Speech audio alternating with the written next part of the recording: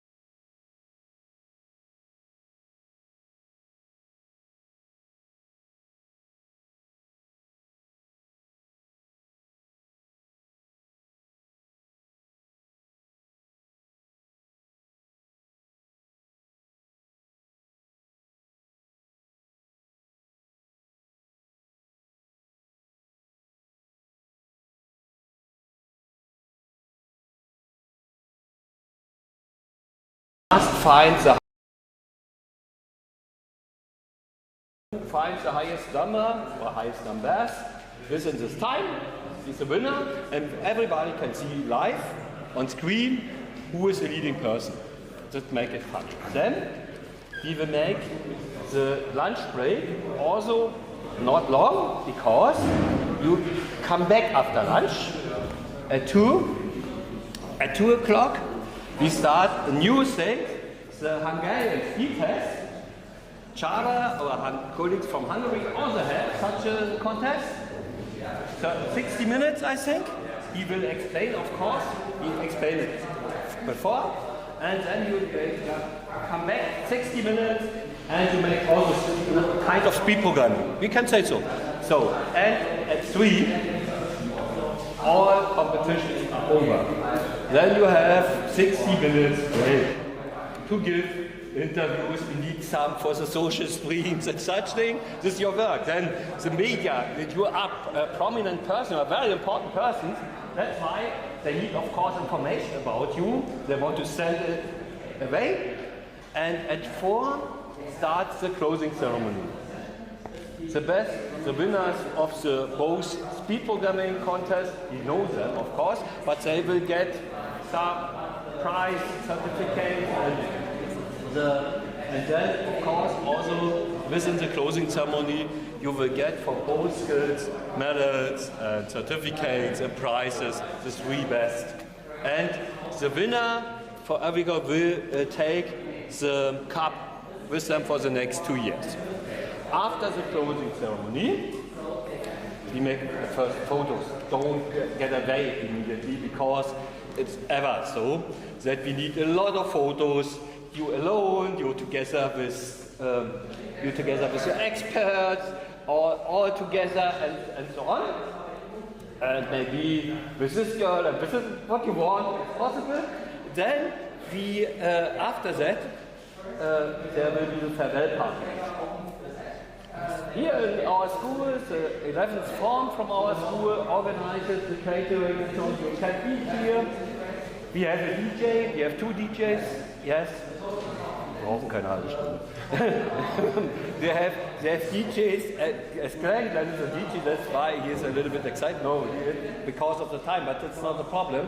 If we start with 25 minutes, it should be enough. You remember yesterday, we don't need for the briefing for 150 minutes, not 30 minutes briefing. That's why it's good if we start at 25, it's okay for everybody, and then we can start the competition. There's a farewell party here, So you can come down, put it away, and you will see it's a very good feeling for everybody after such a competition to make party. It's the best thing also at World Skills. The after show party for all competitors and experts too, of course.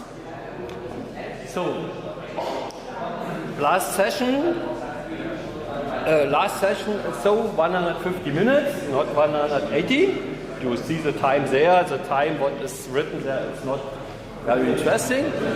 And Glenn is the writer. If you are not happy with it, then it was not me.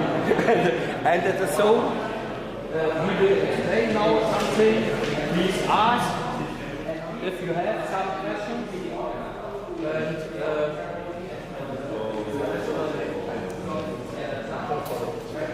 alles gut, ja. Okay, start. Okay, if you're organizing an event, you might also want to sell some tickets at the event, so people that don't have bought the ticket beforehand online might arrive at the event and then buy a ticket there. Oh. Okay, I will. So sometimes you might want to buy the ticket at the event location because you're just going there or you haven't planned to go there beforehand.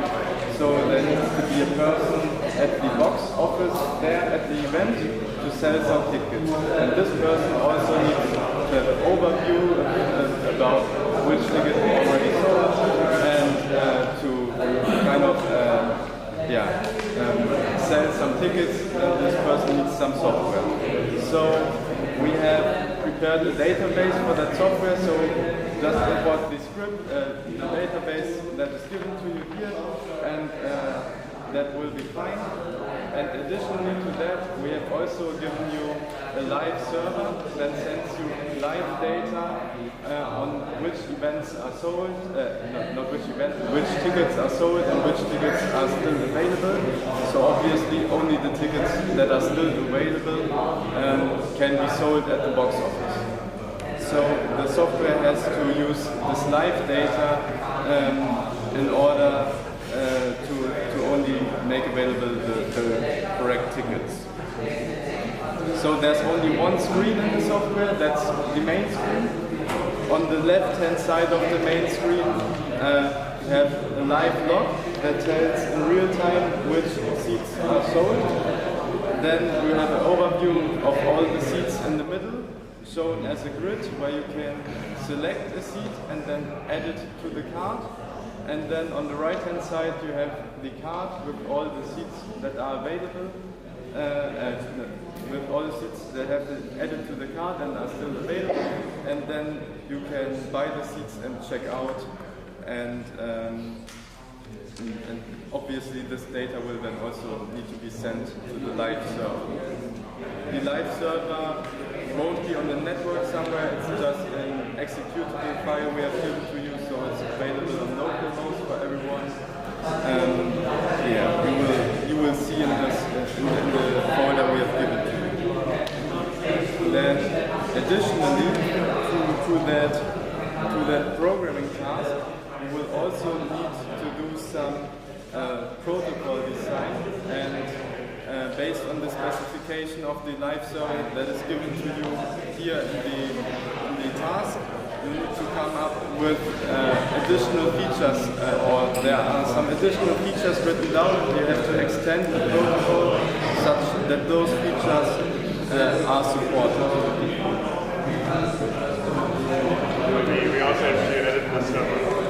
Sorry? We also have to edit the server. No, you don't have to actually update the server, just specify an improved protocol or an extended protocol. It's just about the specification part, not the implementation part, the last task, the 5.4 protocol design.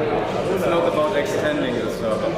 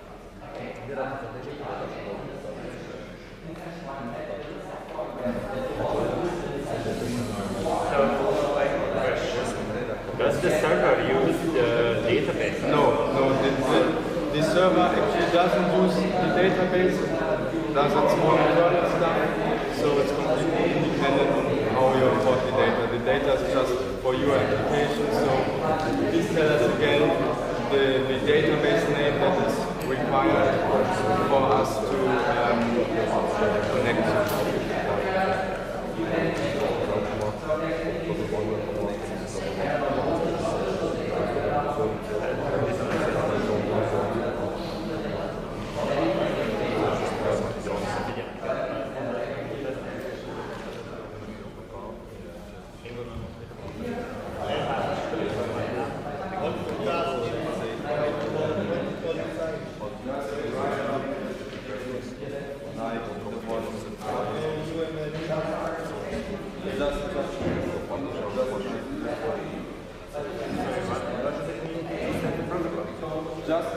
Just take, for example, this specification or come up with your own and write some more things down.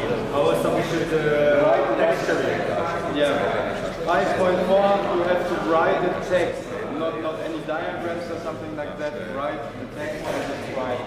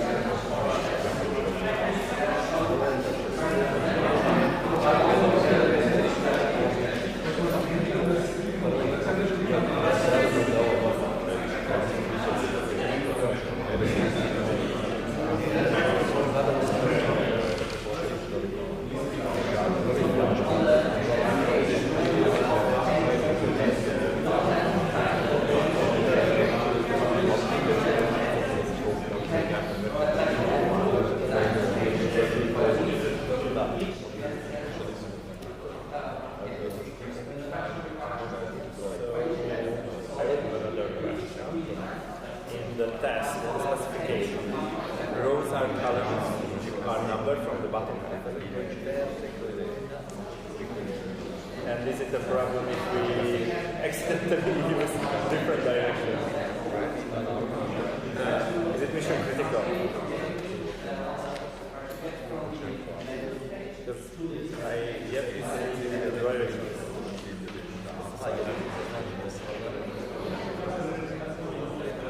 Yeah, so it's bottom left is 0 with 1. Yeah, if you display the seeds, just use the numbering given in the example. That's the directions of the rows and columns.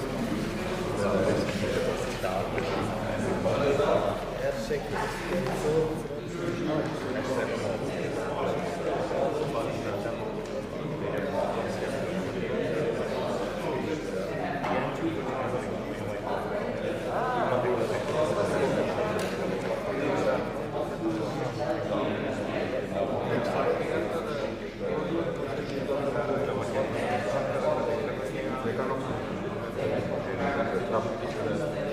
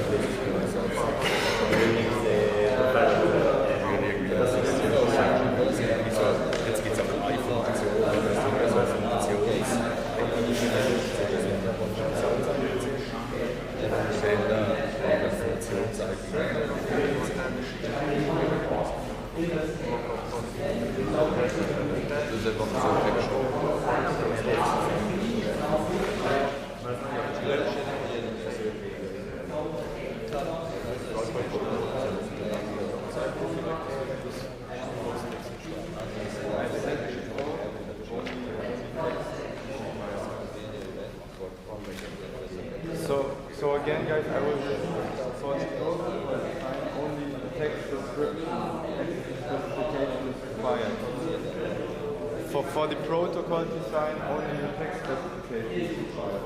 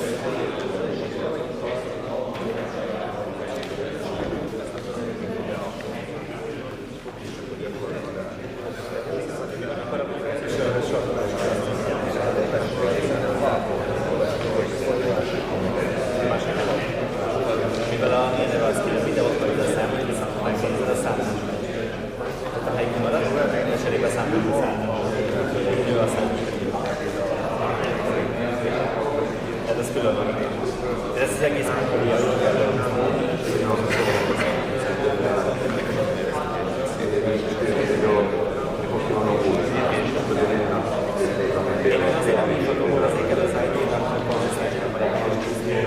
a szellőzésben. Tehát ő nem a megjelenést előttek. Szerintem létezik ezt így tovább. Lehet, hogy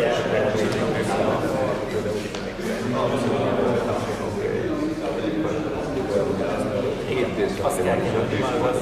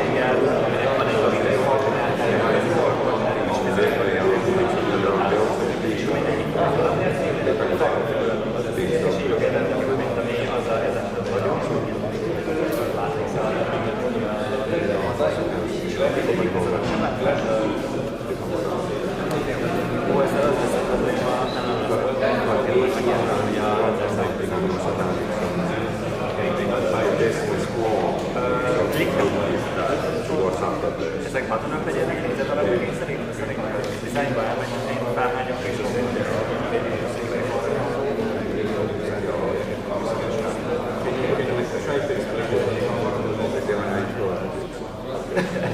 vannak nem tudom, hogy elválni. De lehet, azt mit mondod, hogy a színeket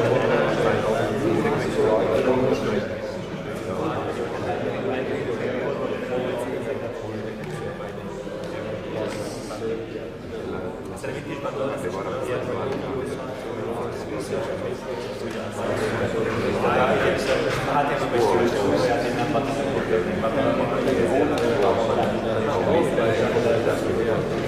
maybe so small clarification before briefing is over. The last tick for 5.4 protocol design, it's meant to say users can only buy seats before the start of the event.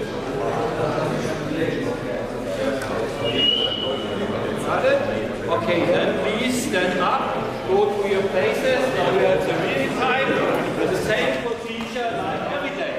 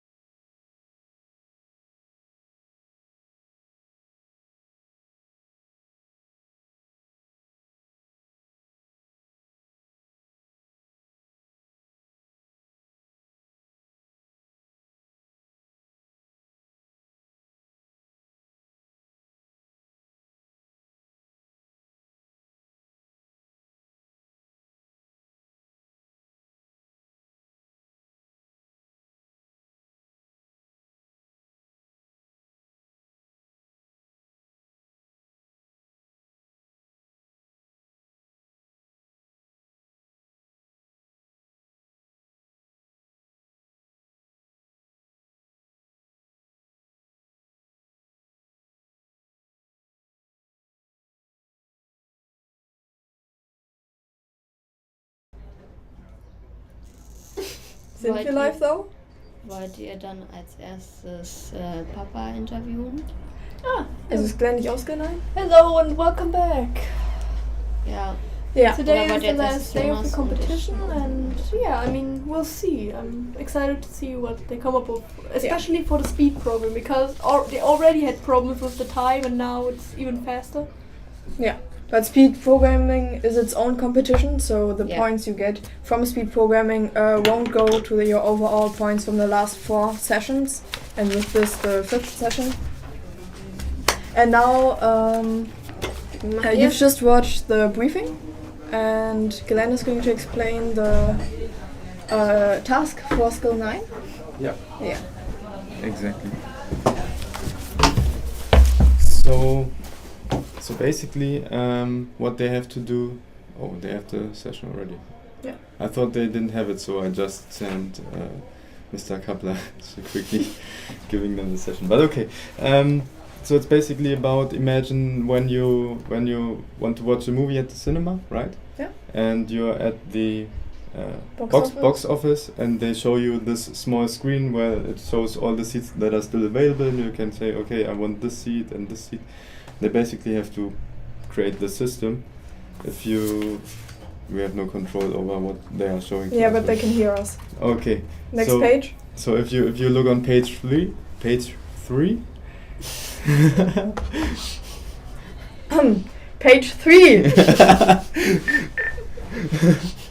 Wow. Wow. High tech. There's this little image at the bottom right now, where you can basically see like a small sketch of the Mock-up. application, a small mock-up.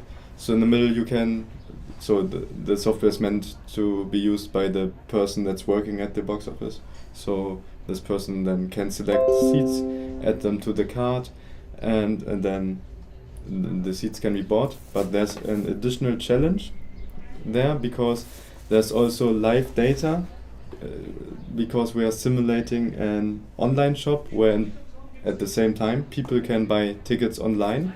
So these seats then in real time won't be available in the software anymore, so they can't be bought, and that is like a big challenge here, actually processing the live data coming in and showing the updates to the user in real time.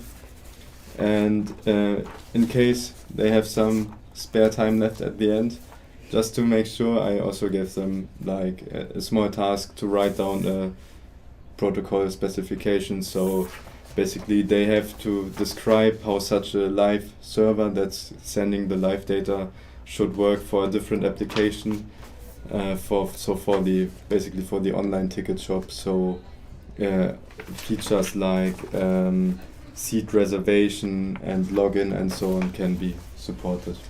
So they just have to explain basically how they did it Yeah. and for what it's They used for. basically don't have to develop and implement the software. They have just to basically explain how it should be done in a written form, so another person can later figure out the implementation part and doesn't have to worry about what they actually have to do.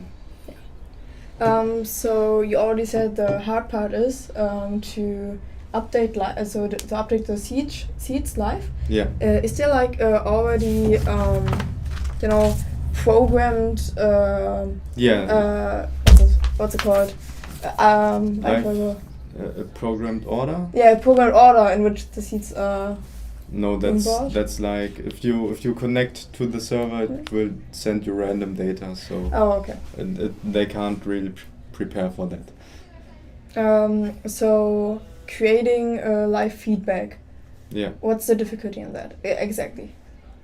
Yeah. First of all, you have to understand the live data that is coming into the system, because it's in a very specific data format and it's not a standardized format, so they have to figure it out themselves and handle the decoding part of the data and understanding the data themselves.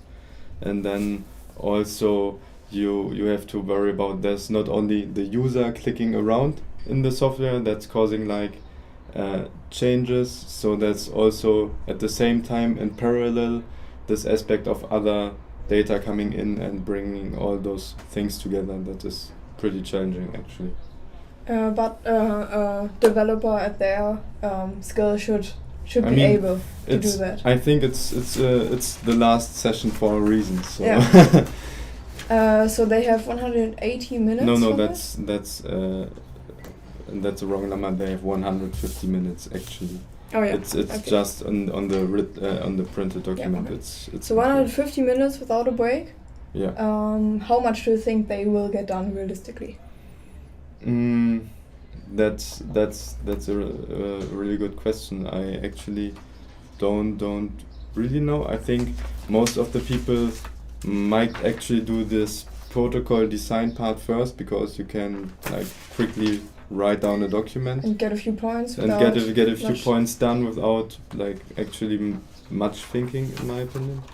And then like let's see. I think the biggest challenge is getting this server done, and if you're not getting it done quickly, the live connection, you have to somehow make the rest of the application work. So maybe, for example, you don't have the live data, but it actually the part where the user clicks around and so on, that this is working. So I expect them either to don't have this server connection with the live data, or either some part like the shopping cart or something like that might be missing. So this task will be more frustrating, because in the past we've seen a lot of little difficulties. Like you had to do a lot of stuff in Yeah. a short amount of time, and if you didn't know anything, you could just move on to the next one. Yeah. But this time you have basically 2 or 3 big things, and if you don't get anything done, you can get frustrated easily. Yeah, I I think you described that pretty well. That might be the case, but I think especially in the competition, you should focus on not actually getting frustrated, but Yeah, instead of of course.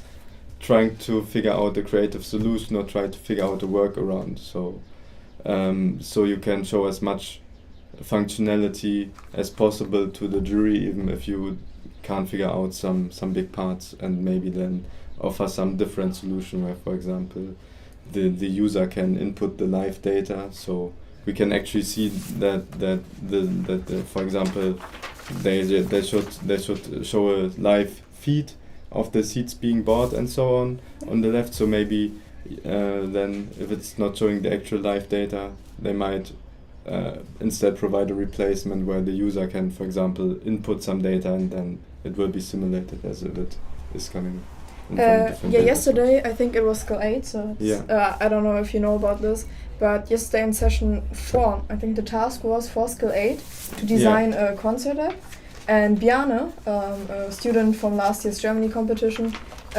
said the hardest part was the tilting of the screen to vote for the concert, and his solution was basically to just implement a button where you can vote, and later on, if you have time, you can implement that as a tilting.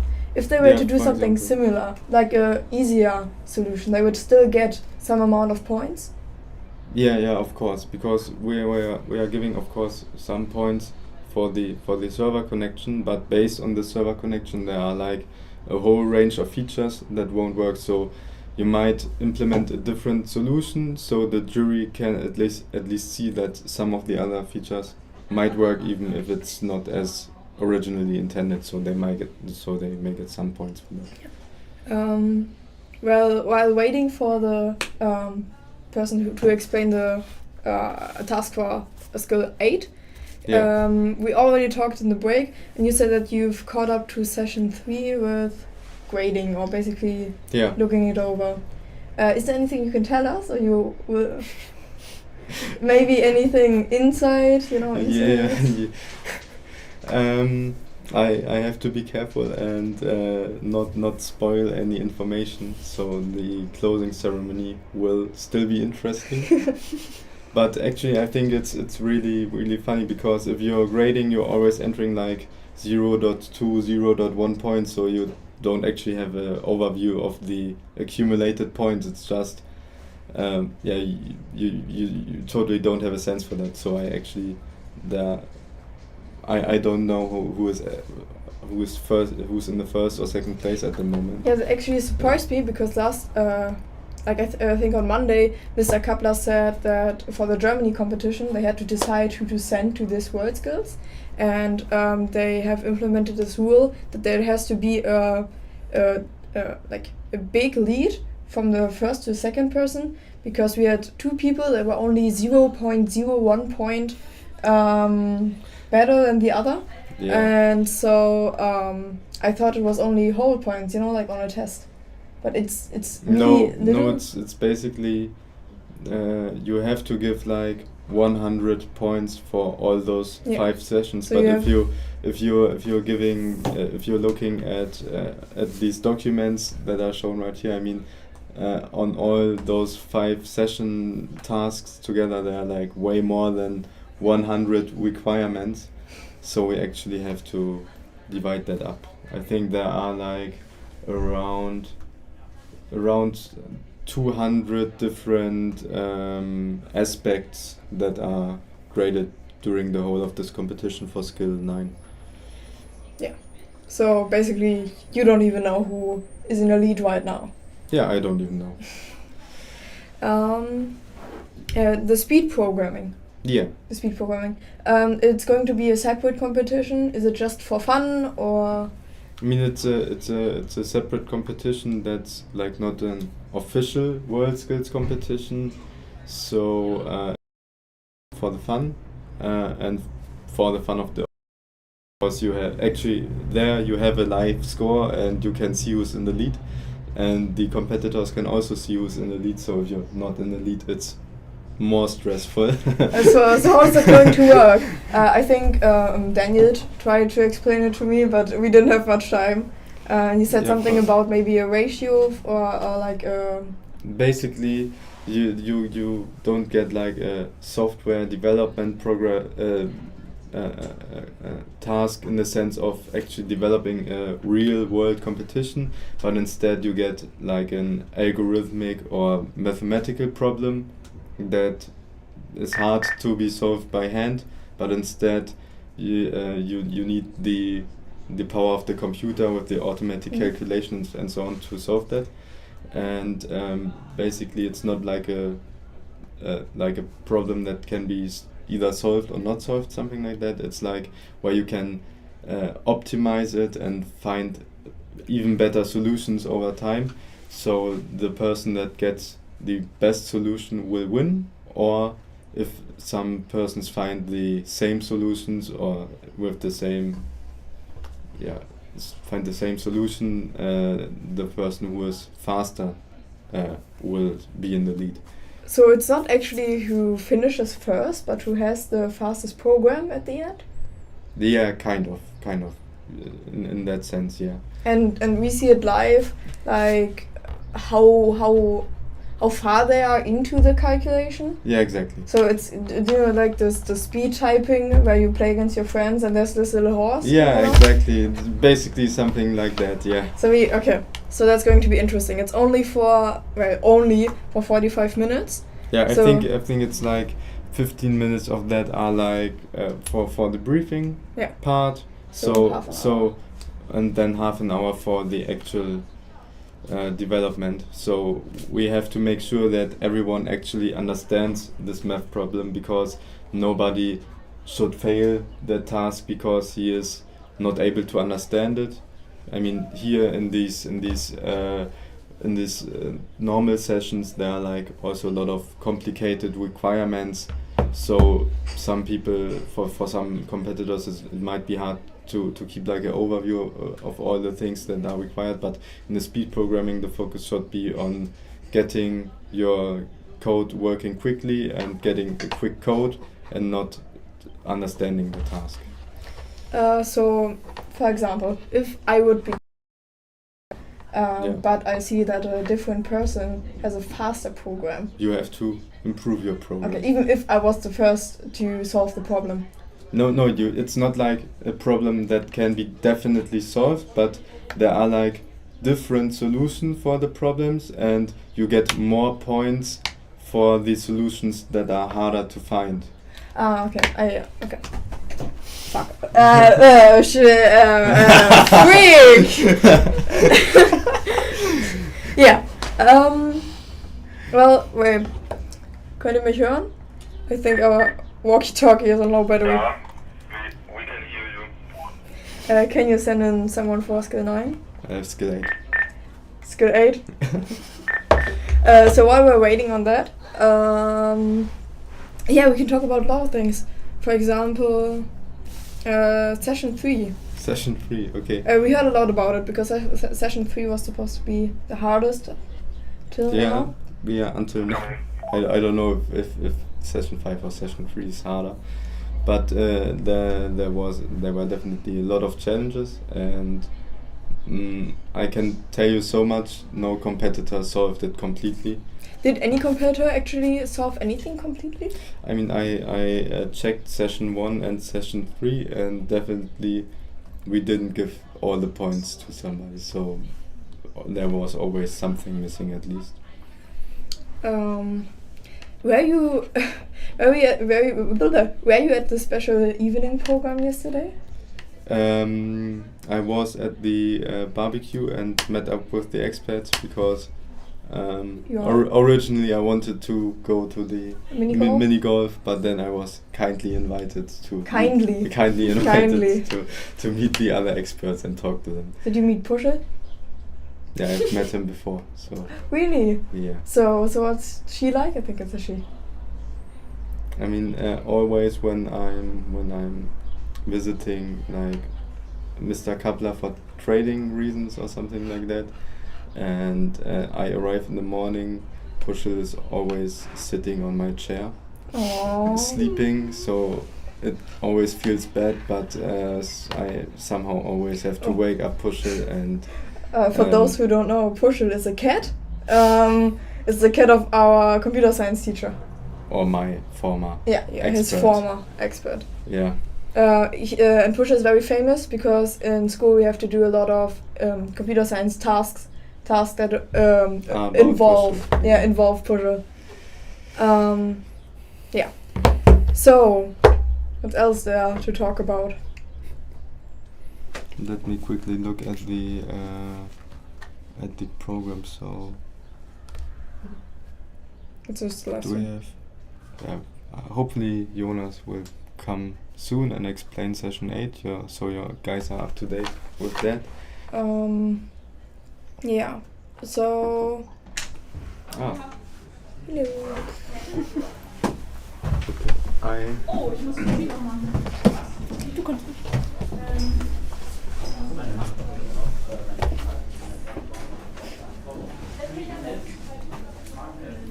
Komm rein. Irgendwo hier muss auch deine Session liegen. Okay, ich hab's. Ich hab das alles nach Session geordnet. Also weiß ich, dass es ganz unten sein muss. Setz dich. Genau ein.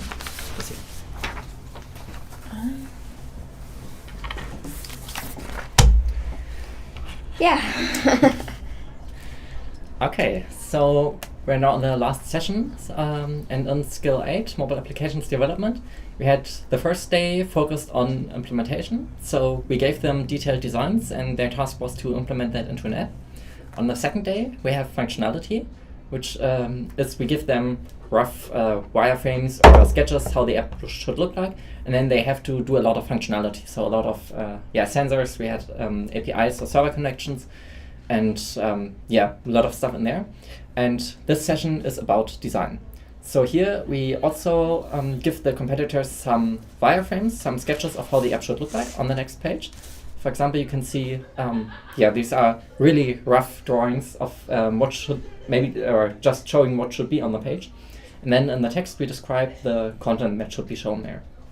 And the task for the competitors is to not even write an app at this time, but they only open the design program, Adobe XD, and in there they create these mockups these wireframes, these sketches, and create proper drawings, proper designs of basically if you took a real app and take a screenshot. That's how the design should look like. So the task is to, the session itself is about the event agency in Brandenburg, and they want to have an interface that works on a tablet for administering the events, the users, and to see see statistics about themselves. So the app consists of, or the designs consist of multiple pages. We start on a dashboard page for which we have no wireframe here, but they have to show a lot of statistics. So like the total revenue, the most profitable event, the number of events or event organizers, how many events are pending, accepted or rejected, because if an organizer submits their event, then the first has to be approved or rejected. And yeah, they show these numbers. And then not just numbers, but also diagrams. So we have a diagram that shows the number of tickets available, sold and refunded per week over the past 8 weeks. So they have to decide, do they want to do a line chart, a bar chart, a column chart, whatever. The specific design is up to them. And also we didn't give them a lot of data. So they can come up with some designs and maybe create data that fits it, or just data showcasing all the designs. Because we don't care about the content, we only care about how the app looks, how it feels to the user. Is it intuitive to use? Can I glance at the dashboard and see what it is about, see what the most important metrics are? That's what the competitors have to focus on. So it's just a very creative session. Yeah, they can really use all their creativity here. They choose colors, maybe design icons or choose icons from somewhere else. They we also gave them, because on the next page we have an events list or grid or whatever, an overview of all events that are submitted here, and there they should show the events that we gave them on the first day. Sorry, if we scroll up a page, I meant the next page in the app, because we have 5 main pages we provide in there, and the events page we didn't really provide any details for them how it should look like. They can do a table, a list, a grid, and they should show the events that we provided them with on the first day, which are the opening and closing ceremonies for this competition, and then the beneficiary concert, the last one from the Albert Einstein Gymnasium, and then the pop concert, and they have the name and a date and a ticket price and the cover image for all of these. They can integrate them into here. And then when you click on an event, we have this next sketch on here is how the details of the mockup looks like. So we have a grid of photos on the previous page, a grid of photos, and that show the event. And for that, because they only have one photo per event so far, we also gave them photos from the past competition days in which they can see themselves. So we try to really integrate the app with this competition. So are there any certain style elements or something else given? So like colors or something they are supposed to use? No, really. I mean, one element, the logo that we also showed in the opening ceremony, one of the gates here of Neubrandenburg, and the E, A, and B, the initials of Event Agency Neubrandenburg, that they have to incorporate, and it's in the sketches. It's in the upper left. Oh yeah. This one. Yeah, it's not in the task itself, but you have seen it from Skill 9, from IT Software Solutions for Business more, because they used it in, I think, most of the sessions. Because there they have a style guide, and they let the competitors know how the app should look like, and we have different focuses for each session. And so we didn't use the style guide, and now we want to give them the freedom to design it how they best see fit. Okay. As always, what do you think will be the hardest part of this slide? I mean, the diagrams, I'm really interested in how they create these. Like bar charts, it's relatively simple to create different rectangles of different heights. Maybe they do a line chart that has like a polyline that connects different elements. A bit of, or I think it's mostly not so difficult, each part individually, but it's a lot of screens you have to design, so it's a lot of effort, and you have to make a lot of decisions, which element should be where, how does it look in detail, and also give everything a consistent design, so not like one page is yellow, one page is green, but it should have an overall consistent feeling in it. Yeah, compared to the other sessions, do you think this is relatively easy or? From the complexity level, yes, that should be easy there. I'm guessing that I'm hoping that they don't have to use the internet PC, for example, because this is, it's in Adobe XD, they know Adobe XD, and there's not so much functionality that it provides functionality, but it's not like in a programming language where you have like thousands of different software libraries that you can include, and there are so many functions, and you can't know all of them, and you have to research which one you have to use for every use case. And in here you have this program with some limited set of tools, and you can use it, and we'll see. All right. Thank you very much. Thank you. Yeah, thank you. What's inside you, Joe? Ja. Thank you.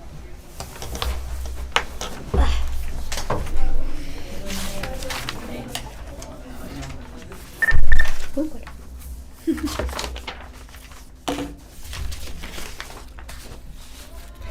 Yeah, I think it's very interesting that they do such a design test now. Just because, it gives them a lot of freedom in their creativity and stuff. Especially after all the programming they had to do is probably like nice, giving them a bit of time to breathe and just. Well, of course it's still a bit difficult, but definitely not as difficult as programming like the entire page and stuff. I don't know. I think. So explanation to you. This session 5 of skill 8 is all about designing. Yeah, a mock-up. I find Yes. And Jonas said it should be relatively easy. Yeah. Yes. Compared to the other sessions. Yes. Yeah, that's an interesting approach, having the last session be the easiest. It's like the sandwich method, like Yeah. great, bad, great. Yeah, we talked about it a lot yesterday. The experience these young competitors get is really the win, even if they don't win. Actually, we do have a little bit to talk about. First of all, I would like to shout out Gary. He's the roommate of the Hungarian competitor Cornel, and he's watching our live streams. I don't know if he's watching right now, but hello Gary. Also later, also after session 5, there's a 30-minute break, and Simon wanted to talk a little bit in that break, so maybe you'll have an interview then.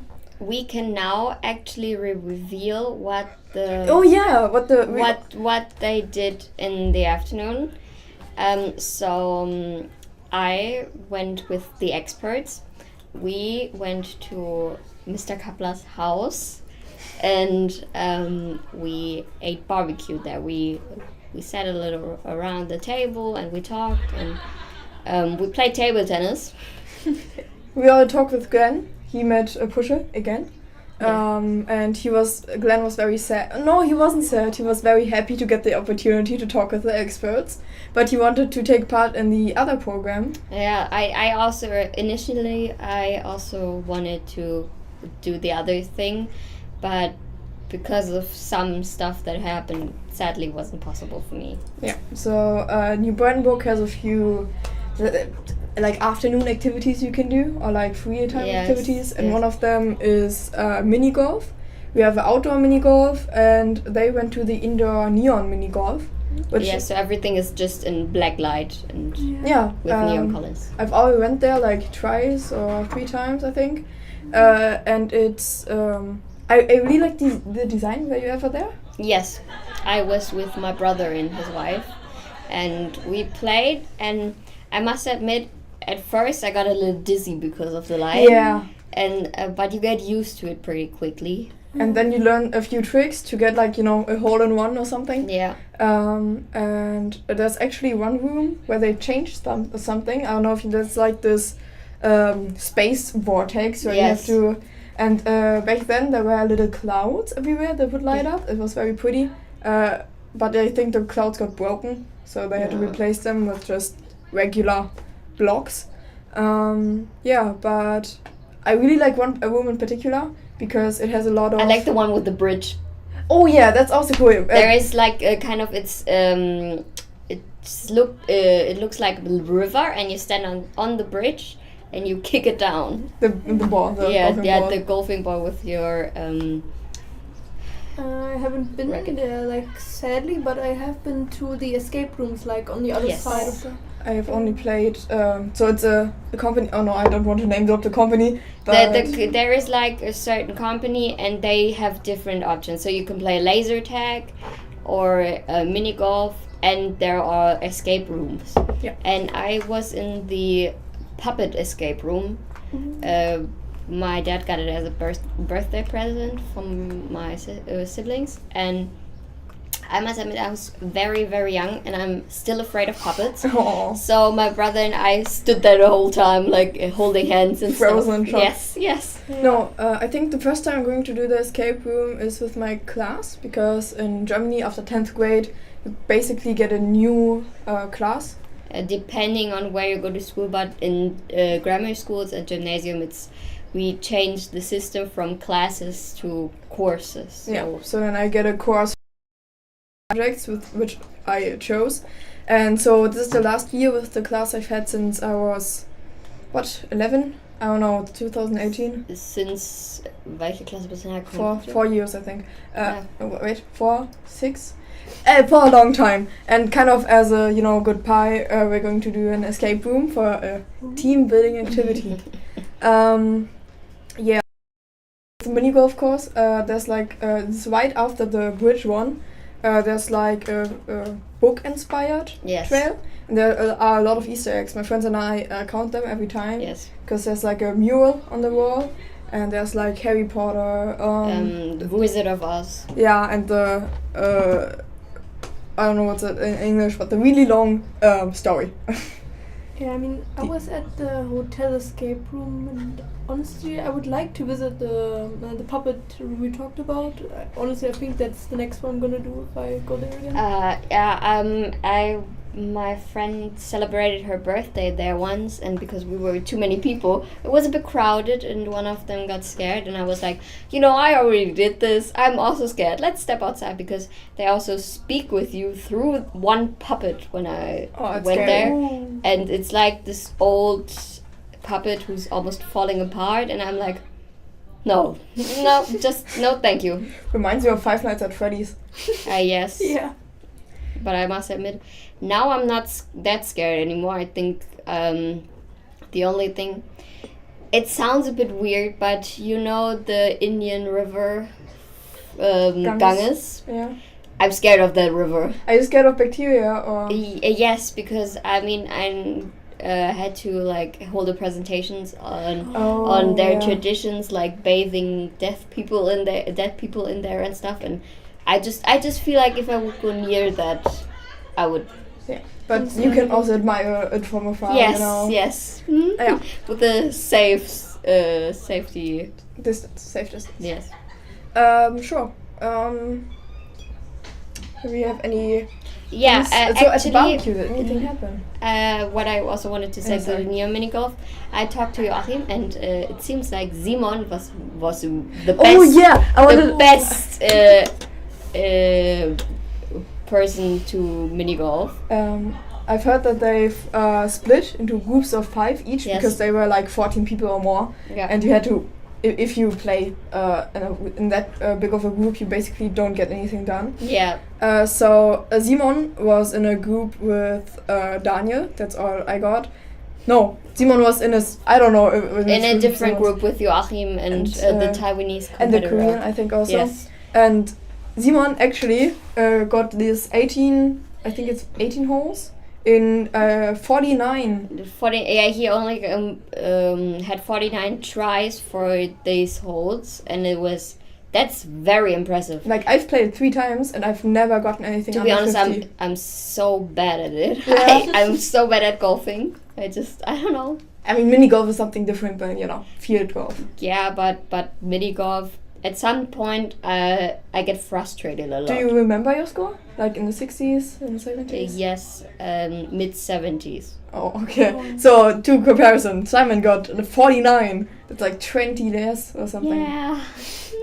No, it's just he's very good. We're not bad. He's very good. Yeah. Let's put it like that. Oh yeah, and I talked to the Hungarian competitor, Cornel. I don't know.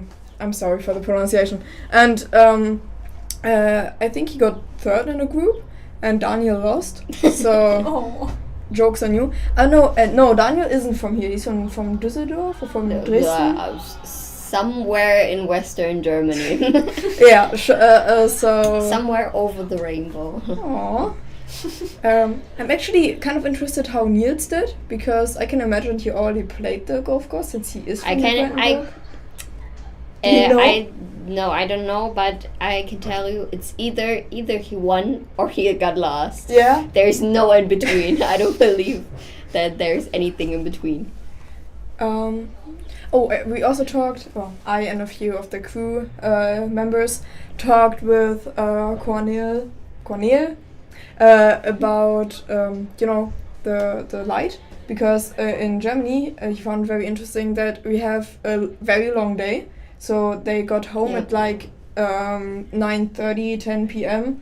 and it was still light outside. Yeah. And then when he wakes up in the morning, it's also very light outside. So he said it's very, very difficult for him to get some sleep. And the hotel he's staying at doesn't have the best curtains. Yeah. Yeah, I also talked at the barbecue. I talked with Bence and Csaba, so the expert of Hungary, about that, because he was like, "Yeah, what are you doing?" And I told him, like, "Yeah, we have these blackout curtains." No, we have in Germany we have 2 different time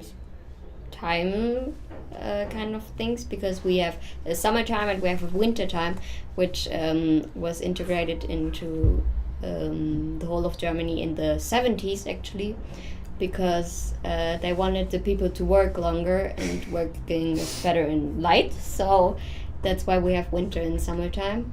But doesn't the whole world change their clock? No? No. And I our normal time is the winter time actually, but right now we're living in summertime, so I didn't know that. I'm feeling a little bit intolerant right now. That I thought it was the whole world. Yeah. Only Germany. Yeah, it depends on the time zones. For example, America is split in many time zones, so that's why you have to change your clock there. But usually, there's only in Germany, not in Austria. There are also other countries who have that system. Okay. But it's still there's not a lot of countries. So do you know if Hungary has a system? Bence said yes. Okay, but maybe they're further south, so they are. My best friend just texted me that she passed her driver's license test. Congratulations! What's her name? Lily. Oh wow! Congratulations, Lily. Yeah, it's awesome. I still haven't heard back from my driver license company, but maybe I will. Is that the interesting trial? We ping pong. Tennis. Yeah. With persons, me on the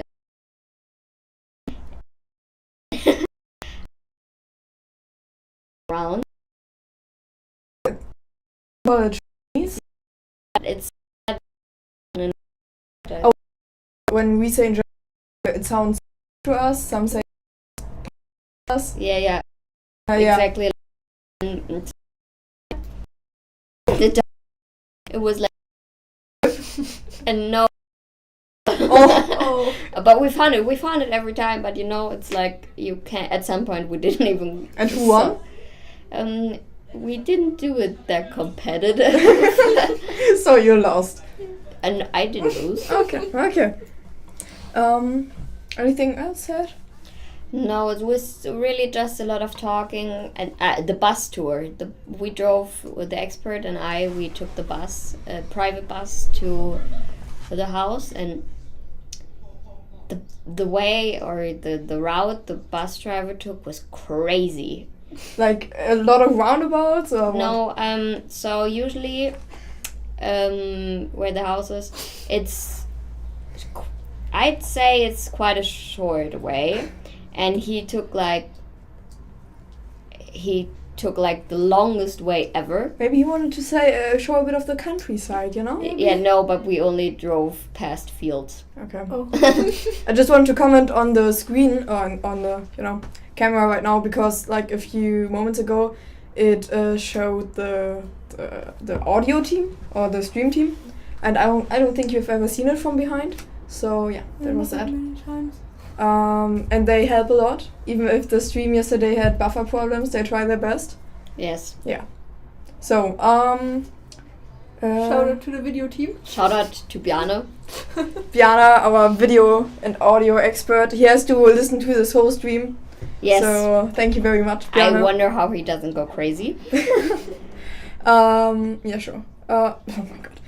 So, anything else? Mini golf. Did you go mini golfing ever, or just not in a neon mini golf? I mean, I did go mini golfing like a few years ago with a class, but not the neon mini golf. So I used to mini golf at we have this what's it called? This lake here.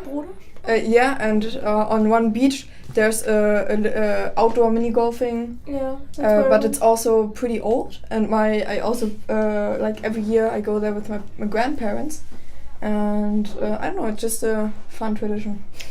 Yeah, I've went mini golfing in daylight before, so yeah, it's like bowling for me. At first I'm like, oh yeah, this is gonna be good. I'm so good at it, and then I start strong and then I end badly. It's every time I get like 3 hole-in-ones after another, and I'm like, wow, I'm on fire. Yeah. And then I like take 7 points like after another 7, 7, 7. And it's so frustrating because you were ahead of all your friends, and then at the easiest hole you drop down. Yeah. It's so frustrating. But it seems like Simon didn't have the problem because he's a freaking mini golf expert. Seems apparently. like it. Does anyone know where he is from in Germany? He's from the same school as Daniel. That's where they met. They're besties. The besties. Yes. Yeah, they are. They really are. You see, behind every competitor, there's like a sign about them, and on Daniel's sign it literally says, "My dream work environment is like sitting somewhere in a cafe with Siwan together and the sun and working." The bromance. It's really like that, so. Yeah. No, it's great. I think when you have someone to share your interests with, you just push each other to get to a higher level. Yeah. And I'm sure they take this very, lightly, if one's better than the other. Yeah. You just help each other out. Actually, I don't know why, but it reminds me of something Mr. Beast said. Because Mr. Beast gives like a lot of, advice for people to start up their YouTube channel. And he always said that the biggest mistake you can make is not sharing with your friends. Like if you have a really good revolutionary YouTube idea, video idea, and you share with your friends. Sorry, but the way Ken just stands behind us in the stream. Wait.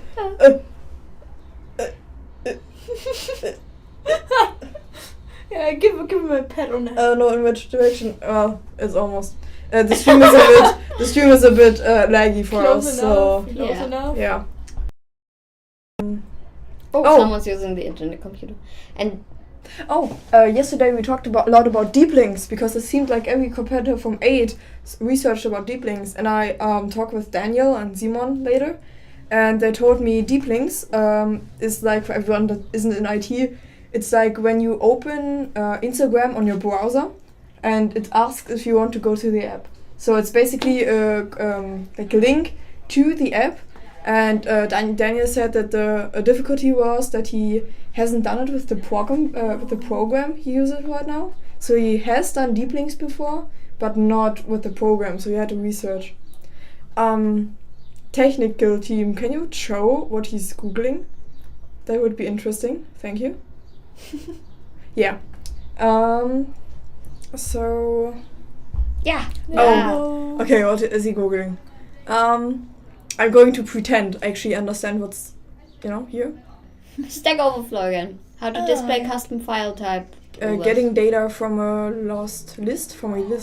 How to add the checkbox. Oh wait, is he skill 8 or skill 9? I think he's skill 9. Because we talked with Glenn, and he explained that skill 9 this time isn't like a lot in the sense that you have to do a lot of little things, but it's one big task that's difficult because you have to get live data from somewhere. Do you know what skill 9 is? Actually, I can explain it again. So skill 9 is all about box office in a fictional cinema. So imagine you're trying to buy a seat in a cinema, and you're the person at the cashier, the cashier, and you have this. Wait, I can maybe show it on camera. You have this Bjarne. smock up. Yeah, I don't know. So it's like basically you've all seen it before. When you buy seats, you can choose a seat, and the seat is then chosen. The mock-up. The mock-up. And the difficulty is that there are basically live input to who buys the seat, and it's randomized. So the setting up the server is the biggest problem. But Glenn also said that there's a last task that could be easier, where you basically have to explain what the protocol design is doing. So that could be easier, where you can get a few little points. But up to date, this is probably the most different task. The task that is most different from the ones we have had before. Yeah, you can change back now. Thank you. Sure. So it'll be interesting to see how they're going to go about this. What I've just realized, what we didn't say before, was that today we have many visitors from other skills. Yeah. So, for example, we have the caretaker kind of skill. So they. I think it's just because the battery is low. Yeah, probably. Oh yeah, it's. And it just shut itself off. So they are like. Does it run on the batteries, caretaker. It's fine. Hospital nurses and stuff, so caretakers, and we have one from pharmacy. Did you talk with them? Yes, I talked with her about like what it's like to study pharmacy and stuff, and she told me, "What are you doing?" Interesting. Batterie. Yeah. I mean. So yeah, about pharmacy. Yes, about what it's like to study pharmacy and what you need and stuff. And she's from Nordrhein-Westfalen. From a different state of Germany, in Germany. Yeah. Is Nordrhein-Westfalen the one in the west? Yeah. Northwest of Germany? Nordrhein. I'm really bad with German geography. I can name like the 150 most populated countries, but I can't name all 16 states. North Rhine-Westphalia. Wow. Yeah, amazing. Sounds so fancy. That's where she's from, and I'm thinking about going to a university in North Rhine-Westphalia. So that was kind of funny because we also talked a lot about that. You know what I would be interested in? The caretaking competition. Is it like timed? Like how fast they can change? I have no idea how fast they can drain blood? I have no idea, but I know that there are real hospital beds, and you can like look at them. Like in their competition? Yeah. Oh, sure. In the World Skills, I was there when they did it in Leipzig, and so I've. Leipzig was back in 2015 or something, so bear with me. But it was very interesting because also florists are there and they're doing stuff, so it's very, very interesting. You can see the different jobs, and they're also like waiters and stuff. On the competitor from Liechtenstein. Add button from code behind with events. Event. Okay. That was very specific. Yeah, and he also found something on Stack Overflow. So Yeah. great website, I've heard. Do you know the flowers competition? Is it like who has the prettiest I bouquet? have no idea. I just remembered there were florists and hairdressers and cooks. What are you doing? I'm if someone has a battery, we could use it. Yeah, because it's empty. You know? Yeah. Well, in Leipzig, you said? Is it in Leipzig every year or so? No, it changes. This year, the World Skills competition is going to be in Lyon. Yeah. And Oh, so it was in London before, and Korea and stuff, so it changes. Sure. Interesting. Actually, how many skills are there? Do we know? I have no idea. I do know that I think it goes to the 30s. But It goes further up. Oh, okay. Way further. I don't know how many jobs there are or like skills there are. Oh, I'm sorry. And but I know there's a lot. Yeah. Of them, and yeah. They also have like Interesting. I don't know. It's like the thought of a competition for flowers. Or for like such not abstract, but you know, normally like in the computer science you can compete clearly, like in sports, like who's the fastest, you know. Mm-hmm. But with florists, it seems like a personal opinion, or maybe it's who can name but that would be biology, not florist. Who can name the most flowers? Yeah. Well, she's I'm trying to find out how many skills there are. No, we talked with, I don't remember who it was, but there was some expert from another country who said that their skills actually have a different name. So it wouldn't be skill 8 for them, but skill, I don't know, 36, for example. So I don't know if that's maybe also depending on country from country, you know? Is there anything else?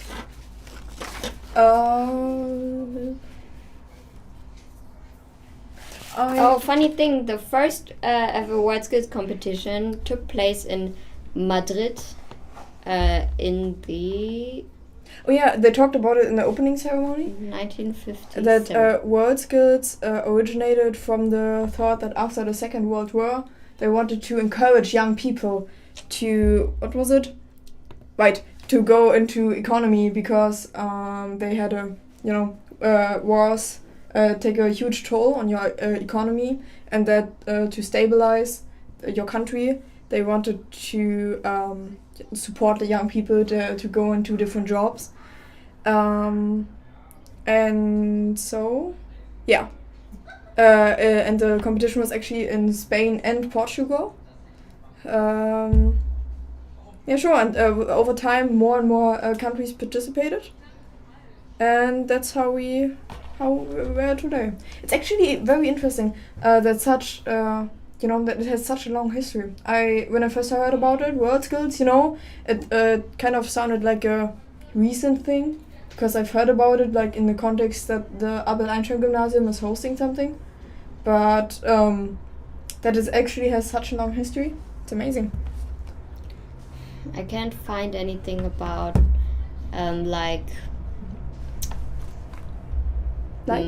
how many skills there are. It's probably a lot. Yeah. Oh. I mean, there's so many things that you could like make a competition out Sind of. aber nicht alle. Oh, could be. Here, information and communications technology and stuff. For example, Bakery. we have... I would like to be at a bakery competition. I love like pastries. They also have like a tiling competition. A tiling. You can tile the fastest. And welding and stuff. I have no idea how yeah. what their criteria are, but I know there are some. Probably like how smooth the seam is. Or something. Yeah, for welding, yes. Yeah. I thought about, I do have a lot of hobbies. So right now I can't do anything more. But I thought about getting a new creative hobby. And what I think is very interesting is glass welding. I can't Oh, explain. yes, Like yes. glass Oh, art, yeah. where you have like copper seams between, and then you weld them together. And I think it's very beautiful and a very good present, because I'm so bad at gifting. Because I don't like receiving gifts, and it's always this thought: if I were the person, what would I want? And I'm like, I wouldn't want anything, but yeah. I am very good at giving gifts. Yeah? Yes. It's not, I'm always prepared for gifts. To honestly, be honest, to be like- honest, my best friend's birthday is in like July, and I had my birthday presents ready in April. No, I made a list because I'm so bad. Where when every time someone says something, I'm like, oh, that could be a gift. I write it down. However, over time, it's like I don't know if they still want it. For example, a friend of mine, I'm not going to name drop in case she sees this, but she said like that she wanted to read the Hunger Games books, but she never got around to it. So I thought like, yeah, no, I could buy her those. But if she already has them, it's like, you don't need the book twice. And You I could can't sell ask it on her. the flea market. Yeah, sure, but I can't ask her. So, did you get a Hunger Games book? I think it's... No, you could do it like a bit undercover, Yeah. like. Oh yeah, I've wanted to I read think them. I think there's one missing that I didn't read before. Do you have the Hunger Games books? Oh, you're yeah. good. Smooth. Yes. Oh. Hunger Games, actually, my sister was really into it. And my sister is like 4 years older than me, so I was pretty young. And all I've heard about it, when I was that young, was the love story between Peter and what's the other called? Gary, something with G. What do you read? The The other one- guy. Yeah, the other guy from her district. Oh, so her name is Katniss. Yeah. So his name is Gale. Gale. Yeah, of course. And the media also always portrayed Hunger Games like this love triangle thing, a little bit like Twilight. To And be then- honest, from the start, I really liked Liam Hemsworth in the movie, but Peter. No, but then I watched it. I didn't read it yet, but then I watched it and I was like, this is nothing about a love story. It's like a statement on Yeah, it's a dystopian violence. world. So yeah. But I think the concept is extremely interesting, Yeah. and I actually delved a bit deeper into that, because you have these districts that are have a specialty for a certain Yes. like a certain skill. Yeah. And You're just comparing the word skills with Hunger No. Games. Amazing. no, it's like if the Hunger Games were peaceful, that could be. Yeah, what I found interesting is the new Hunger Games movie, District 12. Yeah. So the poorest district, which looks the worst. Yeah. The movie was shot in Duisburg, a German city. Everything. They didn't change a thing. Isn't Duisburg like the city that's known for being ugly? Yes. Oh. We have many ugly cities though. But we also have many pretty Cottbus. cities. Yeah. It's in the name, Gott. Yeah. For everybody who doesn't speak German, Cottbus sounds a bit like puke. Bus. Yeah. But I thought about Cottbus. Oh.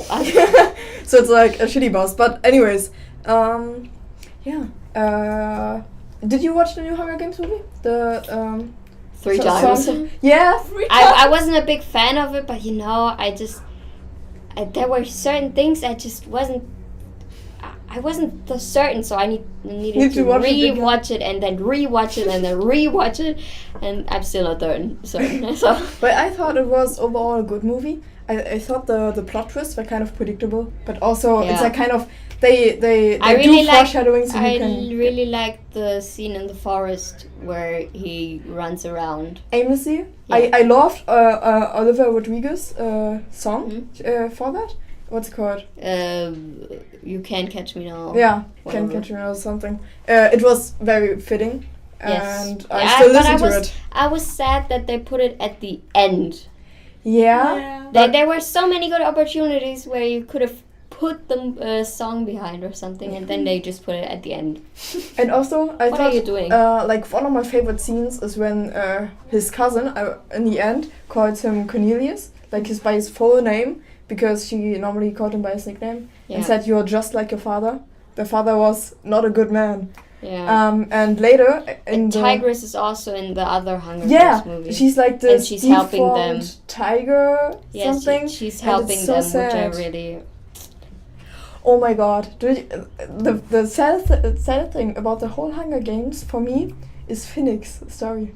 Oh, I love Phoenix. I love Finnick, but he didn't have to die. Okay, he didn't have. Sorry, spoiler. Which is kind of also Gale's fault. So Gale. No, but I don't know. It's such an interesting hypothesis. Like how the Hunger Games controls its people. It's extremely interesting how it was established or how it went on for this long, like 75 years or something. It was extremely interesting thing. Yeah. It's like in our English class we read the. it's like in our English class. It's like in our English class. No, but we read the Handmaid's Tale, and it's also about a dystopia in the future. And while it comments on a different set of topics, it still kind of reminded me of that because it's a oppressive regime that keeps its citizens under wraps. Yeah. Yeah, so that's a little bit depressing. In the in my English advanced course that in year 11, we also talk about migration and what it's like. Yeah. And I just realized that there is actually an album I really loved and listened to the whole time. And then I realized, oh my god, this is exactly about this. This happens so often to me. I'm really good at learning lyrics though. Shout out to me. Really, I can like listen to songs 3 times and then I can sing the whole text. Lucky. Because I feel the music. No, I know what's coming next, but I can't sing it. Like I just can't remember I know what the words are, but I can't remember them. But I love music, and I love like analyzing the lyrics and such. That's actually how I learned English more or less.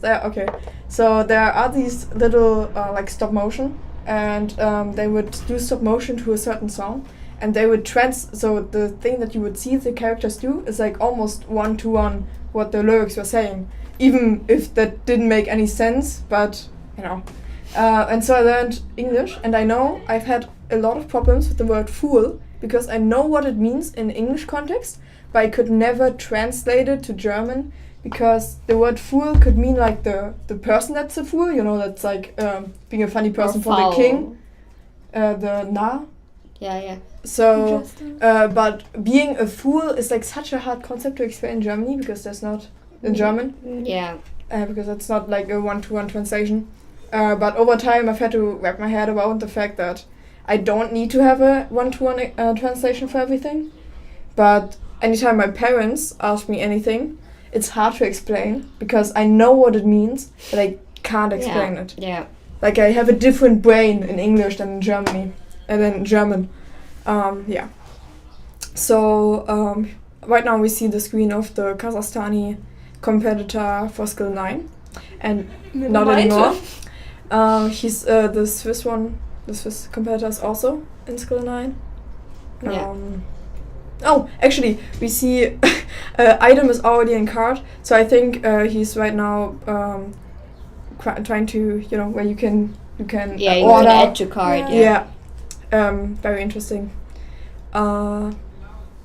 Yeah. I don't know what much more to say about that. Nice colors. Yeah, I love the colors. Wow. Do you know something that's actually interesting? Do you think there's a light option? Because right now he's in dark mode. Daniel is using the light one. Isn't he using a different program entirely? I don't know, but I think everybody, it's preference-wise. You can have your phone in light in the dark. With Daniel from the and you could also actually a little shout out for the benefits poster. The parallel class of mine, Clara, I forgot her last name. Clara from the 10th grade colored it. So yeah, it's very. Who designed it? Did she also design it? Yeah, she designed and colored, and that's great. she's very into that kind of things. Into that yeah, thing. this kind of no, I'm You're really trying not to curse. yeah, it's so hard today. I don't know why. Yesterday and the day before I got Oh, it like wow, what's happening? wow. Oh. Oh. What is happening? Do you know what? I think it's very interesting because it automatically like set the borders Yeah. to 20 Oh, yeah. I don't know millimeters pixels. Sometimes in PowerPoint, when you have too many objects on your layer, Yeah. it's so hard to align to things because it clips to everything, but not the thing you wanted to clip to. For the people who don't know what Skill 8 is about, it's about creating basically a mock-up or a design for an event. So this session is mostly about designing stuff. Yeah. So yeah, basically what we see right now. Event software, I think that's what he called it. Yeah. Yeah, there we can see another one. You know, I sometimes wonder, I do know that English is very important for IT because, most of the programming languages are in English and you often have to Google something and you will probably find it in English.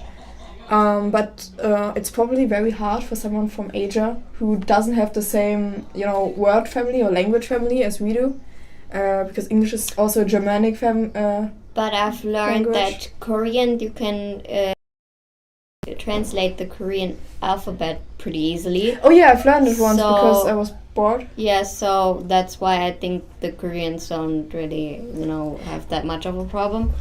I could imagine why the Chinese, because the Chinese characters, if you see like one character, it can mean a whole sentence. Yeah, but it's So- also difficult because in Korea or in the Korean language, you have a lot of a few sounds that are like two sounds together. For example, in Germany we would write O-E, and for them it's just O or Yeah. O. So yeah, but I think German is a very great language to start building other languages on that, because we have a lot of words that are still derived from Latin, and a lot of Germanic languages are based on Latin, like Italian or Spanish, and English. We also have a lot of words that are pretty similar to English. Which is also why Hungarian in the Hungarian language they adapted some words from us. For example, Auto, Yeah. Strand. But they mean different things. When we say Strand, so beach, we mean like an ocean and like a beach in front of it. They mean like a pool. That's a Strand. Yeah, because they are. Oh, yeah. They have no direct connection to any ocean or something. So. Yeah. I think this Germany is like a little bit like Kazakhstan in the sense that we have a lot of different landscape. We may not have a desert and mountains And a canyon. Kazakhstan. Yeah, like Kazakhstan. But we do have an ocean one side, and Alps on the other. Yeah. So I think the Kazakhstani competitor is using the internet computer right now. It's You like know what bothers me a checking- bit? That he's always opening 3 tabs in a row. That's what I do. Right now on my Same. computer I have like 200 tabs open. Yeah, I also do. I have an emotional connection to Yeah. it. No. Oh my god. On my Yeah. phone. Usually in Chrome, when you open different tabs in Chrome, I have 51 tabs. and different tabs in Chrome, you get like a little field that shows you how many tabs you have open. But after a certain amount, it just shows a little smiley face because it's so many tabs that it's no longer countable. Or maybe it takes too much process to count them. Probably. So that's a bad habit of mine. But also, when you finish a project and you can close all the tabs, Yeah, amazing So feeling. satisfying. Yes. and you're done with it, Yeah. Done. That's what I did when I wrote my thesis or my what was it, an essay. Was du jetzt? Soll ich? Ja. Oliver, willst du hin? Du musst irgendwie durch, oder? Ja, in der. Okay. Der mittlere Sitz. Ach Gott, was wollt ihr denn jetzt von mir, ihr Lieben? Können Sie Interview. Interview. Einfach ein bisschen reden. Okay. Gut, sehr gut.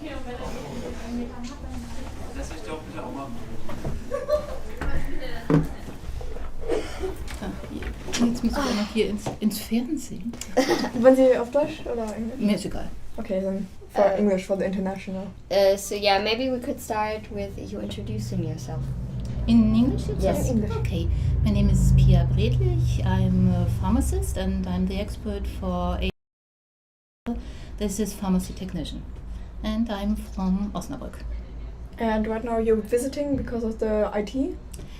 Yes, I'm only here like an observer, but not, of course, IT. Yeah, I have no idea of IT. My skill is very different. This is pharmacy technician that are the assistant in pharmacy, and they have to make customers' disease or blood pressure, or maybe they have to create some ointment or something like this. But we are also Bundesleistungszentrum, and I work in a school like Albert Einstein Gymnasium, and therefore I'm an observer to have some ideas how to manage it, because we are a very new skill and we started only in 21 in Graz, and therefore I want to see how to manage it, how it works, like this beautiful event here.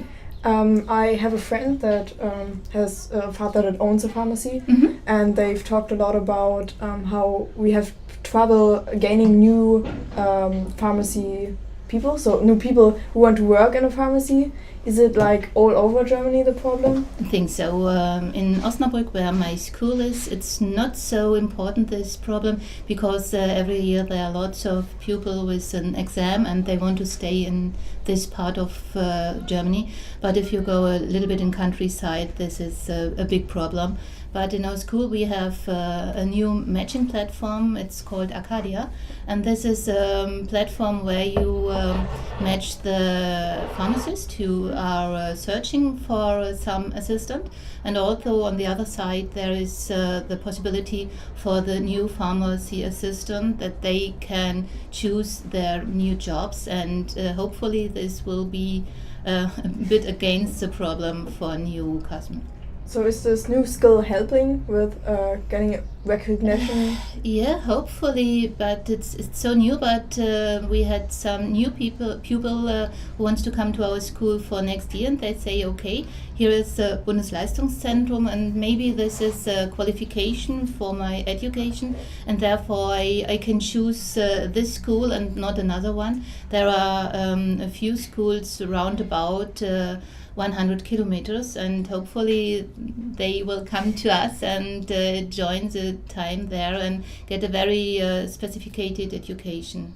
So when was the pharmacy skill implemented first? It was an invitation from WorldSkills Russia in 2019, and we went there with two competitors, and we had no idea what there, and we was amazing about this contract, and the Russian people wanted to impact this skill, and we had the great luck that Austria was the land where in 2021 the Euroskills were, and they were also interested in, and then we created the host presentation, and in 21 it was the first time we were with three nations there for Euroskills, and the German competitor got the gold medal. That was a great success for us.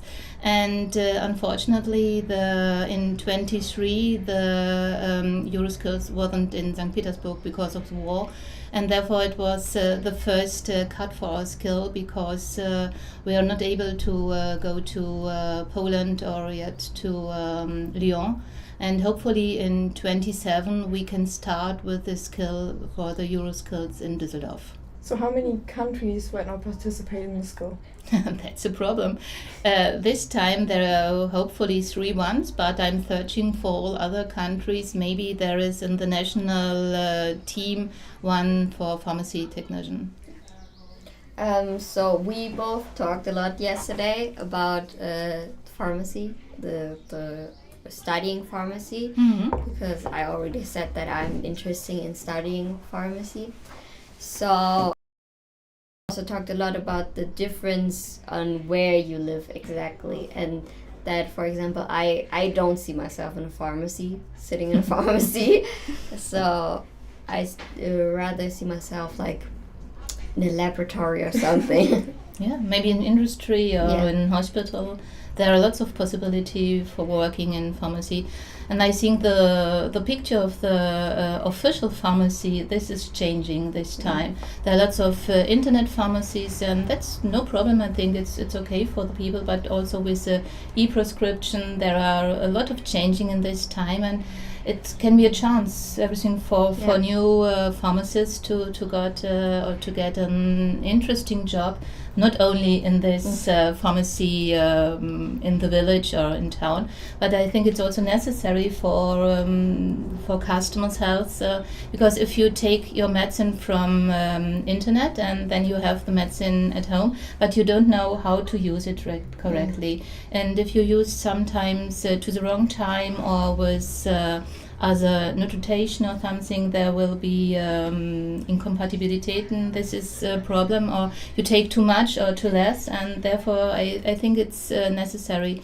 for some interviewing the patients. I can also imagine that it's harder for the elderly people to get it from like an online store or something. They don't like it so much. But we have no big problem with e-recept. It's very okay. All the old people, they have their card, the insurance card, and they have no problem with this. I thought it will be a big problem, but never. It's working. I can imagine, because they're just gonna carry it around and then they can give it to someone, and so it's taken care of. I think that's why. That's it. I'm actually very interested in the future of medicine through technology and IT and AI. And I know in Estonia and Lithuania, they have implemented a lot of technical options for pharmacy. For example, they have a card where your entire medical history is documented, so every pharmacist knows what to look out for. Is the pharmacy industry as a whole getting more IT savvy? The industry is no problem. I think the insurance is a problem, and also the safety of data in Germany. It's very complicated to get that. I think the IT is ready. It can start at the moment, but if you have all your personal things on this card, there are so many people from the law and said, oh, we have to carry it. It's a problem. But hopefully it works, because it's easier for everyone, for the patient and for us, and also for the doctors, because here they can go to one doctor, and the doctor gives a prescription, and they go to another one, and they come to one or two or three pharmacists, and this is a big problem. I think hopefully it works in the future. So you've traveled all the way from Osnabrück to Newburgh to see the IT. Yeah, only for you, for this competition. Yeah, I take it. So were you interested in seeing or just visiting other skills, world skills? No, it's the first skill I'm visiting, and the main reason is that it's here also a school, like our school, and the Bundesleistungszentrum is included in the school, and we had in April the first Lower Saxony competition for pharmacy technician through the Apothekertag in Osnabrück, and it was the first time for a premiere. And in October we'll have the first national competition for pharmacy technician in Munich through the Expo Farm. That's a great expedition there, and I want to impress a little bit and to see how it could work, and maybe in a few years we are as big as you are, and we have also some competitors from other countries.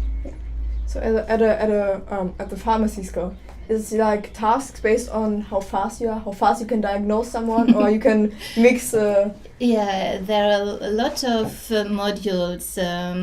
These days we had only 3 modules. One was the preparation of a medicine. It was an ointment, and they got a prescription from doctor, and they had to make the old ointment. They had to calculate how much from the ingredients have to be. They have to work with it's called Unguator. This is a machine how to make it. They have also to write the etiquette for everything and to label it. This was one of the modules. The other module was the measurement of blood pressure. And we had a blood pressure machine, and they have lots of documentation for the CH, the male or female, how the blood pressure is. This have to do, and they had got 3 measurements. And the last one was customer's need, and then there was a customer with a pain, I don't know, maybe in stomach pain, and they have for 10 minutes to make a customer's disease. Is this fictional, or does the customer actually have No, a problem? it was fictionally. Okay. He got a tool from me, what's his disease. But you have also other modules. In this case, we didn't have them, but maybe for October, we will do also window painting. This is also for the visitors. I think, sorry, but this is a little bit boring for the visitors. Yeah, it is. I'm sorry to say, but if you looking, it's nice to see, and maybe for speed computering this will be a little bit more interesting. But I'm not in this case, and I don't understand anything. And we try to make it a little bit interesting for the visitors, and therefore window painting is it. They have to make a window to a special theme, maybe vitamins or sun care or something like this.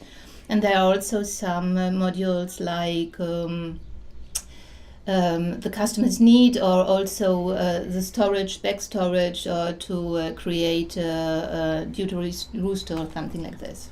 Yeah, it's great. Actually, we see the Kazakhstani competitor right now. He's only 17 years old. Really? Yeah. Yes.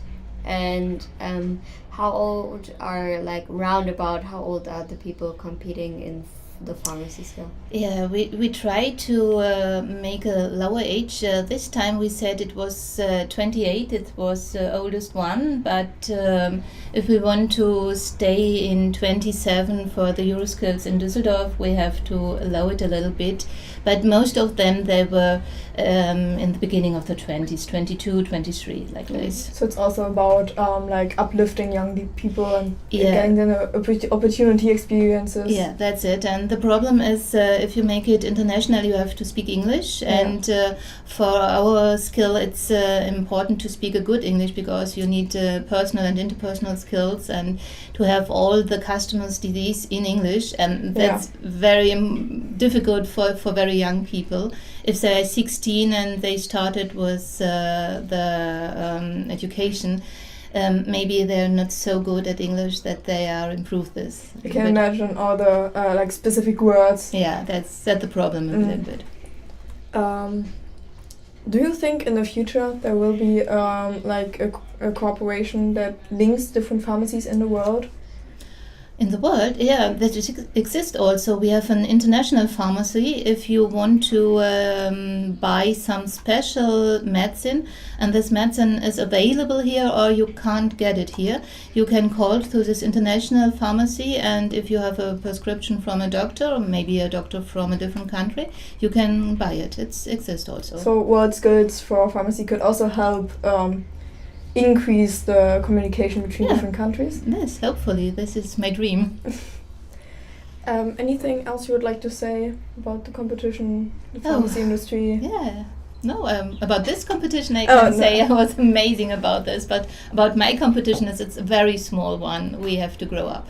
Yeah. So I hope you will be successful. Yeah, in thanks Munich. a lot. Yeah, thank you. And maybe you will visit us too. You like observer. If you're in Munich, you're invited, of course. It's in October. Munich. Yeah, it's a long drive, but maybe we'll get Yeah. it. Okay. And thank you so much. Thank you very much. Welcome. Okay. Thank you. Vorbei? Yeah, you can. Sehr schön. Okay. Schneidet ihr das jetzt noch oder was? No, it's live. Achso, okay. Oh, wunderbar. Gut. Hätten Sie vielleicht vorher erfahren sollen, aber... Eigentlich ist logisch, ne? Beim Live-Skill Ja. ist es dann, ja, alles gut. Aber wer weiß, wer uns zugehört hat. Ja, nicht so viele. Nur so 10 Leute. Ach, Okay. das war wohl, glaube ich, okay, ne? War gut. Ja. Ja, perfekt. Dankeschön. Dankeschön. Ja, wie gesagt, es war total nett bei euch gestern Abend. Ich muss deiner Mama nachher nochmal Danke sagen. Die habe ich gestern Abend dann nicht mehr gesehen, nachdem dieses Busdrama sich dann gelöst hat. Aber wir sind wieder über diese B96 gefahren. Also wir haben wieder irgendwie eine Dreiviertelstunde gebraucht. Naja. Das war witzig. Ich sehe euch später. Tschüss. Bus drama? I thought the bus was... Oh, it was so complicated. It's... Yeah, they were supposed to pick the experts up, but the problem was the bus driver obviously wasn't a local because he took a complicated route and he missed actually. He doesn't know how our village looks like, so he thought he was wrong, and then he drove in circles Doesn't around. he have like a GPS system or something? No idea. I have no idea, and I had to talk to the bus driver to explain to him where he needs to go. So Wow, happens. How old was he? old. Okay. Well, actually, we talked about yesterday about the choir with the Finnish expert, and I mentioned that I was in this school choir and that we have like a choir camp twice a year. Yeah, we also have in our school. We also have a choir camp. This year they went to Italy and to Ferchen. Our choir camp is in Damen. It's a little village. Yeah, Ferchen is also not that big. But Italy? Yes, because we have a partners principal in Italy, and so they did their little trip, you know. No, we just drive an hour to a village where we basically have a lot of bungalows, like a lot of little houses for us. It's like in Ferchen there is a school camp kind of thing. Yeah, it's similar. It's like vacation homes. Yeah. So and then we just sing for 10 hours a day. But the bus to and from the bus drive is also very interesting because we're in the choir. So yeah, so obviously we sing, and sometimes we have a cool bus driver who like lets us put on a music box, and then we're all vibing and singing to Bohemian Rhapsody or something. And actually, our bus also has a little bit of lights. They aren't supposed to be party lights, but they're green. And so when we drive back and it's dark outside, it's actually a very we have that in the atmosphere. morning sometimes when there is a nice bus driver. He turns off the light and only leaves like the green lights on so you could sleep a bit. And this time we had like the second to last drive of our bus driver, and after that he goes into retirement. And he drove us very often, and we knew him well. And it was kind of sad, but he said he likes when we sing. So we sang the whole 1 hour. Yeah. The competition is almost halfway done. So I think we are halfway. 150 minutes. It's like that's 2 hours and 30 minutes. they were exactly halfway. The mobile application. I heard he was also good at mini golf. He, the Chinese guy? Yes. He was in the group with Simon. Yeah, he had no chance. He had no chance against Simon, obviously, but. So, what? Anything important that I missed? We talked about how the pharmacy skill is an upcoming skill. It's very small, and we hope that a lot of different countries will participate, because right now there are only 3. And the pharmacy skill Germany is going to be this October in Munich. She invited us, but it's a long drive. Yeah, to get to Munich it's what, 6 hours? 4, 8. 9. I know it's 8 to Austria, because like North Austria is sometimes Deutsche Bahn. Yeah, Autobahn. Deutsche Bahn. With train. With train it's even longer. Yeah, Deutsche Bahn. But yesterday we talked a lot about the Deutsche Bahn, the SBB, the Swiss train company, and it was a little bit hard to be polite to the German Bahn. But they're trying. Actually, I thought about, when you see something that is that needs help, like a little kitten, and you have the like compulsion to help it, to want to make something better. That's why I thought maybe I'll work for the Deutsche Bahn later on. because maybe And, help. I actually knew someone who worked for the Deutsche Bahn a long time, and he stopped working there because he said, most of the customers are so rude and they always Yeah. yell at you and stuff. That's why. And he just didn't want to do it anymore. Honestly, because- customer service is a nightmare. I did like a little internship for a day. he tried to. I just thought it's funny because he was like he tried to write with, and then he accidentally tapped on the numbers too. So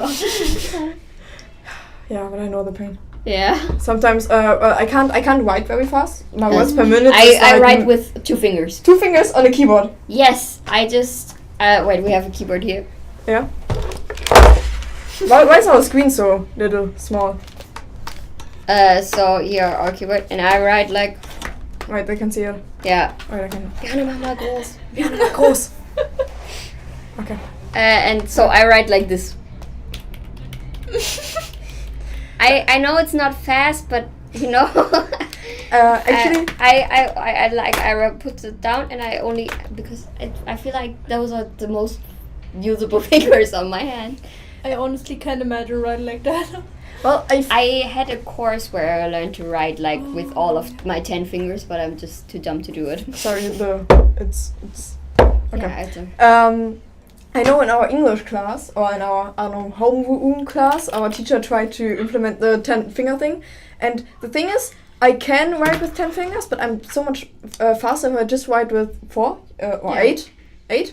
No, I'm the fastest if I type on my iPad or my phone. I'm like, Yeah.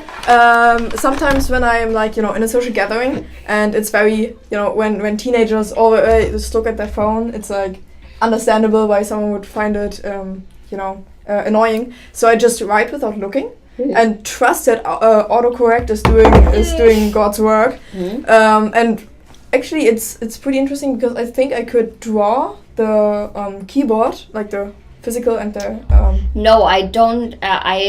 Every time my phone has like an English keyboard and a German keyboard, Yeah. and it switches. Yeah, it's so So annoying. I know how to write and stuff, but I couldn't like draw you the keys from memory or something. No, I have to write a word and then I know where it is and then I can. Yeah, and I mostly write with like my English keyboard because I'm so used to it. The competitor But from it's- Liechtenstein. It's kind of shitty because in German we have like Yeah, sometimes my. Ö und Ü, which is shitty because in the English keyboard you don't have that, and you always need to wait and press it and. Sometimes when I'm writing with the German keyboard and I accidentally click to change it to English, the only thing that changes is that when I press Ü, there's the number 7, and every time I'm trying to write something, it's annoying. And the Y and the Z are mixed. Yeah, depends. I think. In the English keyboard they are switched. I In think the German, American they're keyboard, it's also the QWERTY. QWERTY, it's like what you have there, the QWERTY.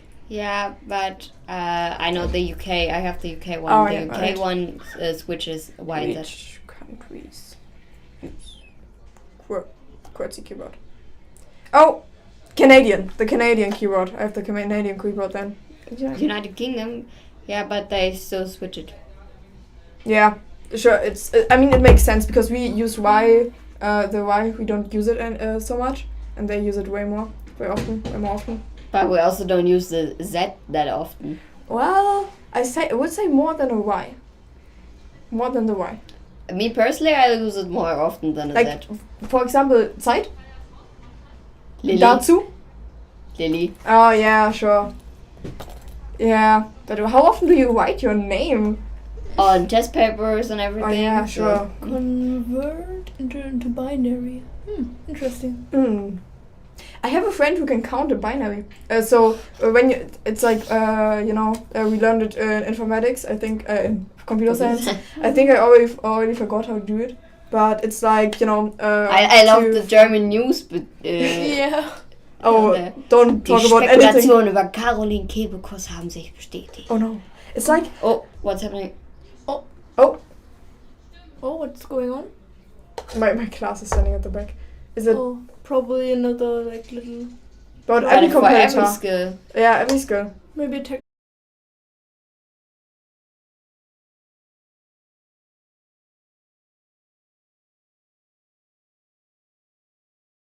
another clock, and that's like the operating system for this whole event, I think. Yeah. And that also had a firewall. Kind of everything. Maybe that's also good because they have now a little bit of downtime, maybe a little bit of thinking time. I think, but the concentration goes Yeah. away. The problem is they focus on the task and now they can't focus. Yeah, on it's the that task. Gelsani Conveda is very agitated. It's I feel like for example the stress level maybe could be compared to an exam or something. Yeah. If they would come into my exam and tell me you can't continue. Yeah, Leave. and your thoughts are still on it, and I I have would to do start to this, I cry. have to do this. Yeah. No. He's doing exercise. Yes. Stay fit. Everyone. Stay fit. Yeah. I hope they get it done or get it up fast. Because they still have one hour left. It should be 11 a.m. It is.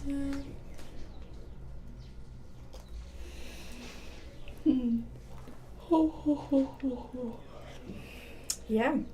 So. Yeah, happens. Yeah. Nothing you can do. Well, we are doing something, so there is something we can do. It seems like are they restarting? No. I have no idea what they're doing right now. I don't know. Do you have anything? What did we talk about before that happened? Question. I mean, we talked about the floral competition and stuff. Yeah, but it was like an hour ago. Yeah. I don't know. I don't know what we're talking about. Actually, can you read like not a digital the clock? Yes. I have a few friends. I hate it. I mean, I can do it, but I hate manual clocks. Definitely. Yeah? Yeah.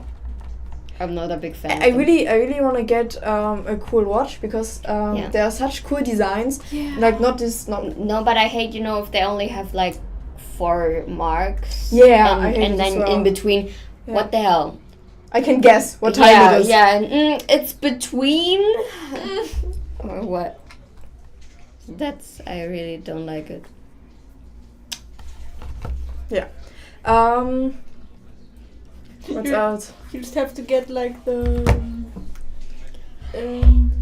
like a ruler to measure the time. No, because I think it's not the 1800s anymore. Not all clock or not all watches are like this digital board, and then but I haven't found a really cool one. I know some made out of wood, but I want like a very cool design, and like these watches are very expensive. I know that sounds silly, but I aspire someday, Yeah, not today. I definitely not today. I want to have a Cartier watch because those are the prettiest. They have one where you can like change the clock you have on your wrist, and it's, or the Gucci watch. I remember seeing one like a funny one. It was like you had like the clock, and it looked like a little pond, and it was Robert Downey. Yeah, I know what you mean. Well, the thing is, I don't know if you can relate at all, but sometimes when I like wear wristbands, I get sweaty. or these fit watches, it's like very awkward. Like there was no, I don't feel it feels uncomfortable, and then after I'm getting used to it, it feels uncomfortable without it. So I wore like a lot of what's it called? Wristbands for a long time, but then one broke, and I was so sad because I got it from a tip in Italy, from the Etna, the volcano. Yeah. There was like little volcano stone pieces. I just didn't put it back together. Mm-hmm. And I also have one made out of what's it called? Bernstein. I knew it. Yeah. That I got from my trip. Amber, yeah, from Lithuania and Klaipėda, because that's where a lot of amber is from in the Baltic Sea. Every time I hear the word amber, I have have. Amber Heard? No, I have. There's a song in the back of my. Amber is the color of our energy. Oh yeah, I know what you mean. I've heard it once. Once or twice. Yeah. So I have a lot of and the friendship bracelets. I have a lot of those, but I don't wear them as often. I don't really wear bracelets, to be honest. I had this really cute cat that I had like on as a pin. They sometimes wore like a cat with a knife in the hand, but then I lost it. Oh. Yeah, I don't know. It just fell out. Do you wear any jewelry? Like your Yes, nose my piercing? piercing, and there is this necklace I always wear.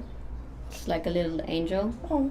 And I usually my earrings, I wear those mostly because they are clips, and so they're real, but they clip together, and they just stay on. They're real silver, so they also don't like oxidize or something. Yeah. So yeah.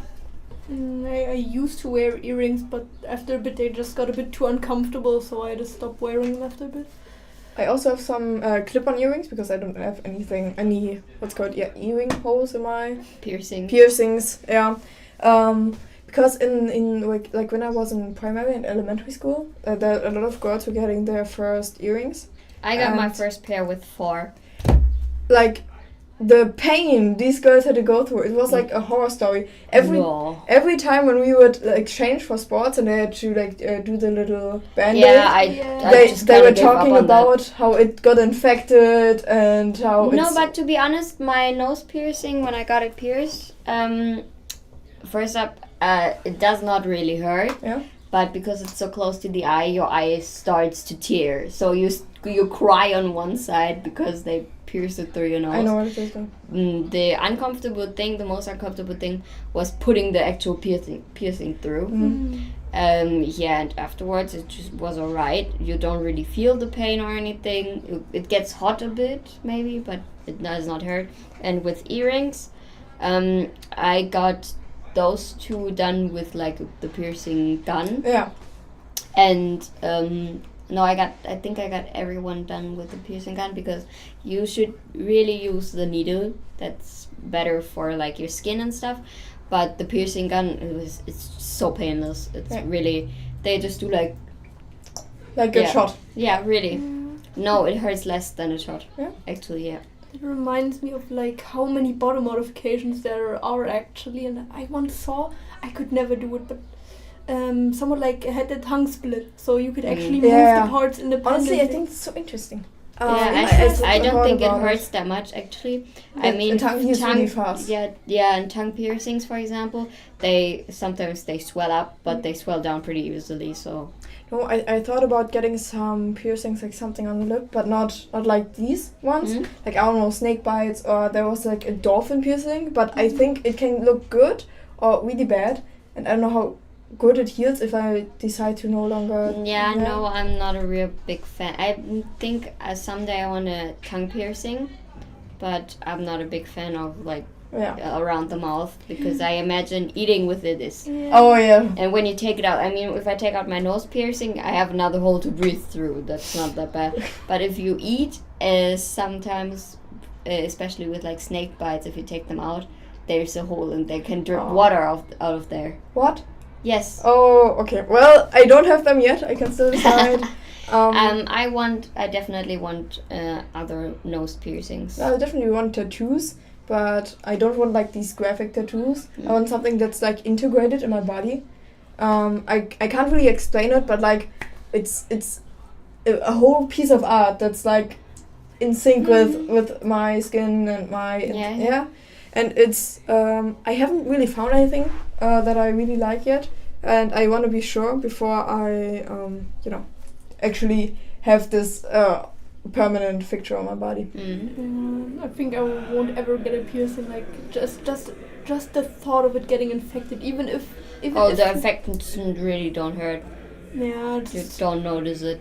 You haven't heard 9-year-old scream yet. It was very bad. I'm telling you. Yeah, you're not supposed to touch it, obviously.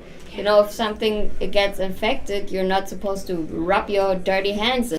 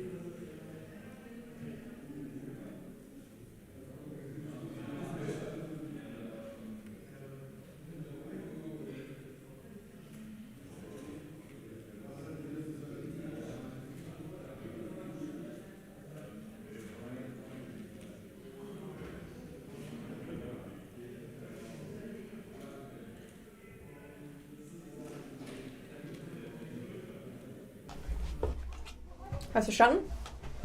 Ah ja. Hello. So, after a short intermission, we're back.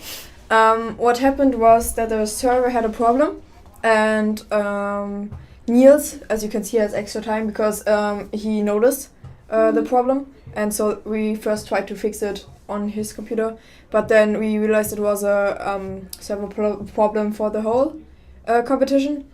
But we fixed it now, and we're back. Yeah. That's good. Of course. Yeah, I don't know. I didn't talk to the competitors because I didn't know, they were focusing. Yeah. They had to focus. And, I didn't want to get them out of their zone. I just hope it's going well for everybody. Yeah, we can already see them starting back up again. Sure. So it's just so interesting how the different setups look. Yeah. I don't know. I try to see what I can read here. Row seed. Yeah. From unavailable seed.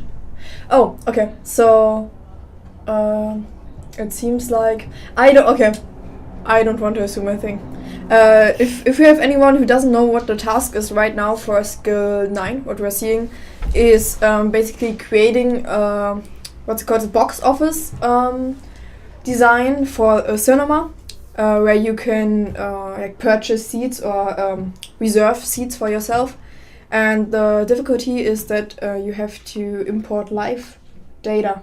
So if someone reserves a seat, it's obviously gone, and that is the main difficulty. And that's what it differentiates from the last tasks, because they had some parts of the tasks were pretty easy, but you had to do so many that you had to really focus on some things. And now it's relatively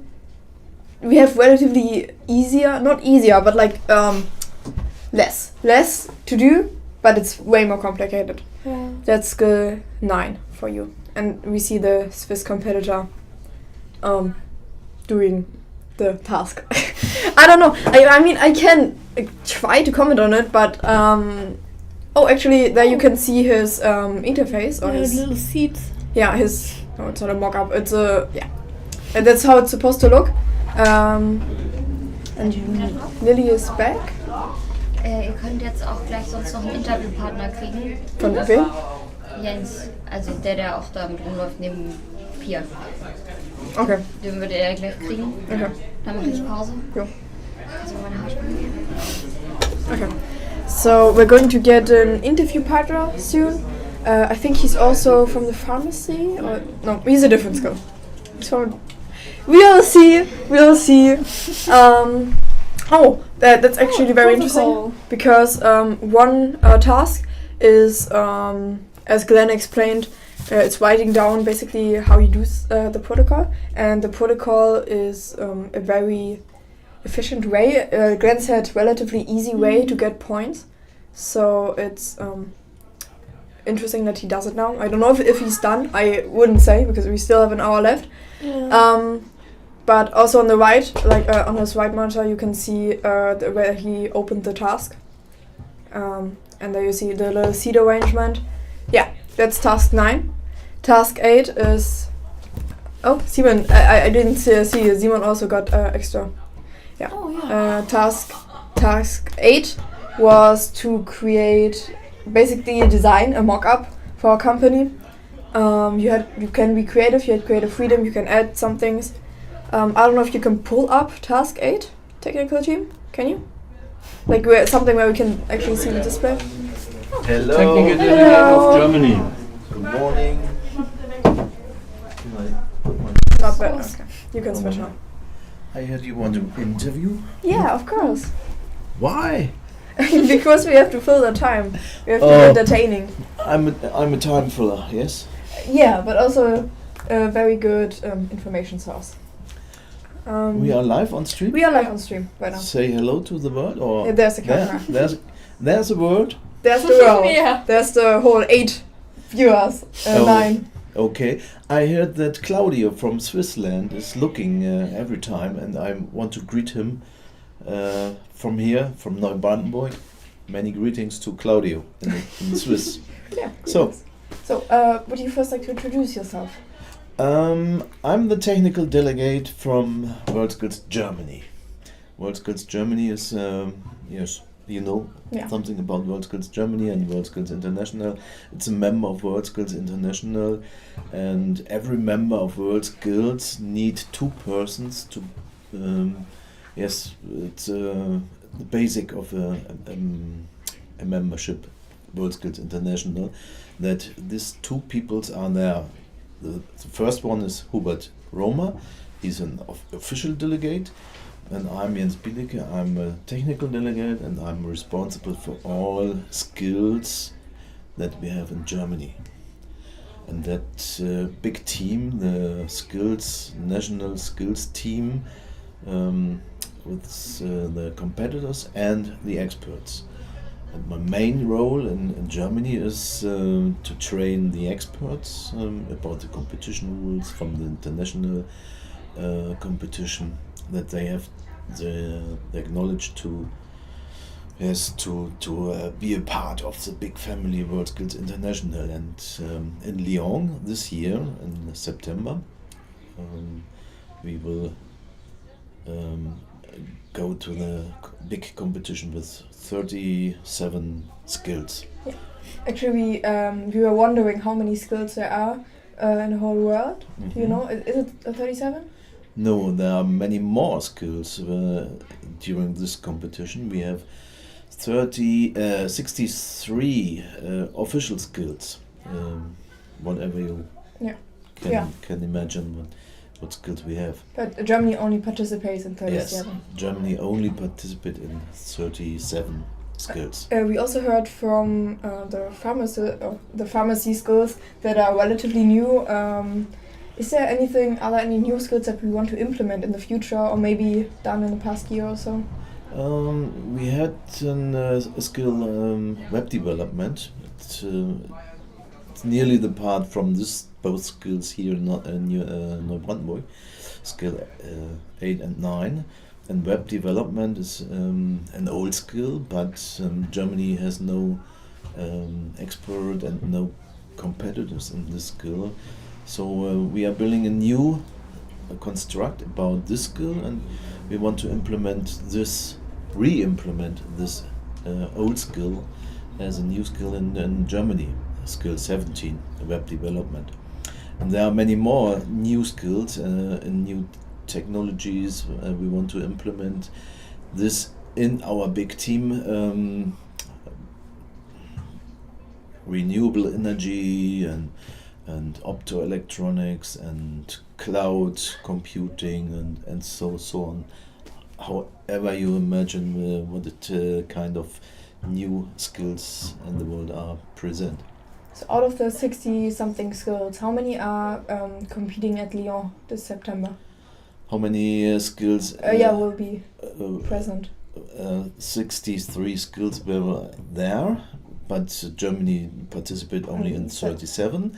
And many members in the world, maybe Chinese Taipei or China or USA or so on, they participate in many other skills. There. But there are actually 63 that are being competed in. 63 and some new skills. WorldSkills International is on the way to implement every skill competition new skills. So maybe we have 3 to 5 host presentation skills. Mm-hmm. So the chance from the host from France is to show the world the new skills, and yes, there's a possibility to show the world new skills. So we have 3 to 5 host presentation skills. And what do you personally think is like the most interesting skill to watch like live? For me, every skill is interesting to watch. We have carpentry, we have the wood skills. They are very interesting to look about the test projects what they built during the competition. It's very interesting. So also the new skills are interesting, cloud computing and whatever we have in the world. WorldSkills emerged from the idea of helping young people integrate themselves in the work culture, and creating a passion for or creating a field where you can live out your passion for a certain skill. So WorldSkills in general is directed at young people. What is the oldest, like the competition where the oldest people participate? In the competition rules, yeah. The competitors, the maximum age is 23, and in the year of the competition he did not have birthday to the 23, yes, I think 23, and so the competitors are on the same age level, yeah. And the experts from all over the world, they are much more older than the competitors. I think I work at WorldSkills International since 2001.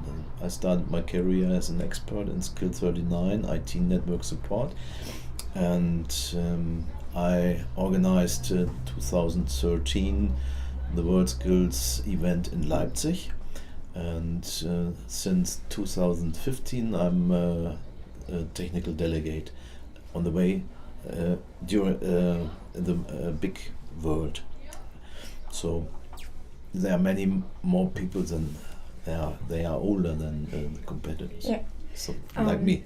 Is the city or the country that is hosting WorldSkills, is it changing like the Olympic Games every year? Yes, they must bid for as a host every General Assembly.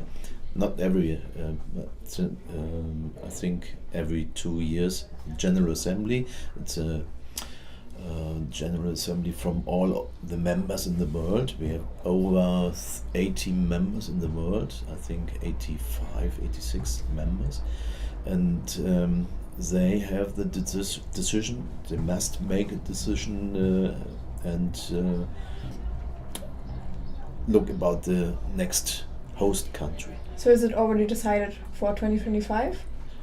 We have Euroskills and WorldSkills. Yeah. So we have every year a competition, changed every 2 years. Now we have 24 in Lyon, 26. The next WorldSkills competition is in Shanghai, and the next is not Yet decided. Not yet decided, yes. And next year, 25, we have Euroskills in Herning, in Denmark, and 27 is a big year for us, for WorldSkills Germany. Then we have the Euroskills in Düsseldorf. So we are starting the organization for this competition. We know since 2 years that we have to build up the event in 27. So I'm working on this and looking for many people who support us in this event. Yeah. So, like, is there any like special thing? Like, how is it chosen where the competition will take place each year? Of course, it changes. You can apply for hosting the next competition, and maybe there are 3-4 different countries who want to host this competition. They can send a completely bid documentation like the same as Olympic Games, and then the members can decide which country is the next host country. As a technical delegate, you also have to kind of introduce new people or like manage the German national team, and you're right now working on the Düsseldorf competition in 2027. What else are your tasks? Oh, what else? It's enough. Or you can go more into detail. What exactly? Yes, exactly. I'm in the technical department of WorldSkills Germany. I'm responsible for all the technical things about all skills. So at first we have in every skill a little national team from 3 to 5 competitors, and we have our team leaders. They are responsible for the competitors. I'm responsible only for the experts, and before we go to a big competition, we have some meetings on a weekend with the whole team, with the whole national teams in all skills, and I have to prepare the meetings. Sometimes I have some online sessions with, every month we have online sessions with our experts. So I'm responsible to tell them the news from the World Skills International meetings. So every World Skills competition we have some changes in the competition rules, and our experts must know it, and my job is to train all the experts and the newest updates from World Skills International. So every month meetings. Between the meetings we have meetings with our skill supervisor. A skill supervisor is a position in World Skills Germany who is responsible for 3 to 7 skills in Germany, and they are more nearly to the skills than I, because in the whole Germany country I have not the time to be there in Munich maybe, or here in Neubrandenburg. So we have skill supervisors. They support me in to train the experts and the competitors. So yes, now I'm looking for new people for our big event in Düsseldorf, and there are many things to do. I'm working together with Denmark. We have meetings, geofixes. We have a big partner for Düsseldorf, Luxembourg. We are together, Luxembourg and Germany are the hosts for 27 for the EuroSkills competition. So we have meetings with Luxembourg, with the people there, and yeah, that's very many times for this. So you will be very busy for the years leading up to 27. Yes, and my main job, I'm a leader of a vocational department from a power company. We deliver current to the customers in Hamburg. All Hamburgs are, yes. So I'm a leader from this department. That's my main job. And in my free time, I do everything for World Skills Germany. How did you get to World Skills? Were you maybe an expert? You said you were an expert. You know, an old expert. 2001, it was an old expert who tell me, Mensch, Jens, come to there's a new skill 39. Are you interested to build up this skill in Germany? I said yes, I'm interested. So yes, that's my first step into the competition world, and so now I'm here. What would you say is like the most important thing to bring with you if you want to compete in like any of the skills?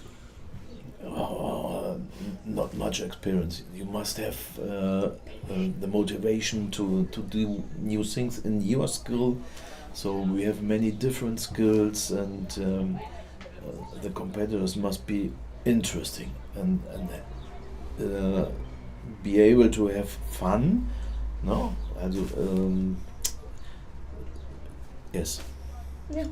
Huh? Very important. Is anything else you would like to say? I don't know. I wish you good luck to this regional competition. Good luck to you for the next interview partners. Actually, I have one last question. Yeah? What I've been wondering, because Albert Einstein is relatively a pretty small school. Are there any other World Skills Germany events that are regional, like the Albert Einstein Cup? Yes, we have many national competitions in our regions from Germany, in the different departments of Germany. Same like this, but it's not called Albert Einstein Cup. Yeah, of course. They have other names for this.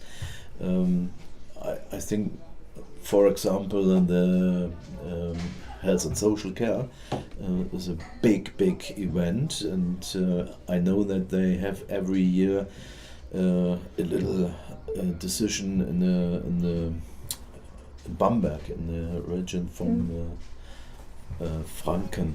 So there's another competition and many more.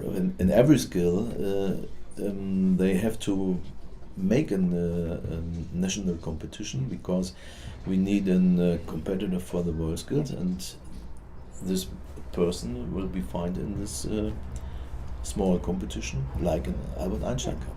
And I come here since 2014, I think. No, 2009, 8, 9.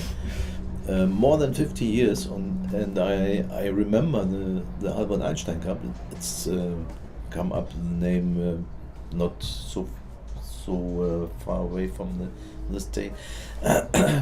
It's newer. The name is newer than I'm here. I remember that Albert Einstein Cup was a small competition, and it's growing, and it's amazing how it grows, and from year to year it begins to come more and more people from all over the world. Yeah. Congratulations to the team, to all supporters, to you that you have support this competition, the small competition. So we need more from these people in the world, from Germany, in the World Skills World, Germany, to support us. Yeah, of course. Thank you very much, and also thank you for your contribution to World Skills Germany. Okay. Yeah. Thank you. Thank you. Have a nice day. You as well. Bye bye, world. Okay.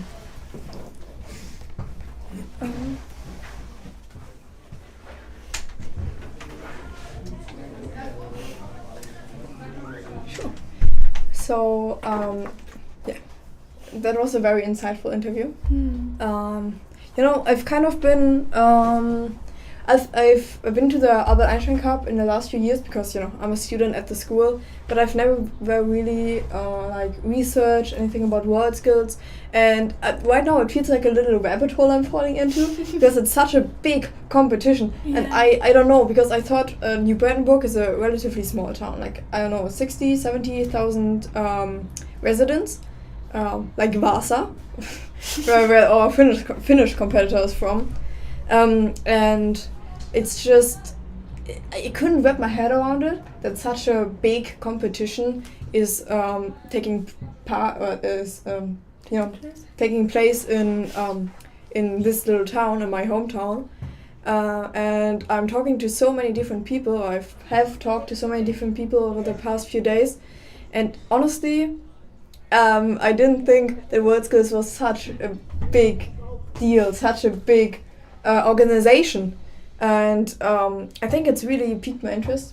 I hope some people may have had the same experience. Maybe you've watched our live stream because you know someone personally, and you've learned a lot about the world skills in general. Yeah, it's amazing. Yeah. Still remember I was here 2 years ago only as a guest, and I could have never imagined that. Last year I was here with a little stand and teaching people about the little robots and stuff. But and then this year, this big jump to just being part of the moderation team now, it's just wow. It's definitely something. Yeah. I don't know. I'm just trying to see what he's googling right now. I couldn't tell you anything about that. I'm sorry. But while we were talking to a technical delegator, and with the Lily, there are a lot of people who've come up to their internet computer and searched all kinds of different things. I don't think I've seen something repeated like yesterday. I think most of the people from Skill 8 researched how to implement deep link, because they had to link to their app with a new program. At least for Daniel, for example, the program was new. Yeah. And also while we were talking with the delegate, school class came in. So the competition is what's it called? Öffentlich? Public. It's public. It's for public viewing, and in the back, like before you go into the big room, we have a little VR station where you can play Beat Saber or maybe be on a roller coaster. Yeah. And right next there we have, like you said, a little robot station with Lego Mindstorm, I think. And these little smaller ones that I think last year you could even program them a bit yourself, but I'm not sure that we do this again this year. Like little light up robots that move and can do all. And we're down to almost the last half hour. They've been programming for 2 hours now? Yeah, around 2 hours. Yeah, we had to take a little break in the middle, where you've seen the comment from our team in the chat, because we had a problem with the server, with the firewall. Yeah. But network stream, we need to. I can't read that. I think I need the glasses. Simon also used the computer while we were talking with the delegate. Yeah. So it could be that he's having problems. I don't want to speculate too much. He looks very lost though. Yeah, he looks a bit out of it. You're doing great, Simon. I believe in you. Yes. Like I do in every single competitor. Yeah, we also talked about, I don't know if someone is watching from the beginning, but in the beginning we talked about how yesterday, after session 4, the competitors went to a neon mini golf course, and Simon was actually the winner in his group. He got the 18 holes in 49, what's it called, like, plays. Which is extremely impressive in my opinion, because I live here, so I've played it like 2 or 3 times and I've never gotten anything under 50. So maybe if this competition isn't working out for him, he could look into professional golfing. Maybe that's something. But he's also developing learning software for schools in his free time. So I do think that this is his passion. He's in a university in Dresden, Düsseldorf, something with a D, where Daniel, our other German competitor, is also from. Like Lily said, they are besties that met in university. And I think they have also talked about meeting through Minecraft. Yeah. We've talked about that yesterday a lot, how Minecraft is a starting point for a lot of programmers, for example the mods or something else. Right now we see the creative mobile application development of our youngest competitor. He's only 17 years old and from Kazakhstan. Looks like he made a lot of progress already. Yeah. The task for him is to create a mock-up basically for a product manager to provide the developers with an Adobe XD file. Right. They have been given information that they can use, and actually you were there when Jonas talked about the task. Can you tell us anything more about that? Of course we said that it would be a lot easier than the others because you mostly have to focus on the design itself. And it looks like he's doing pretty well. It looks pretty similar to what we see on the mock-ups. Well, yeah. And this is a different approach from the Chinese Taipei competitor. I think. No, I don't know what he's doing right now. I thought he was programming error messages, but it doesn't seem like that. Yeah, it's for the reports. The reports page. Looks like it. What can you tell me about the report page? Basically, you have these reports. Oh yeah. Please provide designs of this page for all event statuses. Exactly. So you can see the user, the type, and stuff. Yeah. We're on the last, or he's on his last 33 minutes. Niels got extra time because a while ago, we had some technical difficulties where the firewall was. I don't want to say anything wrong. We had technical difficulties, and Niels was the one who noticed the problem. So we first tried fixing it with him, and then we noticed it was a server-wide problem. So he got the extra 10 minutes that was lost. Speaking of Niels. Yeah, he's also in the skill 8. Interesting. Is that his report card? Looks like. I just wanted to ask the technical team if they can zoom out, but. Oh, can you change the screen? Actually, can you change the screen? Yeah, maybe they're hearing us. So, hello. Thank you. Yeah. Here we see the events, the different. Immanuel Kant, Friedrich Nietzsche, Jean-Paul. Interesting. You know, do you know anything about Friedrich Nietzsche? Not that much, actually. Because he had a very interesting life, to say the least.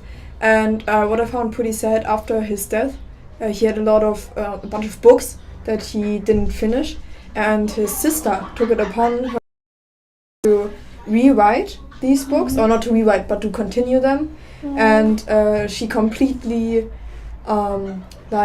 changed the words or changed the meaning that he wanted it to portray. That's why in the World War, Germany used a lot of Nietzsche's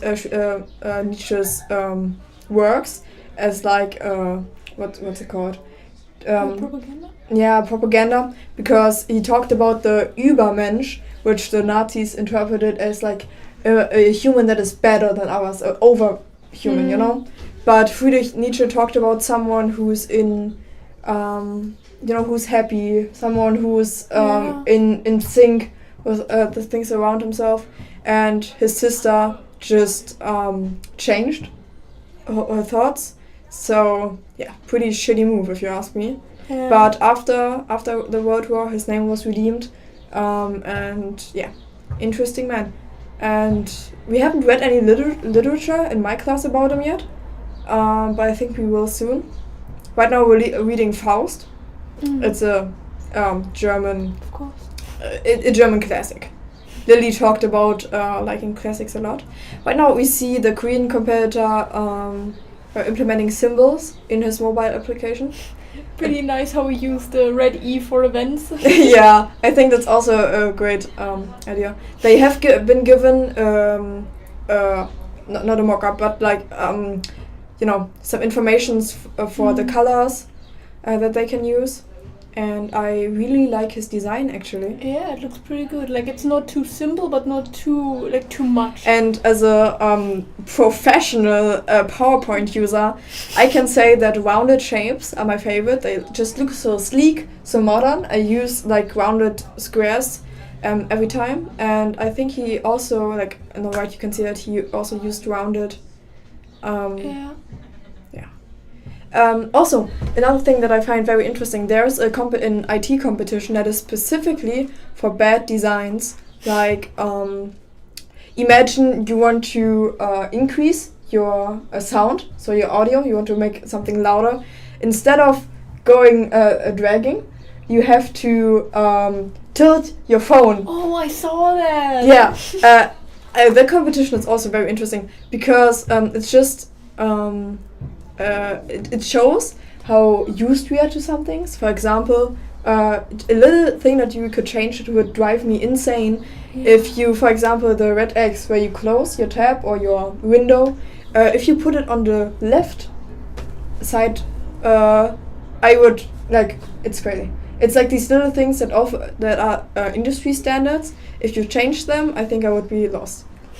Sometimes, when you cookies, for example, when you have to do accept or decline cookies, I think accept is always on the right side, and I once agreed to downloading something because accept was on the left side, and I wanted to yeah. decline. So that's how these what's it called? These scammers get you. Be careful. What do you? Yeah, it's like in like lots of games, it tries to confuse you with either switching around or switching the colors around. So yes would be in red instead. Yeah. It's annoying. If you want to check that out, I don't know what it's called, but you can probably find if you look up, I don't know, bad design contest or something. Yeah, probably. I want to see what he's doing, but I do not know what he is doing, in fact. Oh no, he actually... so the competitors have to explain what they're doing through these little explanations. But I can't explain this... well, can you open the second... Oh, that's also great. Yeah, that's good. Oh, yeah. No, okay, I thought it was his explanation file, because a lot of them use editor. Yeah. Actually, do we have anyone we can send in right now? Not Because sure. we have an interview planned after this competition with Simon. This is session 5, the last session, or even the last session in this whole competition. Because after this, there's only the speed programming that is counted as a separate thing. Separate competition. I'm very interested to see speed program, because I heard a lot about people saying it's very interesting to look at, because it's only 30 minutes long, and we have this overview where we can clearly see who's in the lead. So I think it will be very exciting. Yeah, definitely. Like, it's already pretty interesting to see like how much they can do in so little time, and now that they only got half an hour for the speed programming. Yeah, sure. But it's also they don't have to program a program. Or a difficult, website. They have to basically solve a math problem through code. It's going to be interesting. I don't know what I'm expecting. That could be pretty interesting to see. He's exporting data right now for the tier. Oh yeah, so he's in skill 9. Skill 9 is all about the box office. We talked about that already. It's going to be the most difficult part of skill 9 is, again, like we said many times, is the real-time server. That server is giving you data live that you have to implement. I remember like one of the competitors searching up something like exporting in binary code, so maybe that's what he's doing right now. I have no idea, actually. But it's the last 26 minutes. We also talked, this morning I talked to a few of the German competitors and also to the Hungarian one. And they said that the time flies by. And I can definitely relate. Just when you're doing something and you're really focused, you have to really concentrate. And we saw I think it was a Swiss competitor who had sticky notes on his at the bottom of his monitor to keep himself focused, or to sort his thoughts. That was incredibly smart, I'd say. Definitely. The Finnish expert also said you would have to write down your notes before. So you know what to do, because in the last sessions, the most the most difficult part was getting done as much as possible in the little time that you had. So this is where we're at right now. I don't know what else to say.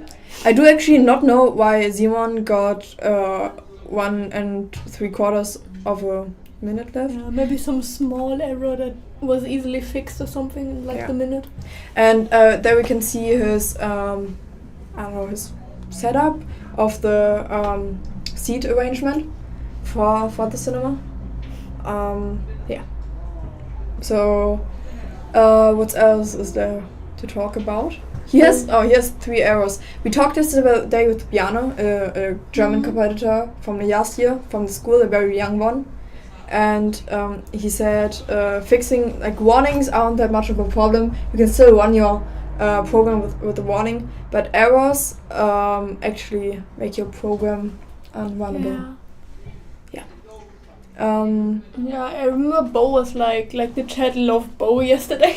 Yeah, but chat also loved Daniel. Yeah. So, oh yeah, Daniel, for anyone who's watching, for Daniel maybe, Daniel lost mini golf yesterday. I just want to say that. Yeah. Anything else we have to say? And then we can see Lucas. Yeah, Lucas, also a German competitor. We also see how his screen is, or his, seating arrangement is different from the ones we saw before. They still have some creative freedom, but definitely not as much as Skill 8 has right now. Because, like I said, the Skill 8 is all about designing a mock-up for a fictional company. It's probably testing around with the seating and the prices right now, I'm guessing. Yoga in the Park. Is it a movie, do you think? Yeah, probably. Probably a very exciting one. Yoga in the Park, that can only be... like to see. No, okay. So... here we have Mikael. I'm sorry. The Finnish competitor. We talked about him a lot yesterday because the Finnish expert talked a lot with us about the school systems, his plans for the future, and all that. It's his first international competition, and in Lyon he's not going to be competing. It's going to be a different competitor from Finland because I think he has to finish his degree or his graduation or something. But like we said so many times before, it is so impressive to have so many young people present here and competing at this level. It is a competition specifically for young people, but still, they are only like 1 or 2 years older than me, and the amount of stress they have to deal with. Also, like Cornel said, the Hungarian competitor, he had trouble sleeping because in Germany right now it's very light outside. Like the sun is still up very late in the evening and very early in the morning. Yeah, we were a little surprised when Lily told us that not every single country had that little like switch between it was maybe summer and winter time. I wonder right now if he's doing the his expanded protocol. Oh yeah. That's a task in IT in Skill 9.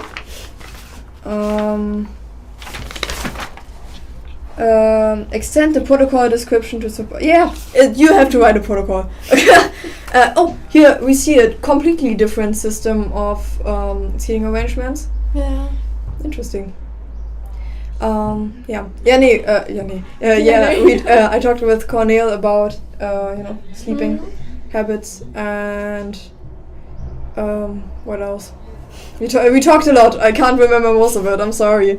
We also greeted Gary, his roommate, and he's watching the stream. Probably. He watched it yesterday, but he has uni stuff to do, so maybe not right now. Where were we? Young competitors. Yeah, and this is the first international competition for a lot of them. I think even most of them. Yeah. So the main thing here is to get the experience. What it's like talking to different people from different countries. The stress, because this is it's public viewing. You can just go in the room. You can't talk to them or anything, but you can make noise and that's very distracting. Has half an hour left. Yeah. The others have 20 minutes left. Yeah.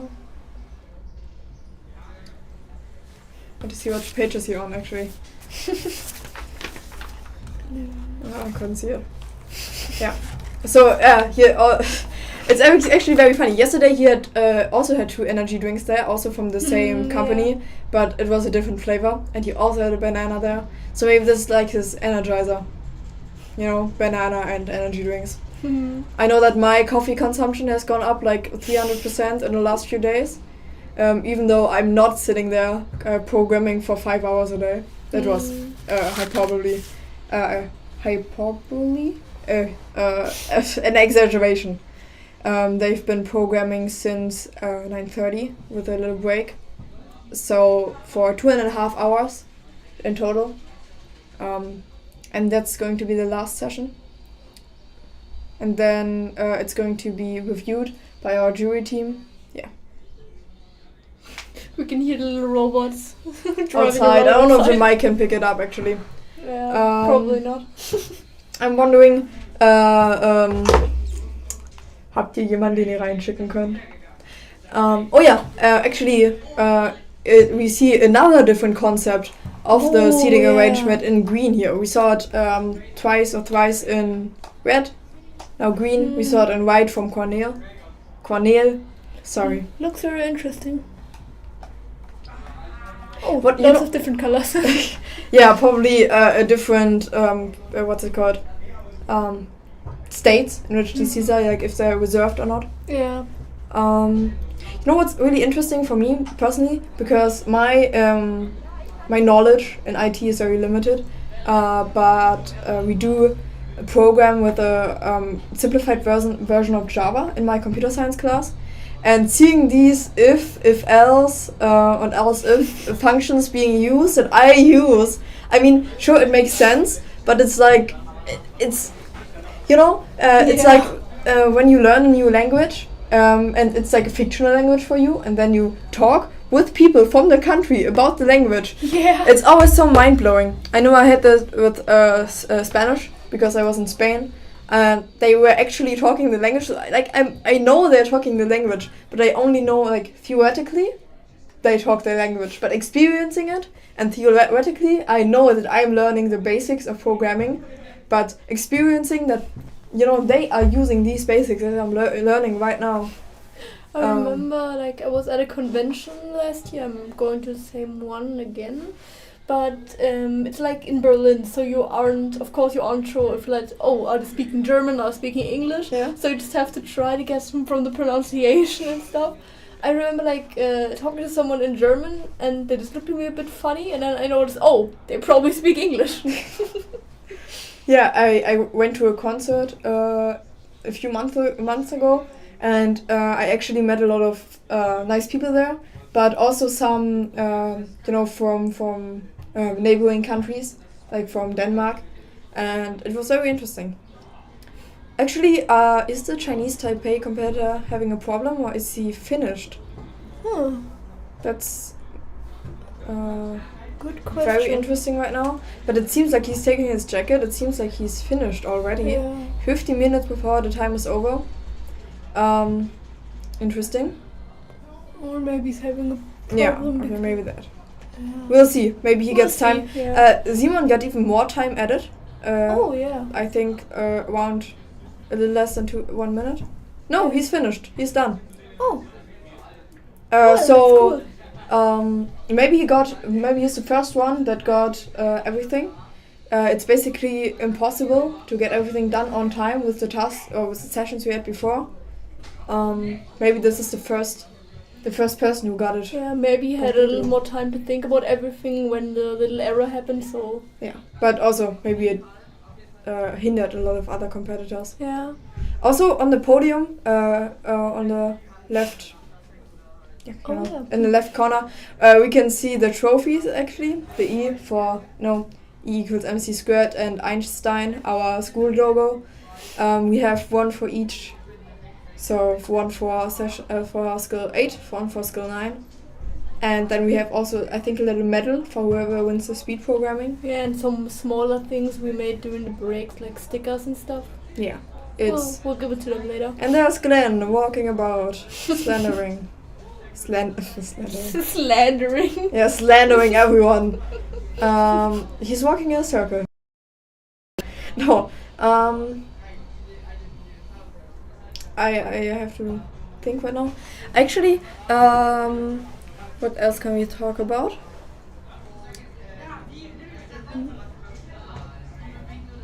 Yeah, I don't know what else to talk about. Yesterday we talked about all kinds of stuff. Yeah. I actually can't remember anything. I talked with Cornel also about sleeping habits. We found out that our sleep rhythms are very very Not surprised about that. very bad. I think it's just an IT thing. I think everyone in IT has a bad sleeping rhythm. That's like the rule if you want to program. You can be good at programming, but you can't be good at sleeping. Yeah. Yeah, I don't know. I think I always said it, but Cornel got third in his group. So we have 14 competitors plus their experts. Experts went mini golfing yesterday in groups of 5 each. And he got third with someone else. I can't remember which. The experts had a barbecue by Mr. Kapler's house. Yeah. Right now we see a few students in the hall. Maybe looking at the technical displays we have. I'm very sorry. I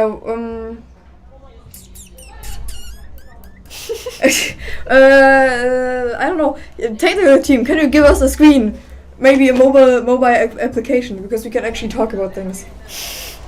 Thank you. Yeah, the Korean. Actually, I like his what's it called? His design? His layout. Best until now. Yeah. But the best I've seen yet. Because like I said, I really like those rounded edges. It makes everything look so sleek. And he changed the events page from the E.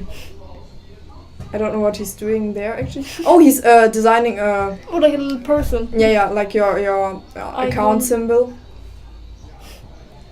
I like the icons. They're like a little cute. What do you like? The icons, like yeah, the way they're made. Just so simple, I but don't still know. good. It just reminds me of my PowerPoints because there's also always these little, icons that are placeholder. Yeah. I haven't actually. I've talked with a few experts also here on stream and in the breaks, and I haven't really talked to the Korean experts. Though yesterday they did talk a lot with the German students here, the crew. They did a beverage testing, and I think the Korean experts like the. Wait, I have to see. I think I wrote it down. I was there. I I think it a bit. Yeah. I think they liked the. I can't find it. Oh yeah, the Korean experts liked the German beer kind. That was, of course, alcohol free. They liked that the most. It's called Radler for our German viewers. Yeah, and the Kazakhstanian experts hated Radler, or at least didn't like it the best. The Koreans also brought these little what's that called? Like cookies, but actually they're a little bit more jelly-like, a jelly-like cookie. Kind of. Yeah, like a dough. I wrote down the name if I could find it. Yeah, it's called Jaguar, or maybe auch Guajul. I'm sorry. It's just yeah. They've also bought a spicy ramen. And we talked about with the Finnish expert and sorry, I'm just looking at his thing. Lots of photos there from the with the Finnish expert, and they ate döner for the first time on Monday, I think, and they chose curry as their sauce, and yeah. They like spicy, but not that spicy. I also don't like the curry with döner. Döner is a kind of kebab. I mean, usually the curry sauce of döner isn't that spicy, but maybe they just were unlucky with the curry. Well, actually, the Chinese Taipei competitor is still working. He was working a moment ago. Because, like, I don't like spicy stuff either, but I've never had a döner that was too spicy with the curry sauce, to be honest. But I've never tried it. I'm a person who has, like, a routine and sticks to it. Yeah, who knows? I mean, they already made jokes about yesterday. They saw they were foreigners and then made it extra spicy. Yeah. Yeah, we're in the last 10 or 9.5 minutes for most of them. Niels still has 19 or 20 left, and Simon 12. After this last stretch, the competition is basically going to be over, at least the main competition. Yeah. Then there's speed programming from 12:30. I think 12:30. Yeah, 12:30. Yeah. I was told that's going to be very interesting. And before that, we have a little interview with Simon, a German competitor for skill 9. In a break. Yeah. After that is lunch. And you can watch the closing ceremony. It starts at 4 p.m. Yeah. Oh, I think they're having the break outside because I hear a ball. What else is there to talk about? We can also. I just thought here move this icon to a screen that is off, a monitor, but I think we just can't see it. We can talk about cats more. So if someone in the chat wants to say, well, we could do a voting. Do you like cats or dogs more? Oh.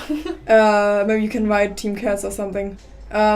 Because we've talked a lot about that yesterday, and we've had a lot of different people here that we asked the same question, and until now everyone said cats or I like both. No one has yet to say dogs. Or did Maximilian? I'm not sure. He said dogs yesterday. I don't know. Cats are better. Yeah, we also talked about catalog because Mr. Speed Programming, who wrote the speed program, Mr. Steinfeld, my computer science teacher, he has cats and he makes a lot of his tasks about them. Actually, the whole 10th grade we do cat puzzles with his cats, where, for example, we go to a fictional adoption center and we have this basic data. And, for example, we want a cat that is castrated, castrated male, and has a white fur. And so we have all of these different cats, and we have to basically put them in as an input, and then output yes or no if you would want to adopt the cat we are given. But we do it obviously and not that complicated like with if. So if fur color equals white, you know. One thing I've noticed with like cat owners versus dog owners is like most of the time if you ask a dog owner what breed their dog is, they will like the scientific breed and everything, tell you about the breed, and then cat owners are just like, yeah, he's a cat. he's just a little guy. For real. No, because I think a lot more cats are like adopted from the streets. Yeah. I know I have a Ukrainian friend, and she sends a lot of cat pictures from her cat, but also cats she meets on the streets or cats in her college, because they have a lot of stray cats. And isn't there this whole cat island somewhere in Asia? Was this like Korean, Japanese? I don't know where. Sure, but I remember like Island. Cat Island is definitely my dream place. We're in the last 5.5 minutes for most of them. Last 15 for Niels. Yeah, it seems did this Chinese Taipei competitor finish? Yeah, looks like it. I think he was the first one actually. Yeah. Or wait, there's also do you see this? Oh yeah. Well, we'll see. Right now they're grading the last session, so session 4. We tried to get a bit of information out of Glenn, but he said there are so many little points that have to be added up, like 0.1 points. And so you don't have the overview of who's in the lead right now. So it's going to be interesting. And the winner is going to be revealed at 4 p.m. today in a live stream, so don't miss it. What else? I'm trying to remember any cat facts. A very well-known cat fact is that the purring of the cat actually has healing capabilities for your bones, or it makes your bone structure longer. And anyone who ever had the pleasure of snuggling a purring cat knows it also heals your soul. So get yourself an emotional support cat. And it's like most cats are like scared of pretty much everything, and my cat is just different. I don't know how to describe it, but like he isn't scared of many things, but if there's like a cable or something, he will absolutely freak out. He gets scared a lot, but like thunderstorms, stuff like New Year's, rocket and stuff, no, he doesn't care. But if there's like a demonstration or something going on, he always hides like under my bed. I sometimes I question if my one cat is just a human in a cat suit, because she's actually so clumsy. She sometimes she swims in our little pond that we have in the backyard, and she's just very. Sometimes I talk to her and I feel like she understands what I'm saying. You know, that's suspicious. That's weird. But how cats were domesticated, they basically domesticate themselves as opposed to wolves who we domesticated. Yeah. It's just, I don't know, I like the history of cats, how they were worshipped. Yeah, in Egypt. And did you hear about this one? I don't know if this is a myth or if it is actually confirmed, but in ancient Egypt, they had this war with the Persians or another empire. And on the battlefield, the opposing enemy, so the enemy of the Egyptians, drew like cats on their shields. So because the Egyptians had this religion about cats and how they're holy, they couldn't attack the shields because that was the image of a cat. And I don't actually know how the battle ended, but it's just so interesting what humans come up with, Speaking about war and animals, the Great Emu War. Yeah, the Australian Emu War. I think there were multiple wars fought against emus and also fought against birds in general. Yeah, the basics, like they destroyed crops of some dude in Australia, and they got pretty mad about it and started a war of emus and ended up losing. Yeah, but I mean, what do you want to do? If you're close to an emu and you pull out your shotgun. Yeah, I mean, the feathers alone, like they blocked the shots like a lot of the time, so you had to shoot one multiple times to even get some damage. Yeah, so we're in the last 2 minutes right now for most of them. No, that is the Chinese Taipei competitor, isn't he? I don't know. I'm sorry. Actually, can you pull up his screen? Technical team, can you pull up his screen? I want to see what he's doing. Or not. It's fine. It's fine. He's probably just putting on the. There we go. Wait. Oh. That isn't the one we just. Oh. Anyways, that is a Korean competitor. He's putting on his last finishing touches. Yeah, I want to see actually. So for skill 8, I think they have to export it in a specific way, don't they? Yeah. Submission. Yeah, it has to be an Adobe XD file, and it's optional to have a README file containing notes for the marking. And sorry, the different paths we just saw. And the files should then be pushed to the remote Git repository. Yeah, that's the Chinese Taipei competitor we just saw. He's in his last. I think he's finished actually because it's only 20 seconds left. Yeah. Yeah, that's it. The reports were also a part of the task. Now we're in the last 10 seconds. 9, and 8, 7, 6, 5, 4. I think we're out of sync actually because the stream is later. Close enough. Yay! For most of them, the competition now. Simon still has 2.5 minutes and Niels has 10 minutes left. So we're going to wait until they're finished. Then maybe we're going to do an interview with Simon if he's still up to it. After that, there's going to be a little break. And then speed programming, which I was told is very interesting to watch. So feel free to tune in. Actually, on the left there, on the very left corner of the screen, you can see now not anymore. Never mind. Yeah, you could could have Were seen able. you could have seen Mr. Speed Programming himself, Dr. Steinfeld. He not invented. He created or he designed the speed programming task.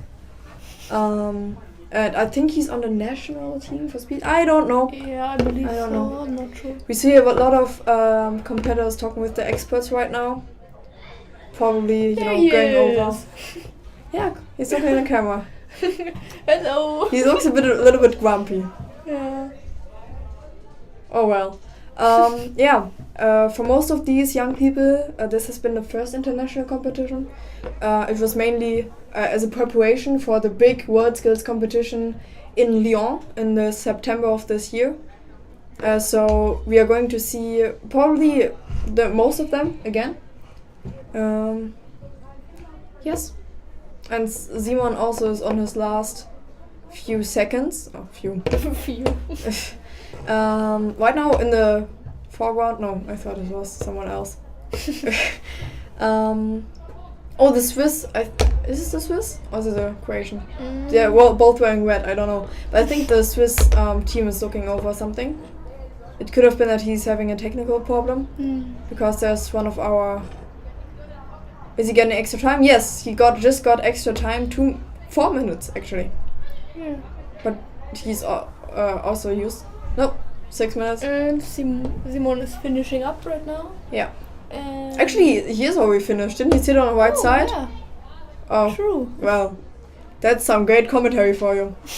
So right now, I think only Niels and Bizarre. I think. I don't know. I don't know Swiss. Well, Swiss German is very similar to German, to High German, the one we speak here, but it's basically indistinguishable for me. So it sounds very funny. Sometimes I ask myself, the different German dialects, like the Saxon dialect, that is extremely funny to hear. I know that they also have them in like English, with Australia and the Texas accent. British English. British English. Do you think that every country has this accent that they make fun of? I mean, Or this dialect? I don't think every country, but there's definitely like lots of them that have something like that. Wait, I want to say something. Yeah, please look it up. No, in Swiss German. Swiss, I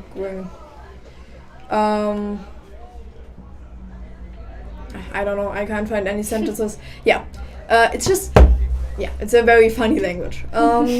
Yeah. What else is there to talk about? We talked with the Kazakhstanian expert we see right now on the right side of the screen with his competitors or with his, trainees. They attend a college in Kazakhstan that has won a lot of IT awards and has implemented a module, like a 6-week program where they basically focus on one task, like graphic design, and the next 6 weeks they move on to something else. And they have provided the youngest competitor with 17 years old. He applied when he was 16, I think, and he just turned 17. This competition is for young people, so they have 21 is the cutoff age. I think we have a few competitors at 21. I think so. Yeah. So, what else is there to talk about?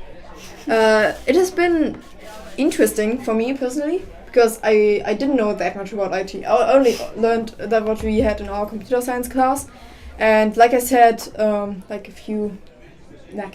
hour ago when we were talking to the technical delegate for World Skills Germany, it has been an incredibly insightful past few days. I learned a lot about the competition World Skills, but also about IT in general. So, yeah. And Swiss competitor is in his last minute now. I don't know if he's actually still competing. Can someone change the screen, baby, so we can see the remaining competitors? The camera angle. Oh, and there's Mr. Speed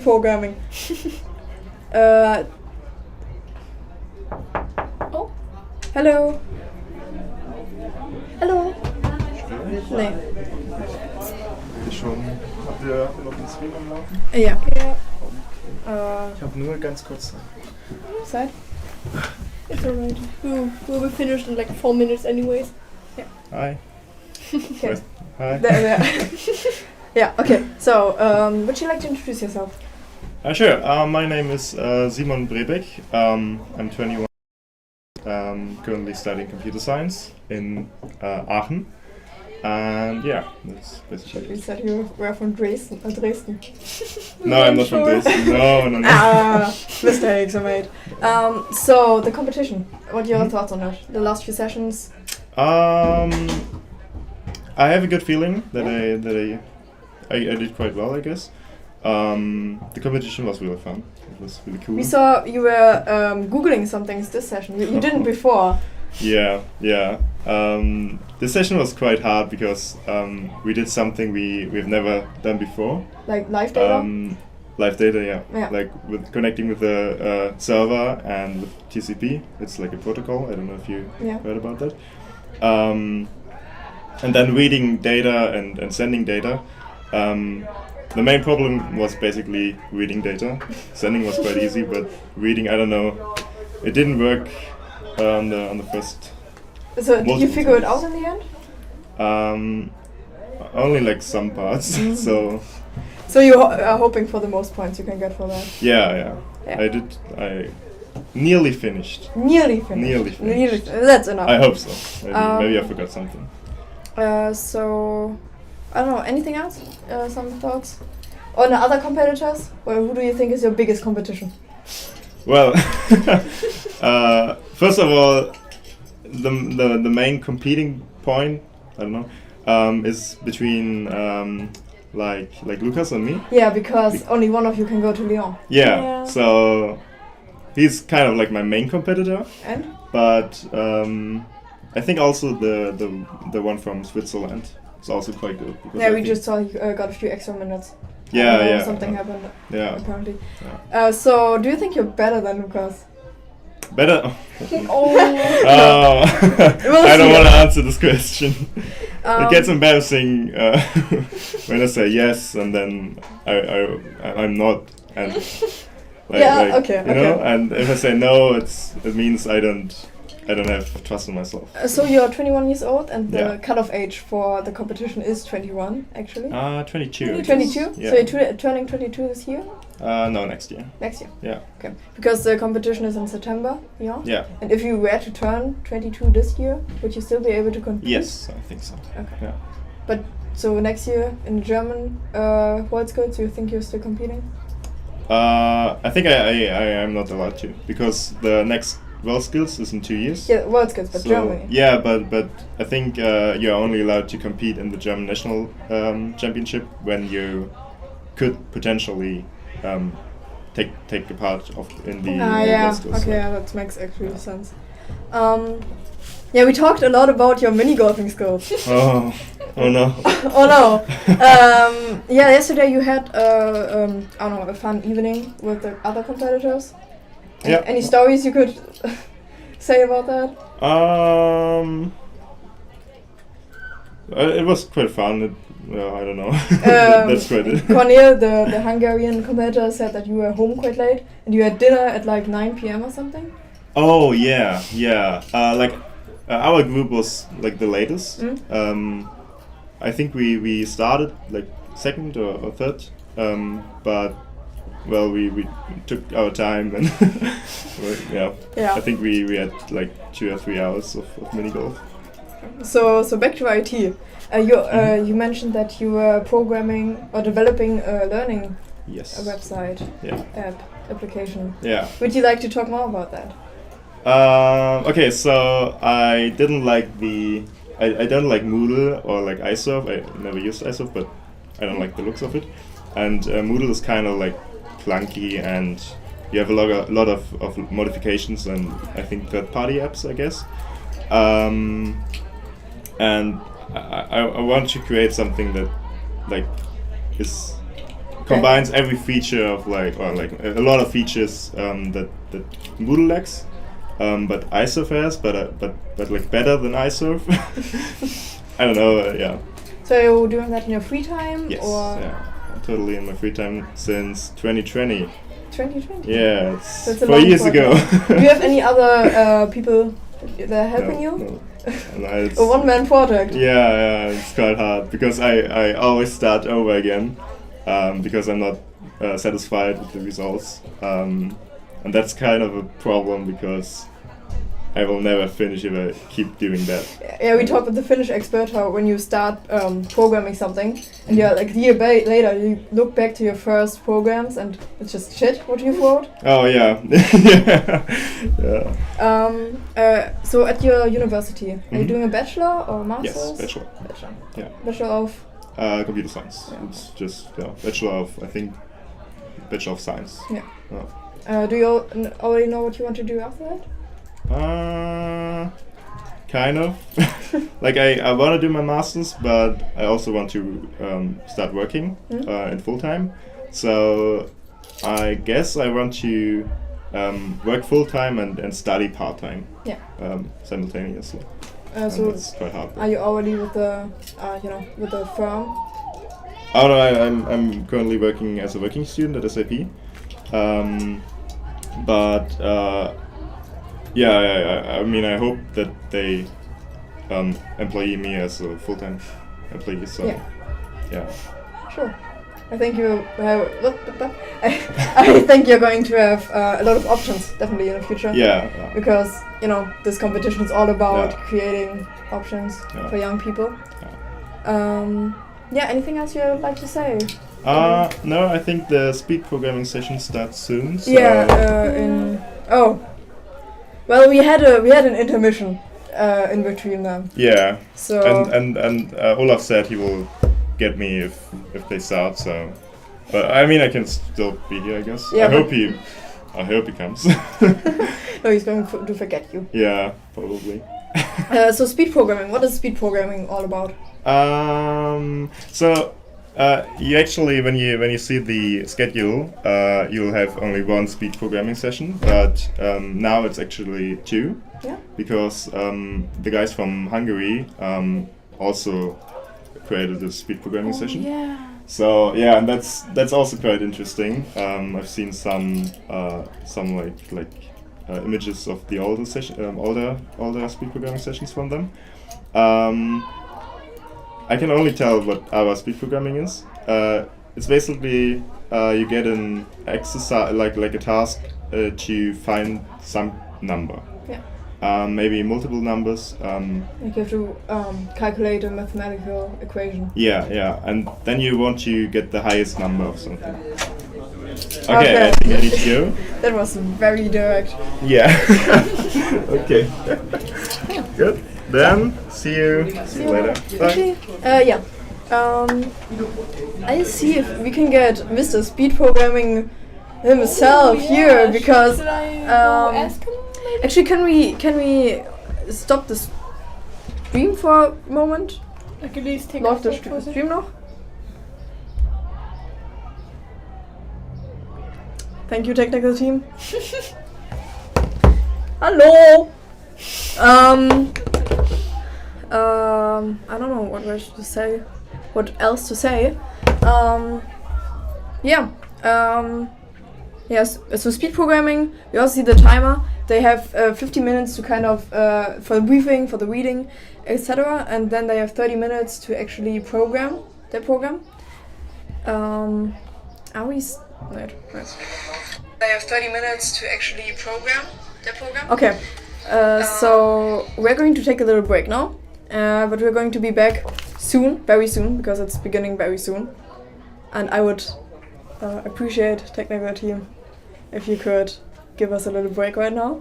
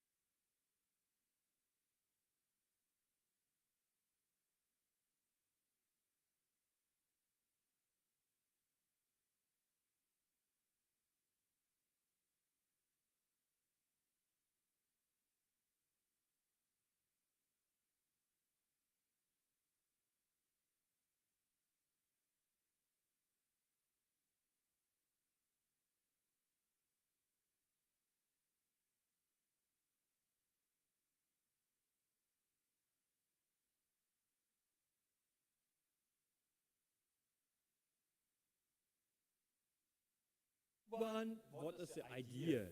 I want to explain it first again, the idea, Patrick knows the idea. The idea is you will get the task.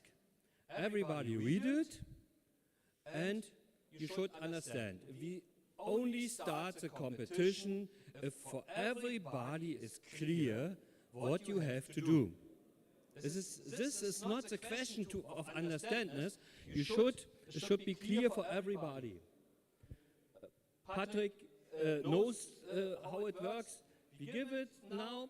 You read it, I explain it again, then you can ask questions, and we start only if for everybody this session is clear. Then you would go to your place. They are still on preparation because for the Apple programmers on the Apple machines, they must again install Visual Studio Code. For some who need it, you can use all the software which is now on or then on the machines. You can take WordPad or Notepad or such thing. It's your thing. The idea is you have them to put two numbers, two reciting numbers, the right of course, into two fields. Then the machine gets this, and if they get this, change the order. If it is bigger than the others before, we go to the biggest numbers. You will see what kind of biggest numbers, and who is the first for it. He's the winner. This idea of this. Two components must be correct. It must be very, very high as possible. And if it is correct and high, you must be fast. The fastest with the highest correct number is the winner. So, please give it.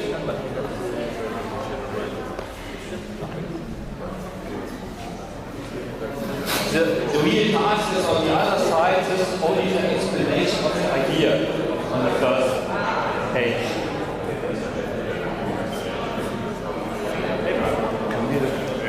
Das ist Schulter, Yes, the numbers.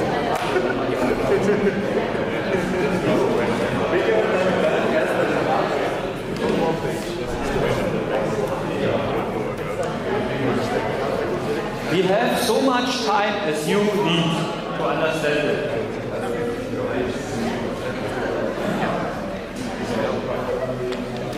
It is a very strange sequence. The starting sequence is in the first line, and the other line has an explanation of it. It is important, the recommendation is to read it loud, because then you can understand what does it mean.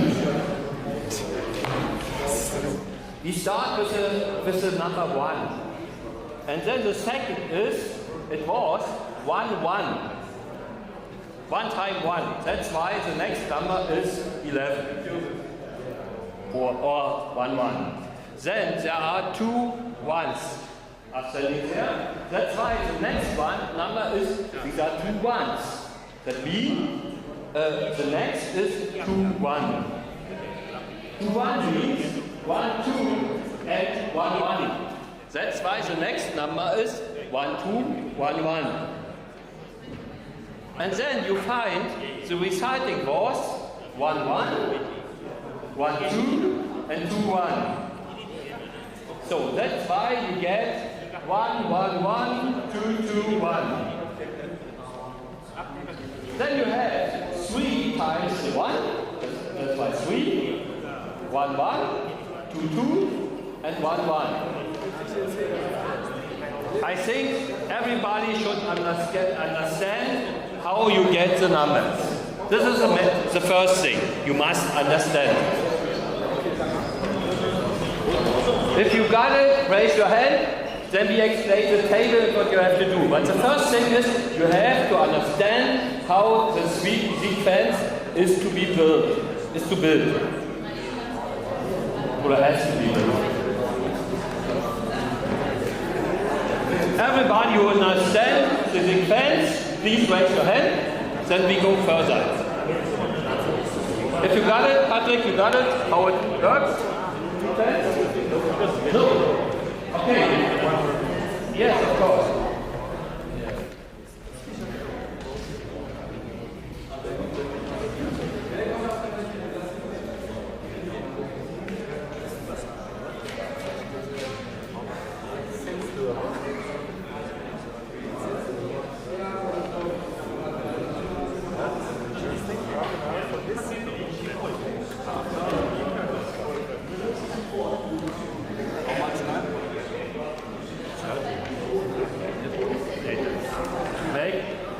If everybody got the sequence, then we come to the table below. The table means you have every sequence number has a fixed position. Maybe the fifth position has the number 1, 1, 1, 2, 2, 1. It's the fifth. In the order, it's the fifth position. And this fifth position has 6 decimal digits. These both the position and the number of decimal digits you need. Because on the next side you find the task. The task is not only to write down these numbers. The task is to write down on which position it is and how many decimal digits they have. So in the result input, you have to write it down. At first, the position, for example, in this example, L3 is to 1, and how many digits? 2. That's why you have to write 3 semicolon 2. For L4, you have to write down 4 and semicolon 4. You can see it at the table. Of course, you need a little bit bigger numbers as your result to win this contest.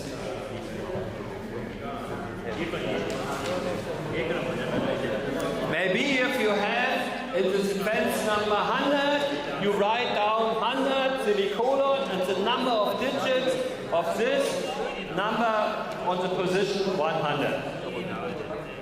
This is the task. I said it's not difficult to understand what the task is. It's also not difficult to read it, but it's not so easy to make it. This is your task. You have a computer, and with the computer, of course, you can do it.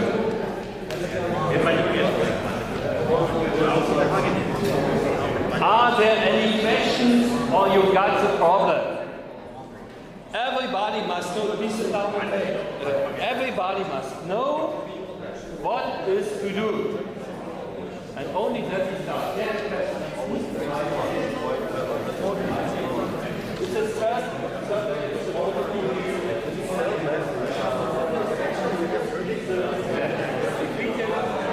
Okay, the table. The sequence, the starting sequence you can read in the first line.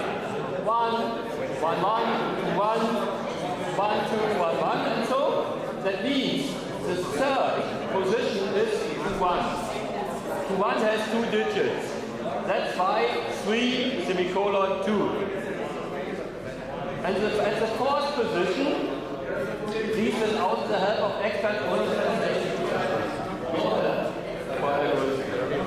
The fourth position is 1, 1, 1, 2, 2, 1, and then it has 6 digits.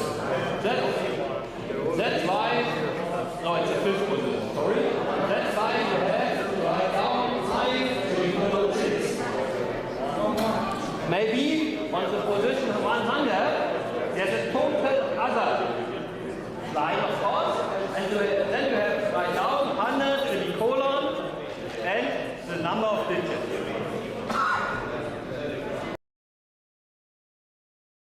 Okay.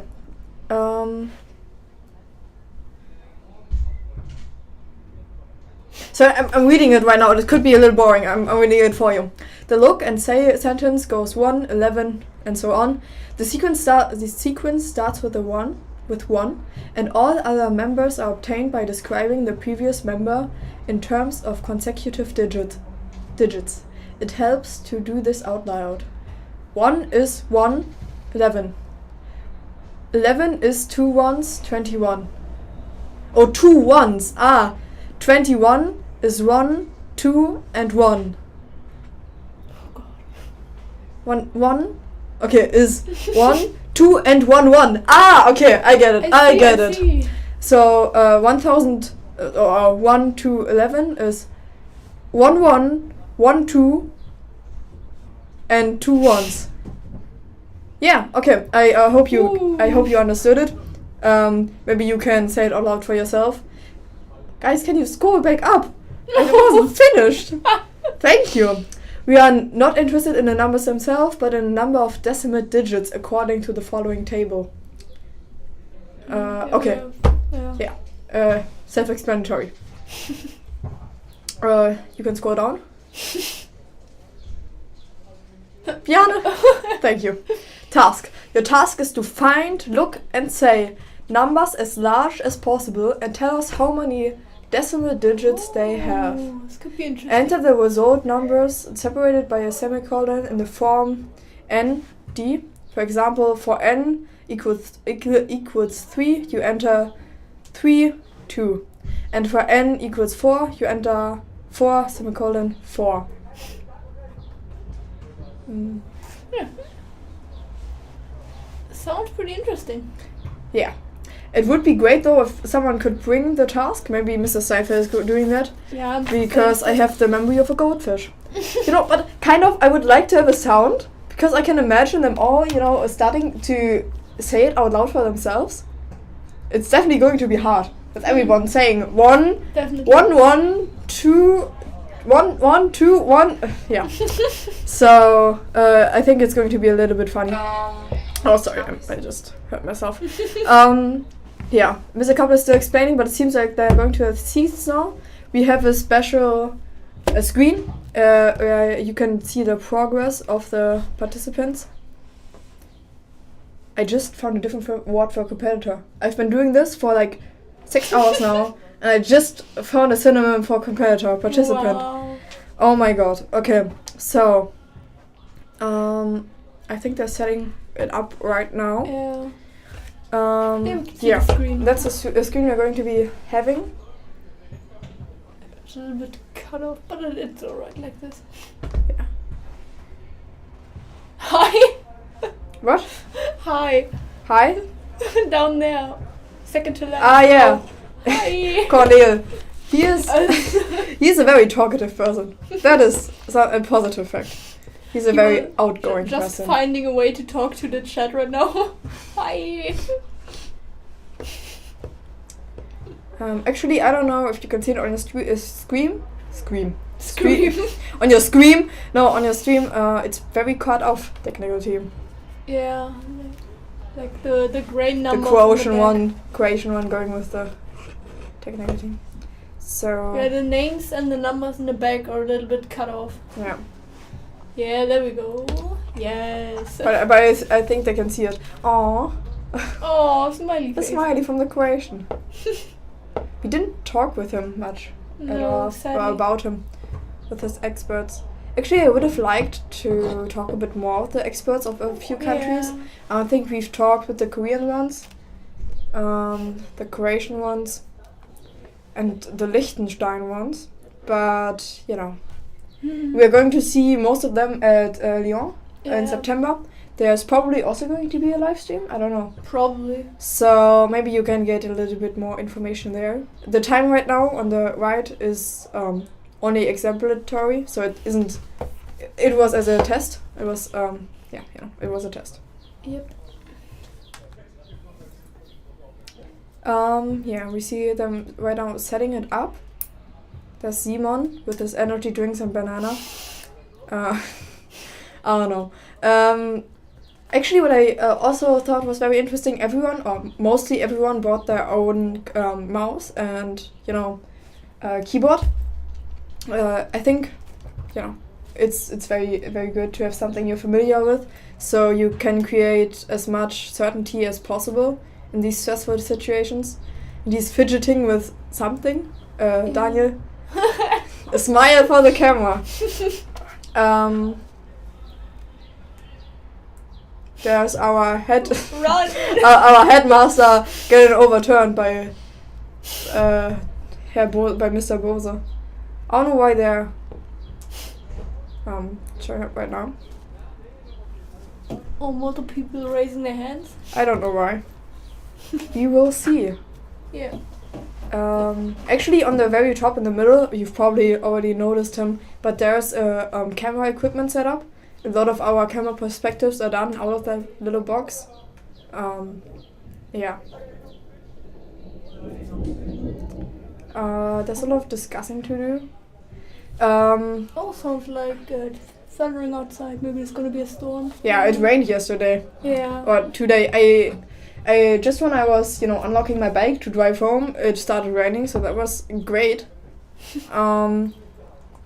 Yeah. So we're going to have Mr.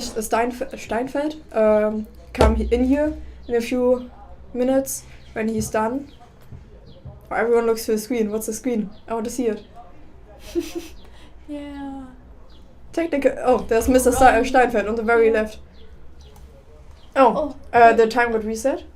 Yeah. There we go. Yeah. So the speed programming is sure to be entertaining. I was told it's visually very easy to follow, to see who's in the lead. And Simon also said we're maybe going to do 2 speed programming sessions. Oh yeah, that's the interface. Yeah. Interesting. So yeah, it's very different from the task we had to do before, or they had to do before.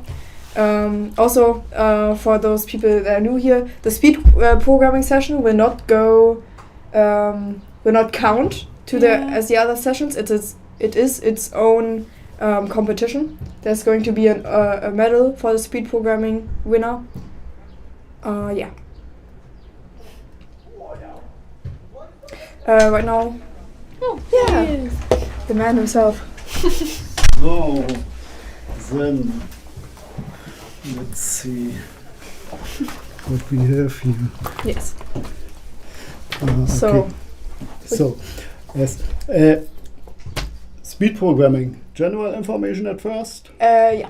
Sure. Or did you say something? We already read it, but you can explain it maybe in a little bit more detail. The general principle is easy. You have a task, you have 30 minutes, and you have to solve it. And the task is mostly to find a number, a very big number, yes, with some properties. The easiest task you can imagine would be to find a very large prime number. Yeah. Yes, but that would be too easy. And so we have this year this interesting task called Look and Say. You build a sequence of numbers. You start with number 1, and then you say out loud what you have. You have 1.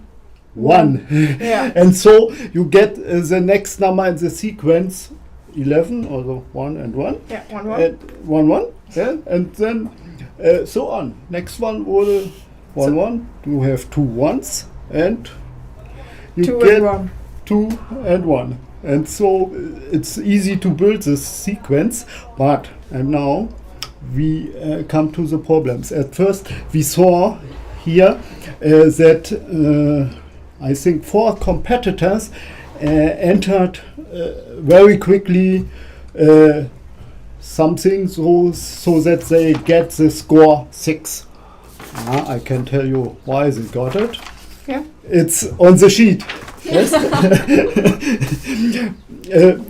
We have to have some examples for the competitors, and the easiest examples we give them are solutions for the task, and the clever ones, and some people don't do it the first year, like Niels or so, know this and enter very fast the first number. Yeah. Yes, and we see Alnor, I didn't know, I think he didn't program anything but used a sheet of paper And spoke out loud. or spoke out loud or write down the sequence, and so he got it until 9. Yes? And I think we will see, if I can give a guess, we will see scores until the 80s. 80s. Yes, in the 80s. So the objective is not to have every single number from 1 to 80. Yeah, you do. Only the highest possible. Yeah, but you must calculate all numbers between. Yeah, because at least, yeah. yes, because you need them to get the next number. Yeah, And the problem in this task is, and you see it in the example numbers, the numbers will be grow exponentially. Yeah. Yes, I think it's in factor 1.3 in general, and so you can imagine the number would Simon crash also answered the your example now. memory. And for 4 minutes. So the competition has already begun. They are right now writing the code, or is it still They're writing the familiarization? code. Yeah, okay. Yeah, and someone, you see the time that first entered it very fast, and Simon, so I can enter the number, yes, the 6 with the number of digits and do it, and now I'm 5th, and the other competitors didn't see it, and I think they asked themselves, why the hell where they got it from? Yes? Yeah. So Are they allowed to use the internet for this no. competition? If you could use the internet, then it would trivialize Yeah. Yeah, the they could just task. look it up. Yes, you could look it up. There is an internet site with number sequences, all possible and impossible, and this is one of the number sequences. And if you could look on the site, you easily would put in very big numbers, and that's the other thing around. Yeah, we also see the Kazakhstanian writing down the number he's saying in his head. He got another point. Yeah. Yes, but it would be easier to program it. So that is kind of a brute force way. Even if you program it, it's a kind of brute force, but the computer can a lot of better brute force than your mind. Yeah, of course. So is there a special, I don't know, a window or anything where you type in with the semicolon? Yes, they have a special window in their browser. There's a little window, a little input field where they can put in the results. So, for example, the examples you have here are 3 and 2. For n equals 3, the decimal digits are 2. Genau. What if they would just like randomize them, like kind of how hackers hack passwords? They can try it, but you have a delay of 5 seconds. Oh, yeah. So it's you can't very enter inefficient. number. Yeah. You have to wait 5 or 10 seconds before you can enter the next result. Yes. And it's very improbable. The probability is very, very low to guess it right, as if the numbers get higher. So right now we have Niels' screen. Could you say anything about it? Can you read it? It's very small. I think Niels is trying a brute force. Yes. And I think it's normal to brute force a task to get results, to get on the table. Yes, mostly high, and then I think most of the time they will ponder to find a better solution. Yeah. Yes. My guess would be we have the first. Cornel is the first one who actually wrote a program. Yes.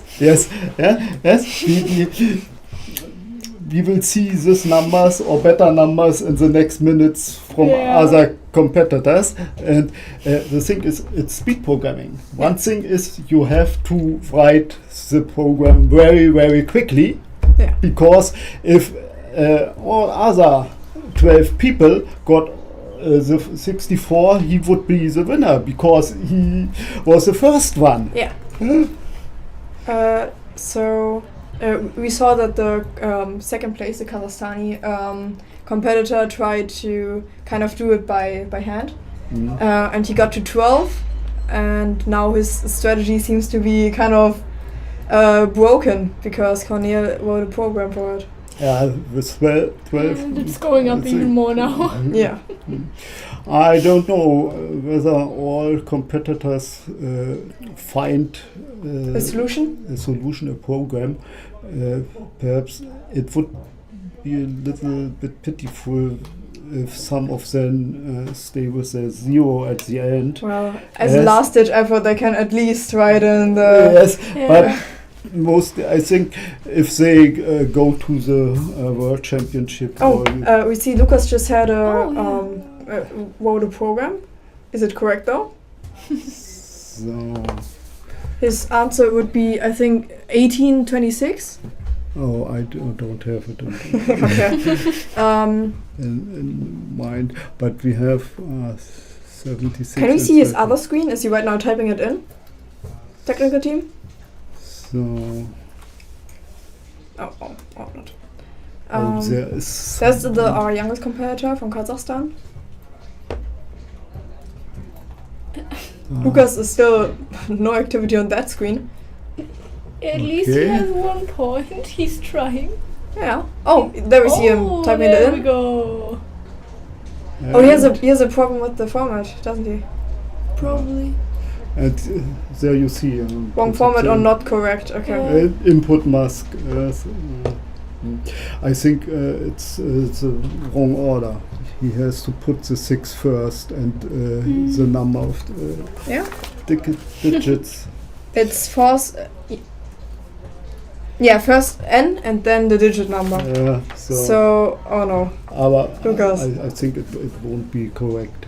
It's the number and not the number of digits. We see our second place, a Kazakhstani competitor. He got to 13 again. I think he's still trying to do it per. Oh, he just moved up the score. Oh yeah.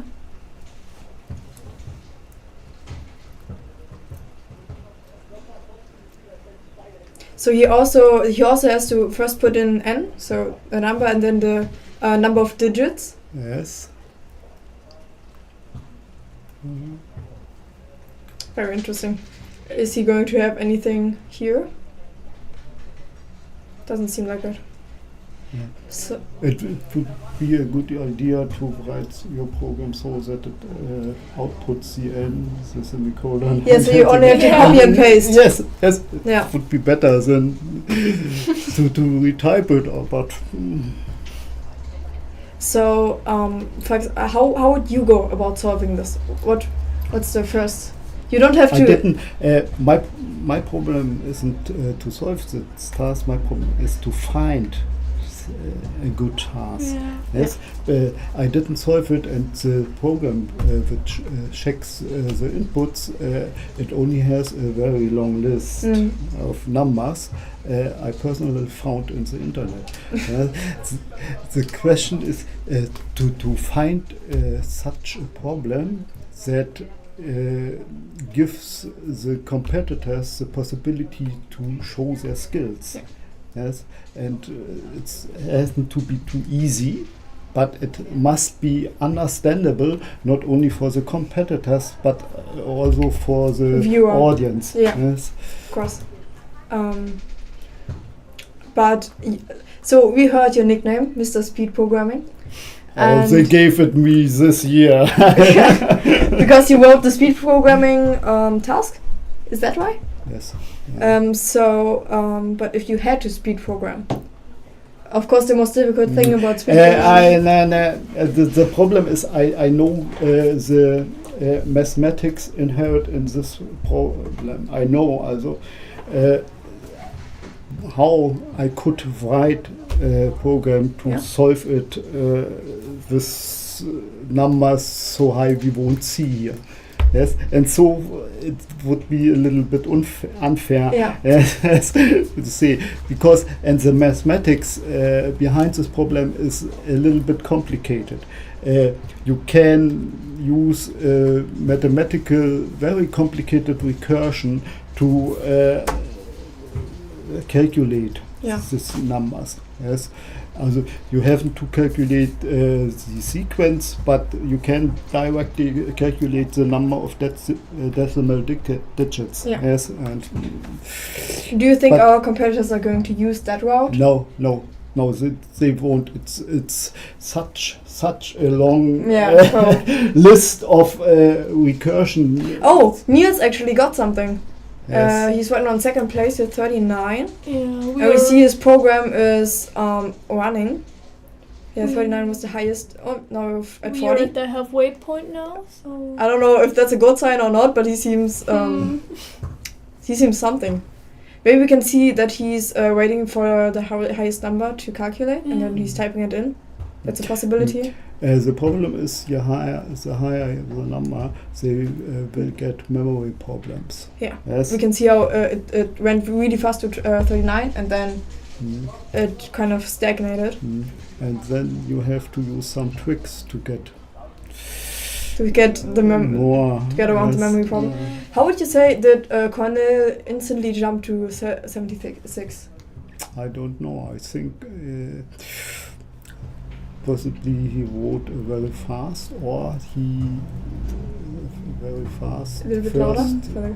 Maybe he wrote it down already and then copied it over.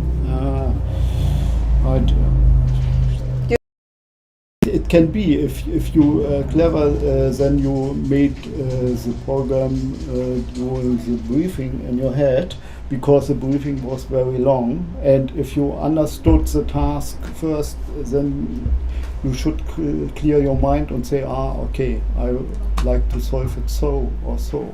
Yeah. We see our third place is trying for 15 right now, but it's not correct, apparently. Could you? I'm a little bit wondering why so little of the competitors has some results, because the brute force version of the program is very, very easy to write, I think. Yes, you have to build some byte arrays and to put in 1, 2, and 3, and then you have to see how long the array is, and so how and he is it a we get the argument you memory, because you so how did you come with the program you just think until the 80s? Lily isn't here. Yes. So perhaps I don't know. Niels jumped to 44. The same program, you just rated a bit because the memory takes so long. I think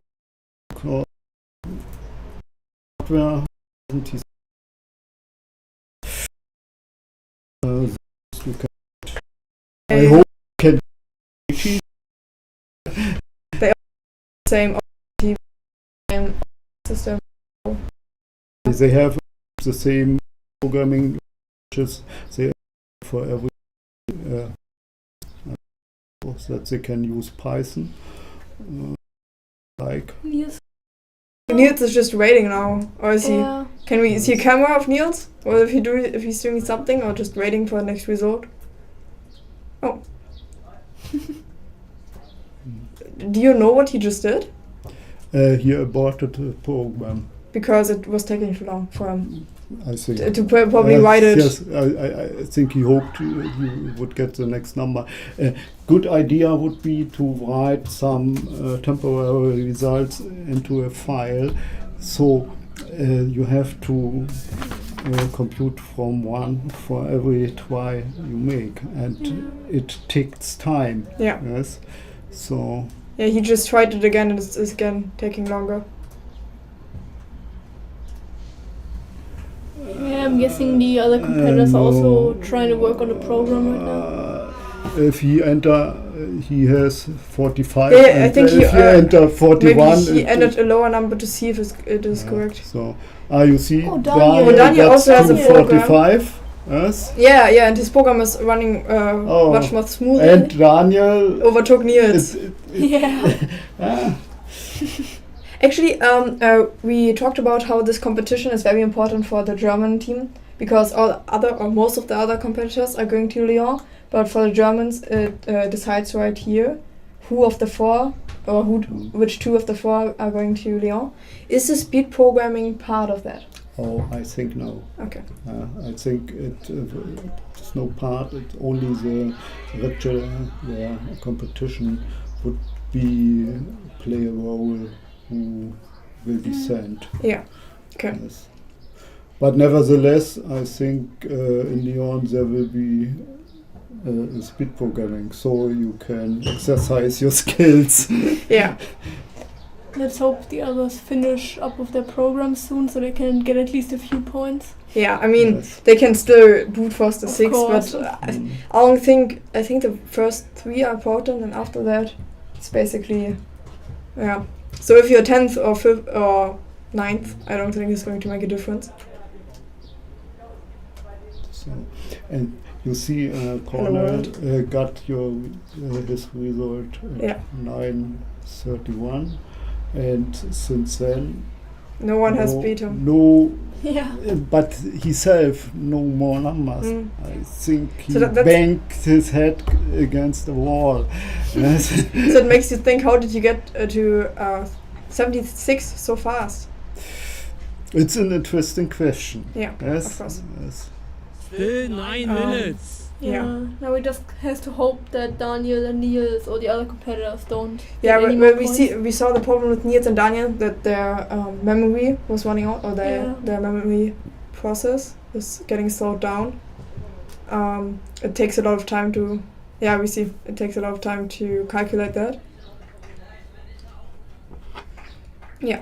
Is there anything else you can? Oh, he actually has a number of 50, or he has 79. If that is correct, he could have 79. No, you just saw the numbers here, and maybe it's wrong. But in local 3, he had a number up to 79, and Cornell just beat his own high score with 77. Okay. So it's probably taking him a long time to calculate calculate anything over 76. Yeah, but so far it looks good for him. Yeah, of course, he has a huge lead, but that could come down really fast in speed programming. Actually, okay. So I think Niels is still having memory problems. He's still at 45. He have nearly 8 minutes to optimize his program a little bit to solve it. Yeah. So we saw a lot of competitors type in the given solution in the first few seconds, so they at least have something down, but some people waited. It's a little bit. Yeah. You can see you can enter 4 directly and in the example and. But this problem we have every year, right? Hungary, input this one to get some points. Yeah, he's still at 77. Oh, Daniel got a higher number. Okay. Yes, Daniel. Can you switch to Daniel, please? Yeah, it would be interesting to see what he's doing right now. We saw that he got numbers over 50, And he had some numbers in the 70s, but I can only assume that they were wrong. That's why he's maybe aborting Yeah, that one. probably. He has 52 right now. So it's also a memory problem, like you said. Can you see what he's doing right now, or is it too small? No, it's too small. Yeah, he's moving pretty fast, but I guess that's what speed programming is all about.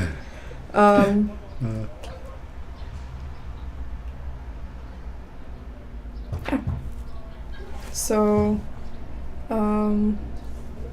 yeah, Niels is still in third with 45. Actually, they only have 6 minutes left, so it's entirely possible that Cornel will be the winner. Yeah. I think it's most likely. Because I don't think that the other two will bring the difference of 20. It's very, very, very. Or maybe they're going to have an epiphany and suddenly, have the perfect program. So, you predicted that we're going to be in the 80s. Do you think Cornel is getting there? Hopefully, but if it's not total the 80s, then okay. Yeah, he's still it depends a little bit on the hardware. If you have, I tried it at home, and I think my computer has a little bit more memory, and so it's. But it could be the cutoff is at 77 memory-wise, or maybe. It could be, but if he optimizes, then it could be a little bit more. But it depends if he has to restart the program and to run it from start again. Yeah. It costs time. Yes. Yeah, we see your fourth place, trying to get some numbers. Do you think... Okay. I didn't have enough time to read all that. Yeah. Actually, do you think Cornel has a chance of getting something higher? Because you predicted that it could be the memory cutoff, but is it possible? It is possible, yes. You can use... But it's possible, but there's not enough time. You can use not a byte for a number. You have only 1, 2, and 3. 2 bits are enough to store it, but that's a little bit complicated. Lucas is still entering it in the wrong order. He's, but maybe he'll realize it's Is he copying it? Because if he's copying it, that could be big. Yes, but that isn't the task. He have to not to enter the number, but the number of tickets, and that's not the number. But doesn't he have to enter both? No. No? No, he has to enter the N and the number. Cornel got another one. Yeah, Cornel got one higher. Yeah, 78. Since he was at 76, he got like one score higher every few minutes because the memory problem again. So it's possible that he still gets the 80 points. I have to look of the result program if he enters these numbers. Yeah, sure. Hopefully it won't crash. Yeah, then run fast. I think he's about to. That's a good decision. We will see. Okay, I think it's winner. Yeah. Yeah, so in this competition we saw how the participants first, of course, entered the given examples. We had he took the paper with him. Anyways, we had examples up to 6. That's why we have 3 people who have the score 6 because they entered the examples given. After that, Cornel really quickly jumped to 76. It was he was the first, and he stayed in the lead ever since. And every few minutes, it generates a new score. But the problem we talked about a lot is that the memory of these computers are a bit slow. That's also Niels' problem. He went to 42 also relatively quickly, but he didn't get much further. Because again, his memory had problems. Actually, wanted to ask Mr. Steinfeld how you could write a program that doesn't put that much pressure on the memory. but he has to save. He has to save the website. Can right you now. got another one? Yeah, Let's 29. hope. 79. Maybe he can get in the 80s. Yes. Maybe he can, actually. But I think it's pretty clear who's going to win. And Daniel and Niels. No, they're in different categories. I think Daniel is in skill 8, and I think Niels is in skill. No, is he also in skill 8? Probably. I don't know. But we also talked about how the German competitor who wins or has the higher ranking in this competition is overall competition is going to Lyon, because we have 2 competitors from for skill 8 and 2 for skill 9. 79 is now the score from Yeah. Hungary. So it's really important for them, for the rest of them. Very, very Oh yeah, high. we see how he's looking at his memory consumption. One more minute. Can Connie reach 80? That's the question, but I don't think we only see one screen, but I don't know if he's still letting the program run or if he's satisfied with his lead right now. No, he's still letting it run. 30 It's seconds. more than one. Yeah, we have 30 seconds left. And I billions. think this is going to be the end result, unless someone does a last-ditch effort. 14 seconds. Actually, was Croatia always at 10, 8? Wasn't 9, 6 of you? 8, 7, Was it 6, Yeah, they just 5, jumped to 8. 4, 3, Yeah. 2. So yeah, he's already. There we It's go. over. 5 seconds. Maybe he'll explain how he got. And we're And done. the winner! The winner is So Cornelius the- Stefan from Hungary! The results are out.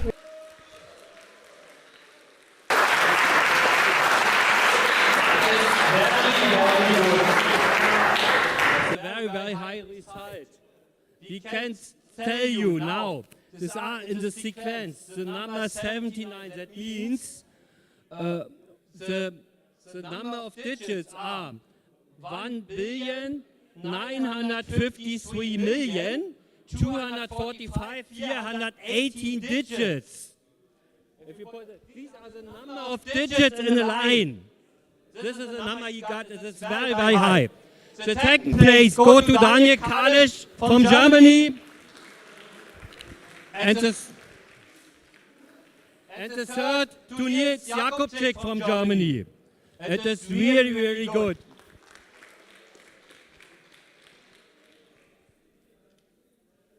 Now we will stop for around 30 minutes. At 2 p.m. we start another special competition. We start the Hungarian speed test.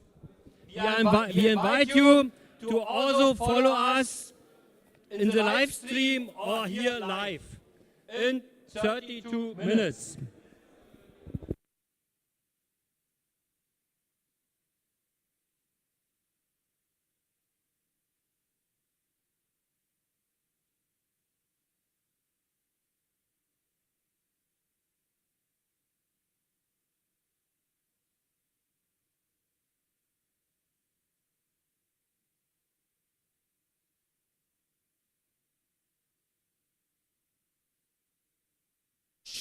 In 30 minutes, the next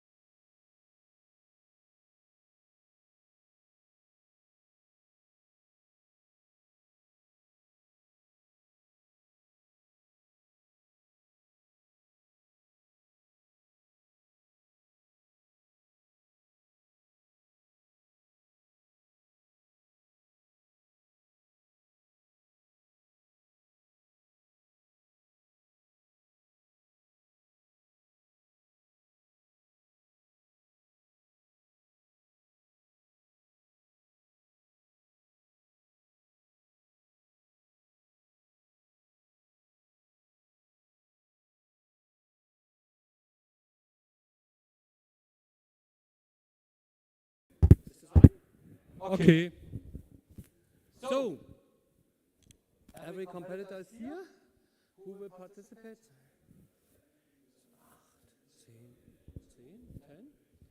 10 is correct. Okay.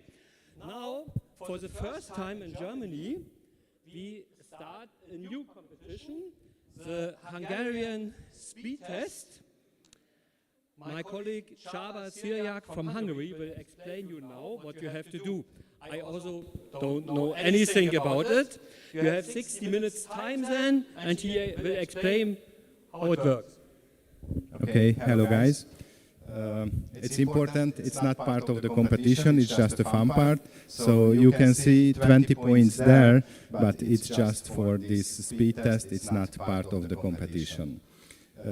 As you see, your heads are there, and 15 or 16 tasks will be. So sometimes they are 1 point, or sometimes they are 2 points. We will do together the first one. It's a 0 point. It's a very simple task. When you go to your computer, everywhere is a browser opened, and we will give a secret to you. You can log in, and after that you can read all of the tasks. They are very short, and you will get inputs in a JSON array, and you have to give back a JSON array to this website. So you can use any kind of language what you want. It's up to you. You just copy the JSON input to your code and try to figure out how can you solve that tasks. You just have a few minutes for a task, because in an hour, 15 tasks, 4 minutes for every. Cornell say we prefer the JavaScript or Python because it's very short and easy tasks. But so the recommendation is to use a language that natively supports JSON, because all the inputs, they can be quite huge, and the data structure is ever changing, and you have to read it and you have to output it. So my recommendation is to use JavaScript or Python, because both natively support, so you can copy the input and paste it into your code and it will work. That's why I'm recommending it. I don't know if JSON works in the way I worked, so could we have like 2 to 5 minutes, something around about 5 minutes, to test if we can read JSON? We will spend a few minutes with the first tasks. So while everybody do that, I can imagine just spend a few minutes to try how can you parse a JSON, how can you read it, but it's preferred to just copy to your code and do something with that. Okay, I think it's very simple, so if you have any question, just ask it, or any...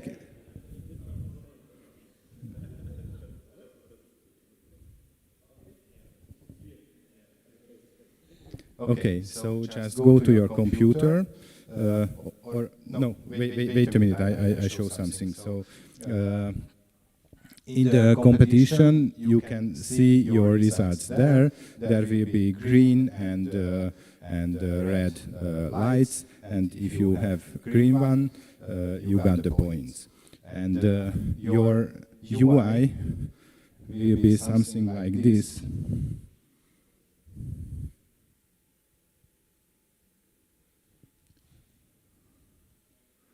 Okay, so after login, you will see this, and if you click to the tasks, you will get the description. The input is here. You can copy and paste it, and your output have to be copied here. We will solve this together after you sit to your computer to check everybody can use the UI. Everybody will get 0 point, and in other tasks, here will be the description, and here are the inputs, and you can paste your solution here, and after that, just click to the submit button. So please go to your computer and try to log in.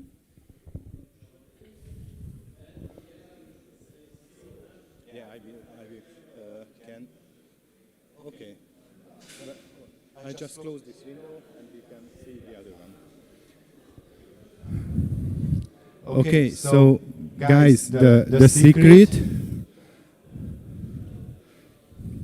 Please, your secret is your family name with lowercase, and don't use any special characters, just the English ones, and I hope we know everybody family name. Small characters. Okay. If you logged in, just read the first one, the 01, the example square, and try to figure out what.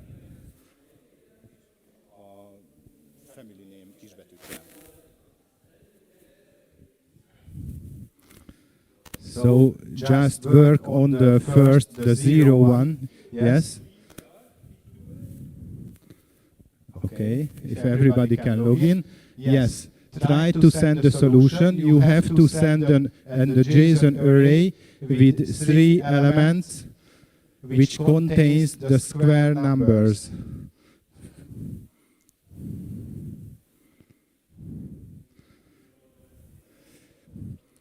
As I see, 5 competitor can send a wrong answer, but try to fix it and try to send the right one. You just have to send back the answers, not the structure. It just contains simple numbers. Numbers in an array. So you don't need that structure. Don't need the n, just the numbers in an array. The format is simple numbers, the outputs. In an array. Yeah. But you have 3 inputs, so you have to square all of them. 1, 4, 9, and write not.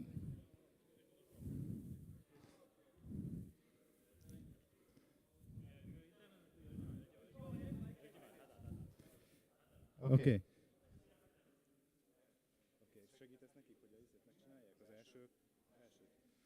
Okay. The format is simple numbers, so you can figure it out in your head. Just write an array there, a simple array with the and 1 1 4 9. Yes, correct.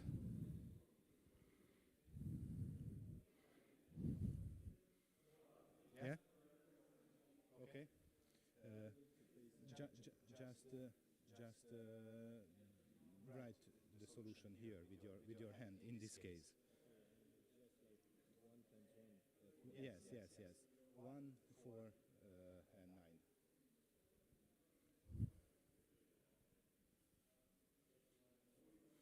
9. Okay.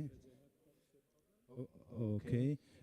The format is a simple number output, so you just need an array which contains numbers. Every time you have to give this. Okay, yes. The input has names in a JSON because sometimes you will get more inputs. Okay. Lucas, where is Lucas? Okay. In the solution, you don't have to use the object. Just the simple answer is the numbers 1, 4, and 9 in an array.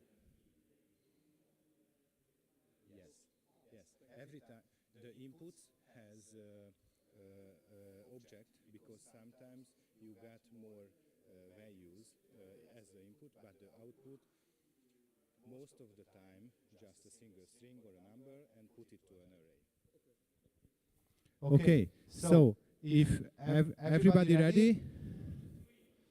Okay, Then start the competition. Okay.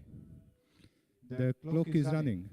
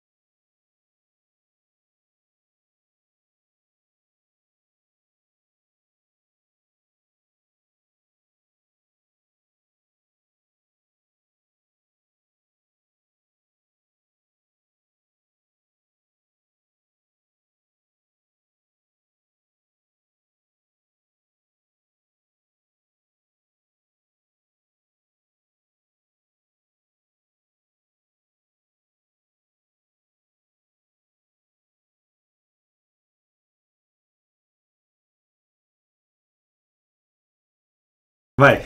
Because there was Sind wir some live? explaining Also stuff. reden? Nein, man hört uns nicht. Also ich habe ja Okay, gerade offen. okay. Jetzt. Ihr seid jetzt live. Okay, so. Welcome. Welcome. We have the winner of the Speed speed of the- programming here. Yeah. So, do you want to talk? Do you know what the task is? Yeah, actually, I've seen them before. That's why I'm not participating right now. I heard it's a Hungarian speed. Yeah, so it was created for our national competition for a speed contest at the end. It was the whole point for this was that it looks very good on the screen because you can see everyone where they are, that how many points they have. So yeah, I think it's a very fun part. Yeah. Is that the task explanation? Because I don't know why the team has it open right now. So there are 15 tasks, each have a different point, and each task is a different task. So they each have a detailed explanation how you should do it. Well, what you should do, actually not how to do it, but like vague instructions what you should do. And there are examples to check if you understand it correctly. And then there are one big text. It's a kind of structured data that every competitor has to copy in, write a solution, and then they have to paste the results back, and they will get a red mark if they didn't get it quite right, or they get a green one if they get it right. So right now Niels is in the lead, or no, actually the Liechtenstein competitor. Yeah. So I went through the competitors and everyone is using a different tool, but this is an interesting competition, this format, because it requires to use tools that are well, I'm going to say easily iterated, but I shouldn't say it like that. I'm going to say that you should use a tool that's fast. Not fast in the way that it runs fast, but in a way that it is easy for you to write, because there are 15 tasks. You have an hour, so you do the math. I don't want to do it. I was told to never do maths on live camera. Very important. But like it's not much time. So 1 hour is enough time for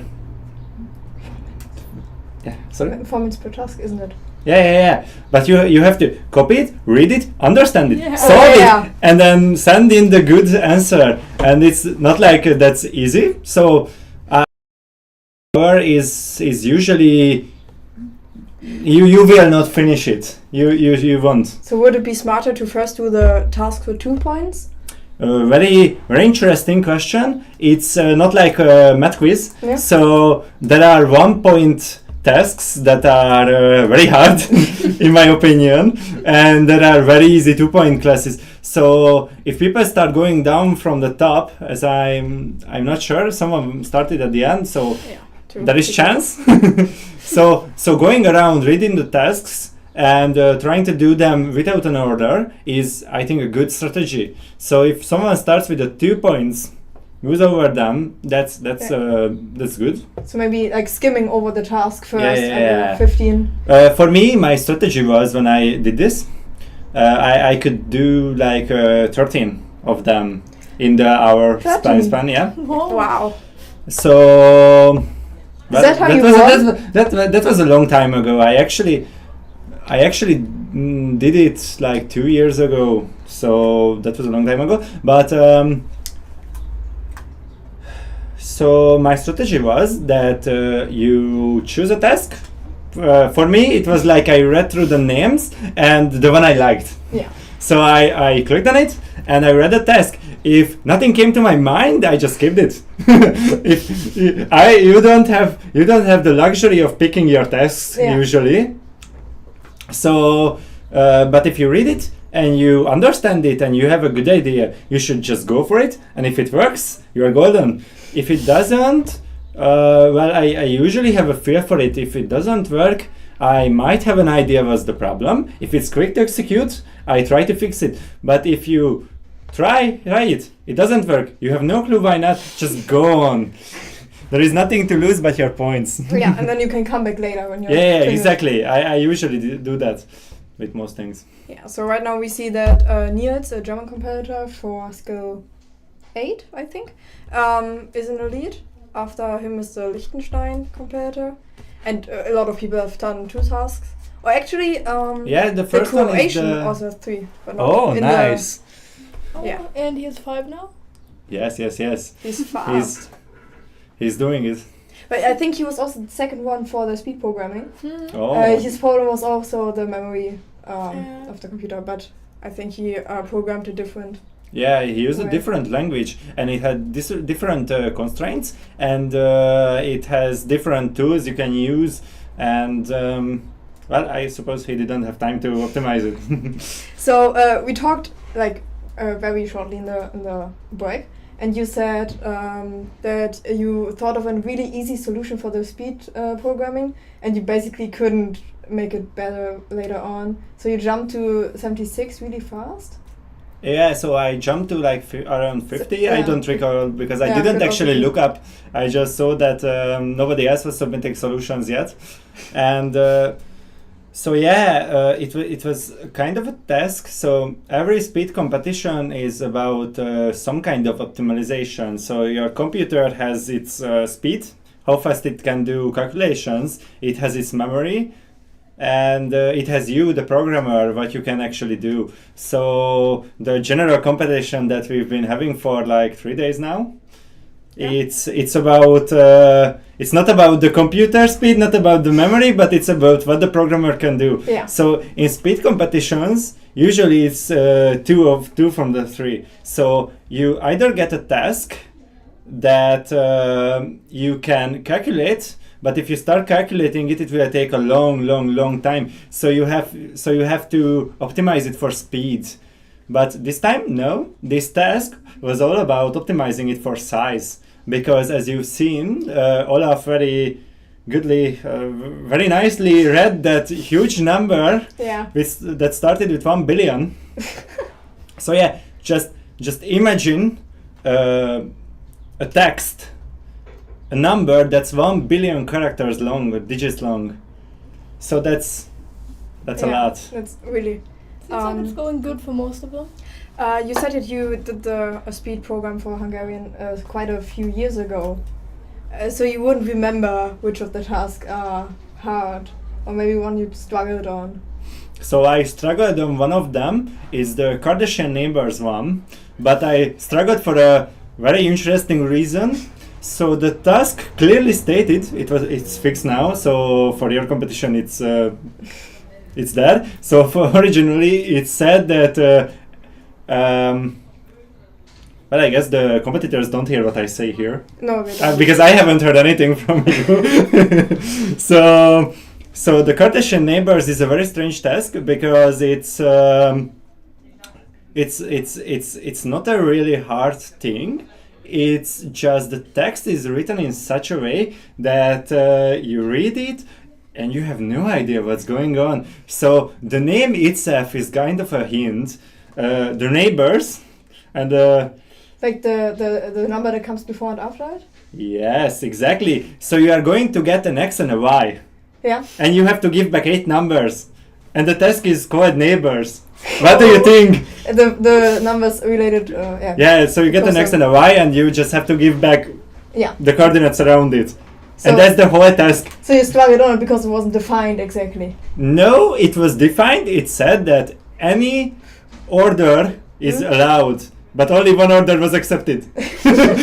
So now it says in which direction you have to go. Yeah. So I struggled it because I was there and I was looking at it.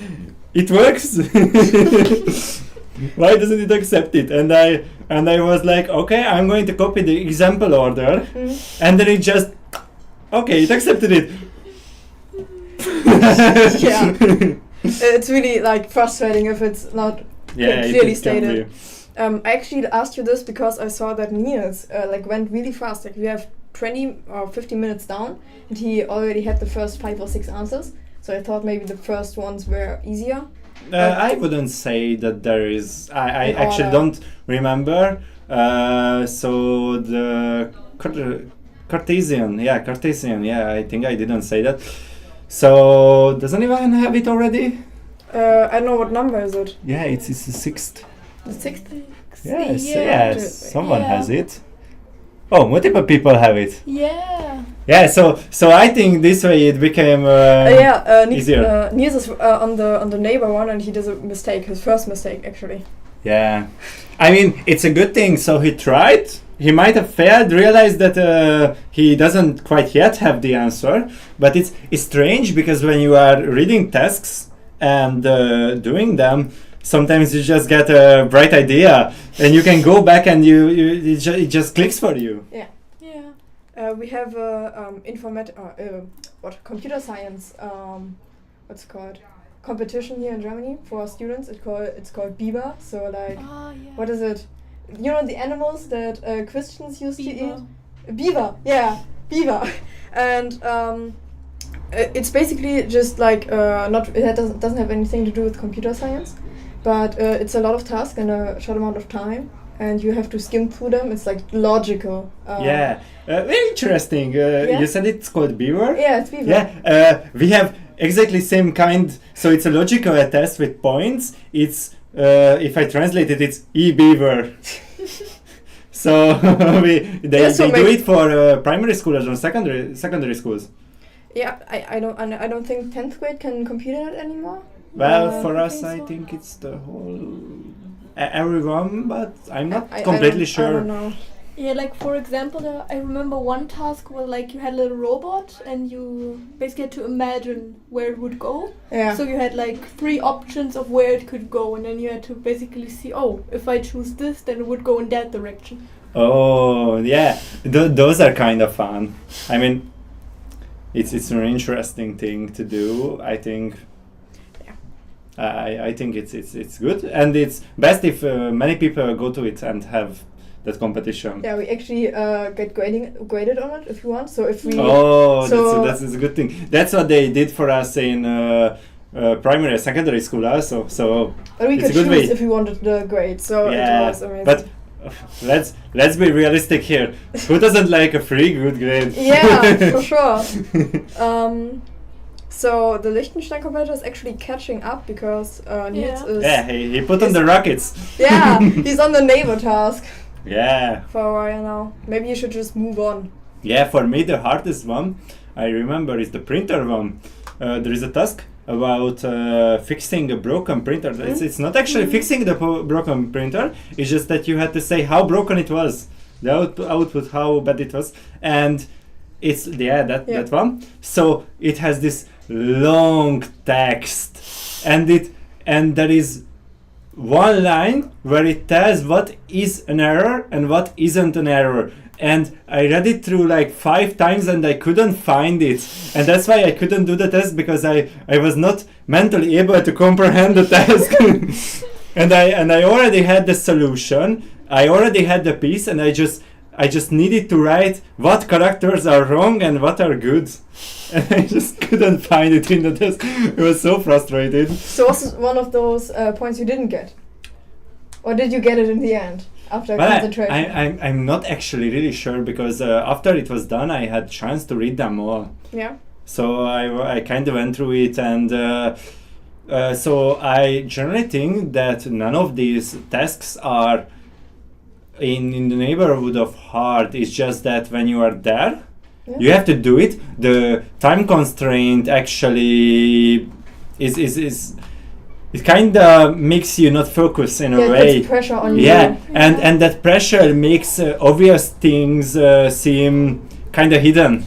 Yeah. And that's why it's so strange when you mix time constraint, very strong time constraint, with very hard, tough texts. So is it the same problem for the sessions we've had, because that you have very little time to do these tasks? I would say that in that situation, because we have a briefing session, then we have 15 minutes to think about it and write our notes like a Stone Age man. It's different, because everyone can come up with a game plan. You are not supposed to do the whole task in the session, so you actually make a plan what you are going to do, what you are not going to do, and maybe set boundaries for yourself. So I'm not sure if I can do this, but if I can get it done in 15 minutes, then I will get it done in 15 minutes. So yeah, there you have time, you can think the whole thing through, and you will have solutions. You are not going to do the program with a mentality that, okay, I don't know what will come, and I will have to make up an answer how to do it. No, So here, you read it, and that's the first time you've seen it. And you have to instantly Yeah. start for. You have to think it through, and the answers are usually obvious, given enough time. Yeah, sure. But there is always a roundabout way to make it. Most probably the ones that have fewer points right now, they either are setting up, because the first is the hardest always, because you have to get the flow, how you can make it pass through, but also that you get used to it, that it's time constrained, and I think that after like 10 minutes your brain really gets into the speed, and you also start to make it faster. So we will see. Maybe there will be all greens at the end of it. It's only 1/3 of the time. Yeah. They still have 40 minutes left. It seems like Niels is halfway done, maybe? Yeah, he's doing amazing. Yeah. So in the big competition with the sessions, you really go in with a game plan, and on the paper you can already see the hard parts, and you have time to prepare for them mentally, and well, for me in heart also that I actually have to do it somehow. We have to manage this. Yeah, we actually saw you almost not using the internet computer. Everyone else used it once or I twice. haven't gone to the internet. No? No. Did you have any problems with the sessions? Well, I had one strange issue where I was the only one using MySQL database. Everyone else was using Microsoft SQL. Yeah. And I just realized I said SQL, and my roommate is going to be laughing about that.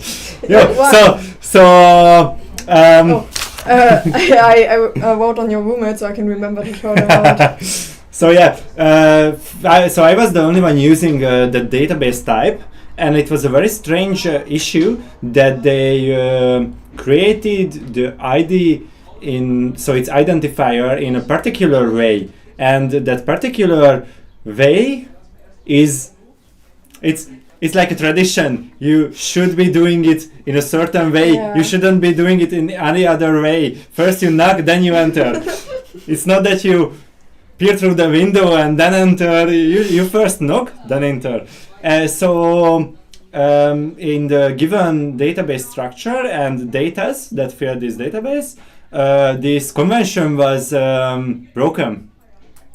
And the tool I used was, and it still is, so it recognized that, okay, this is the convention, I can see the pattern, and I am expecting this convention to be followed, and the data didn't follow it. No. So my tool just kind of like exploded. And I had to go in and repair the database. So you had to fix it on your own because you had that had problems with servers and databases. It wasn't totally their fault, it wasn't my fault, it was the tool's fault that I used. Maybe if more people used that, then it would have been more obvious. Maybe they tried to fix it, but they just hold their hand up that it's not their fault. And I suppose. Niels is doing very well. He's doing amazing. Also just fixed, I think he had the 9th task wrong, and he fixed it. So there are 20 points in total. You said not every point, well, it's worth differently, but it's not based on how hard the question is, or the I'm task. not really sure. I'm not the one that actually wrote this. Okay. Yeah. So true. I've heard that when I first did it, that these questions were already in my expert's hand, and they've been tried before. So actually we've talked with the other experts a bit about how they've trained for this competition, or for the competition in Lyon. How do you train? Well, I don't, I'm just good, no. Training is important. It's the hardest part with training is that you actually have to make time for it, and you actually have to follow up on it. And because I live in a different city, like 2-3 hours away from my expert, it's a bit of a give and take. So usually I train on my own, so that gives me kind of flexibility with it. But in the meantime, I juggle with a lot of other things, and so it's a tough bag. But this summer, it's all going to be about training. So yeah, this is why this competition is very nice for everyone that actually goes to WorldSkills after this. For you, this is the qualifier for it. So yeah, but I think that foreigner competitors are mostly the ones that will actually go to WorldSkills. And unlike our own national competition, this is very much like the WorldSkills. Yeah, so ours is a bit lighter, I should say. My expert's approach or opinion in this topic is that he will not select with the same criteria that the WorldSkills has. He selects with his own criteria, because then he can select someone that is able to grow up to the WorldSkills. So you can guide someone to be better to win. Yes, and it's hard to actually select for the WorldSkills with the WorldSkills criteria, because how shall I put it? It's not an orthodox choice. So many young people and everyone into informatics, they pick tools. It's like kind of, what bands do you like?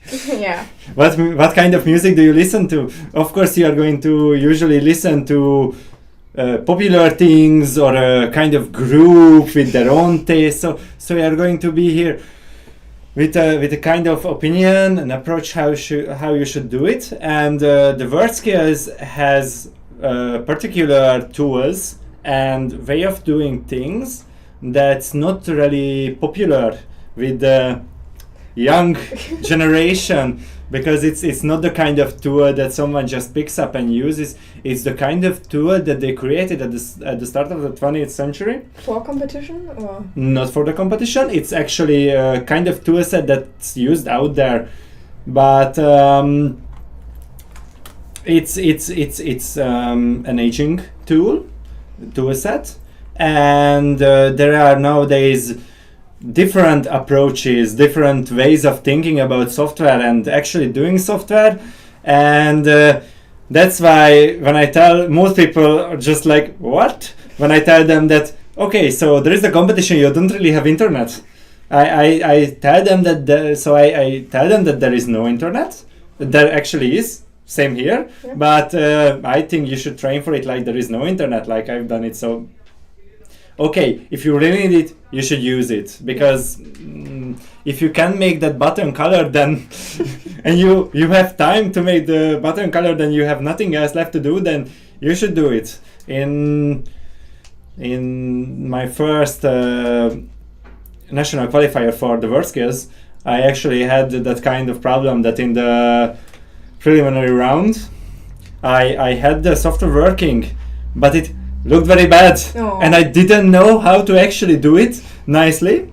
I picked the tool, but I couldn't read the documentation for it. So I started doing that. I was close to the internet computer, that I opened the page, stood up, went to the computer, looked at the style, stood up, went back, wrote it, stood up again, and I was like walking back and forth between the internet computer and my own computer.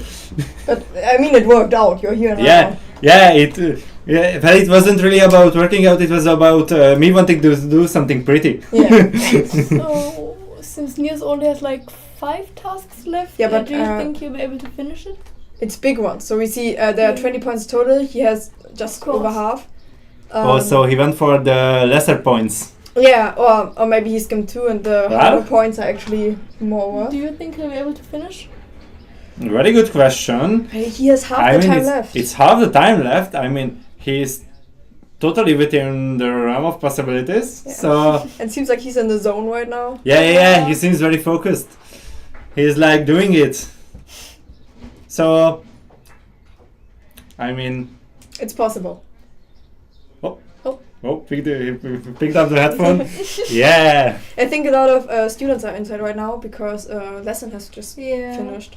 Oh, I see. Yeah, sometimes I do realize that there are some quieter times, and then sometimes there was just a lot of noise. Yeah, we have a few computer science classes, and when they don't know what to do, they just come here, look at it. I mean, I would do the same thing if my school had this. Yeah. So. Yeah, I hope he will finish it. Yeah. That would be amazing. A very important question. Yes. Cats or dogs? Let me preface this. Okay. By saying that I'm a simple man. I ratings. So there are opportunities for each. And I would much rather say dogs because they aren't you that seem ones. like a dog person. Definitely. But I like cats too, so it's hard. Well, we always had dogs at our house. Cats not so much. Well, we always have cats because I live in a house with a garden, and it's an area with many houses with gardens, and so stray cats and half stray cats. So the kind of cats that they aren't really anyone's, but they just go around. Yeah. They're getting fed by everyone. Yeah. So sometimes they come, sometimes they go. In spring they are loud. Yeah. Yeah, no, because we talked with a lot of other people about it. And you asked this very important question. Yeah, it's very important. Are you keeping track? I am. No, because I just saw. We are going to get a report on that. So far, everyone said either cats or both, instead of you, of course. But he also said he likes cats. He just likes dogs better. Ah, yes. Then it seems I'm the first one to say dogs. No, I think Bjarne, the German competitor, was with the audio team. Oh, I see. Yeah, he's managing the stream. Yeah, off the hook. Yeah, but then we can just see text on the stream saying that he also likes dogs. Yeah. No, because Mr. Steinfeld, he's my computer science teacher, like I've mentioned many times before. Yes. And the entire task in the 10th grade is about his cats. So he has 2 cats, and we program the cats to do things, basically. So, and he also wears these funny cat shirts. Yeah. Where it's like that's cute. Yeah, and on every presentation there's his cat in the corner. I mean, if I had the chance to teach in a school and do this, because it would be my thing, I would totally wear shirts like that. So there are 2 kinds of informatics teachers. One wears shirts like me right now. And the other wears cool stuff. Yeah. So I would rather pick the cool stuff. But your homeroom teacher didn't wear a tiger shirt or anything. Let me think if she ever had that. A very good question. Yeah. I'm not totally certain. But yeah, it's the kind of questions where I'm like in my head that I should have a phone call and ask. Like in what's it called? Who's going to be a millionaire? Yeah. I'm going to use my phone call. I need help. Are you still in contact with your homeroom teacher? Yeah, sometimes we talk. She's very interested in the whole word skills things and that, so I usually talk with her about these kinds of things. Yeah. My old school is really proud of me, so they like to read it, and sometimes I'm very, very genuinely surprised because once so my school has a website where they have accomplishments? Yes, too, but it's just like news board. Yeah. And they post competitions there. And once I looked it up, and they posted my accomplishment when I wasn't even at that school anymore. So I graduated, and then still I got put there. You're used as an exemplary student for the others. Well, in multiple ways. Example and sometimes bad example. Are you a bad student or why? Well, how do you define good student? Okay, so I didn't like to learn, but I was good at it. Yeah, so you had good grades, but you were disruptive. Yes. No. I tried my best not to disrupt the class, but I'm not going to say that it never happened. So right now we're like at a little bit under the halfway mark. Yes. And I think the average is maybe around 5 or 6. I mean, Niels is pulling the average real hard right now. Yeah. So, yeah. Well, he's still sitting on 11 points, so Yeah. he found himself a tough nut to crack. Yeah. But also the not Lithuanian, Liechtenstein. What's Liechtenstein in English? It's the same. Liechtenstein? Yeah, I think it's the same in Hungarian also. Yeah, it is. So the Liechtenstein competitor is also at 8 has been at 8 for a while now. Everyone else is moving up. Yeah, I think the Croatian competitor has a harder time because the tool he uses is not really meant for it. Is it compatible? It's very hard. Theoretically, it could be compatible. But Yeah, he makes it work. Yeah. You can see he's doing it. It's just something I wouldn't actually do myself because it pains me. So you can see that first line that looks very interesting, and you see at the bottom that it has a very long slider. Yeah, that's not something I want to see in my nightmares. So what's called? What is he using? What's it called? So he is using the Visual Studio to create C# code, and that's the language the whole Scale 9 uses. So in Scale 9, if I recall correctly, maybe one of the competitors is using Android Studio to create the mobile app. But most of the competitors, I think, use C# for everything. So it's our jack of all trades, master of none. Yeah, that's how the saying goes, isn't it? Yeah. So actually interesting. Everybody has the second, or I guess the first real, what's it called? A task, except for Daniel. So maybe he has some specific problems. Is there? Yeah, maybe he tried it and he had some issues with it, and then he just gave up and went on. And that's well, he didn't submit a problematic one.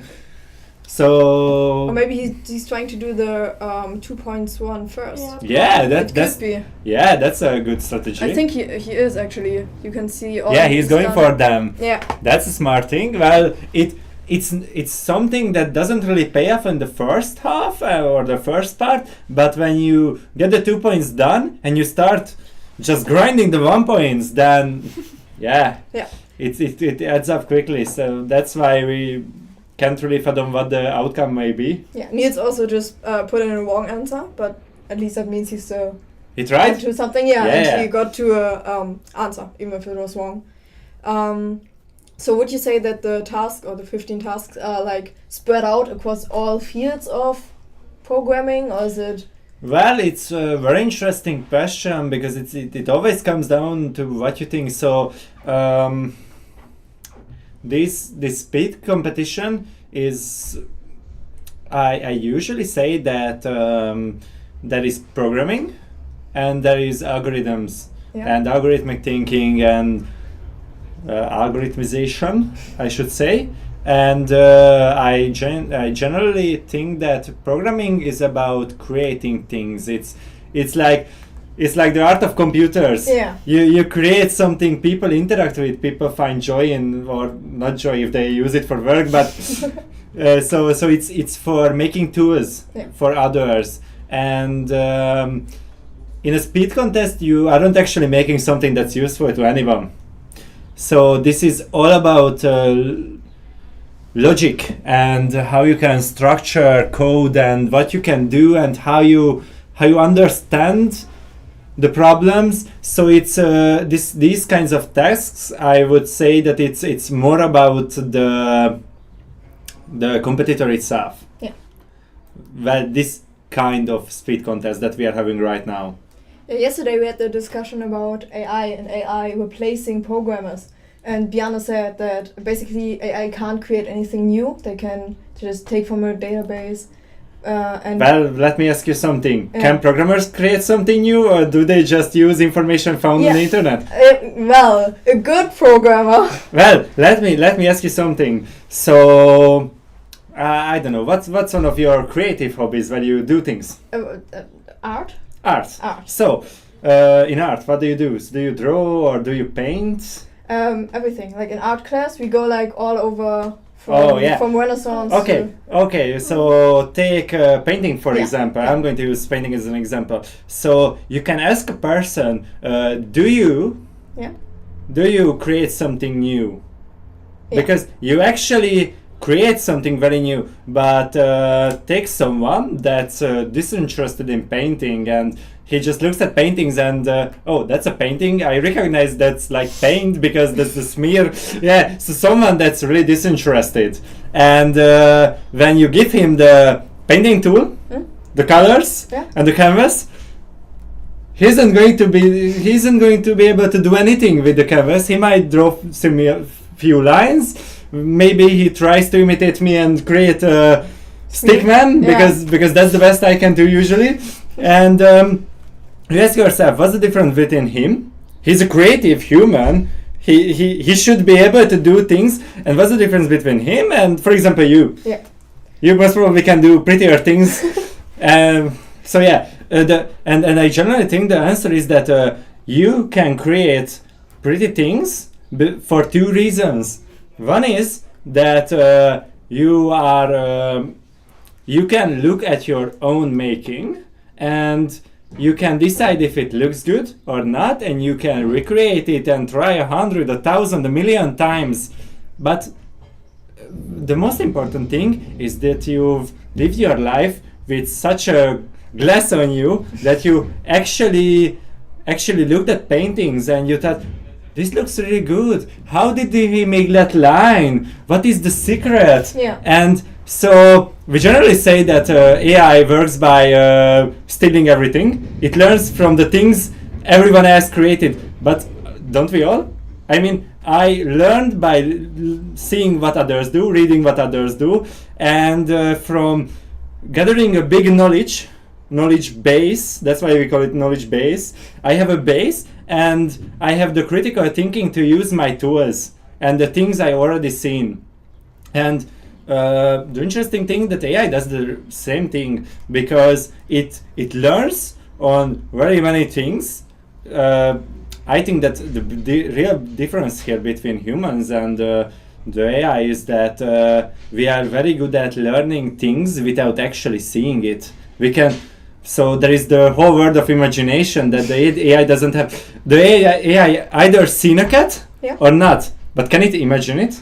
Can it train itself on imaginary things? No, but if we started talking about animals that don't exist, we could create a whole world with its own rules and logics, and that's the kind of advantage we have.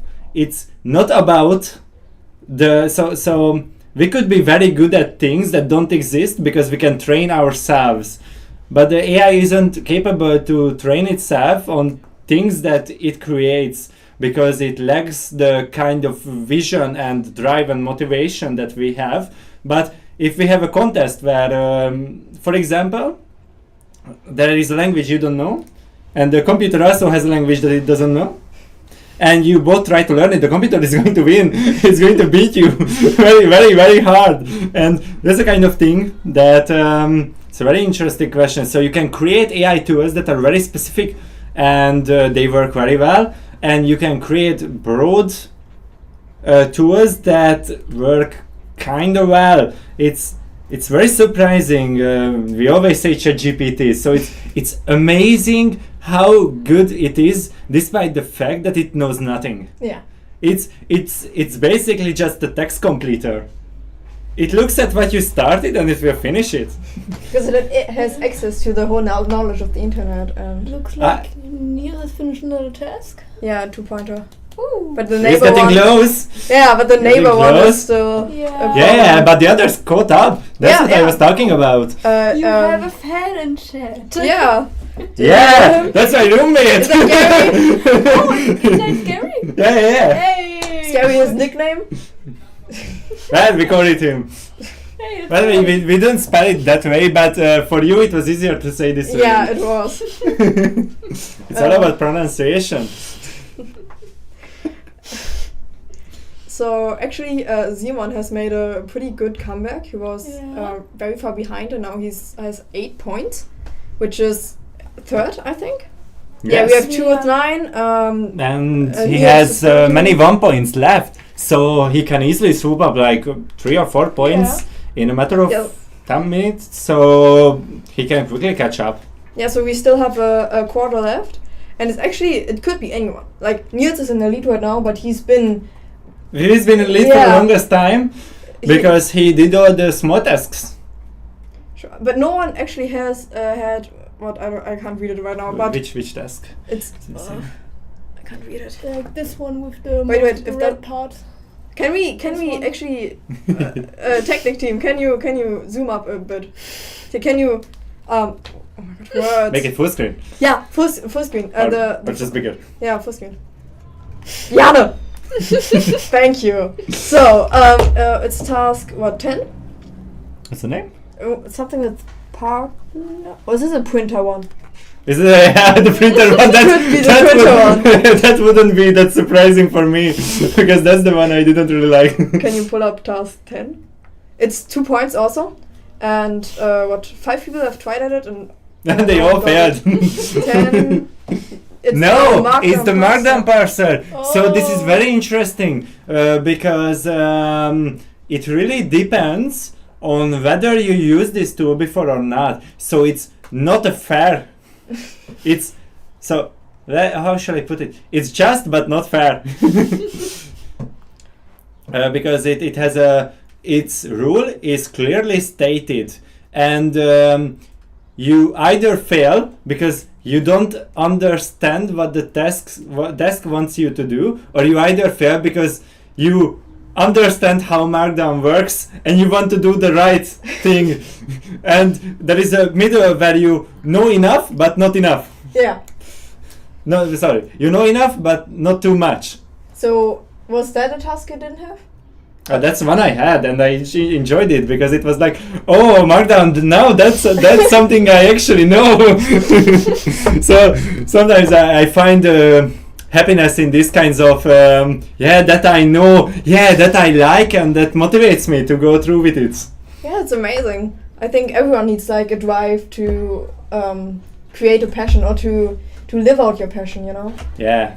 Especially with a competition like this or these ones, because it's you have very limited time, and if you get into a bad mentality that it doesn't work, you have to find something that picks you up from the curbs. On the very first day, we talked about how the first session was supposed to be a little bit easier. Well, I think it was the hardest. Really? Yeah, the first two were the hardest. It came down to that it was a kind of task that didn't really require much imagination, it didn't require much precision, it didn't require much thinking in general. So it was like a kind of task that, okay, here's a huge task. Every part of it is easy, but and so I think the idea behind it was that okay, it's an easier task, everyone can do it, they will feel good. Instead, no one could do the whole thing, everyone died and everyone was like slipping around on the ice and no one actually really liked it. But I'm not going to say no one actually really liked it. I didn't talk with everyone and ask them specifically. So in my personal opinion is that I didn't really like the first session for Skill 9 because it was for me it was a bit mind-numbing. It was something that required precision, repetition, and just generally being good with the tool. And for me, the training is going to be about exactly this part. Oh, that's why you don't train. Oh, why don't want to train?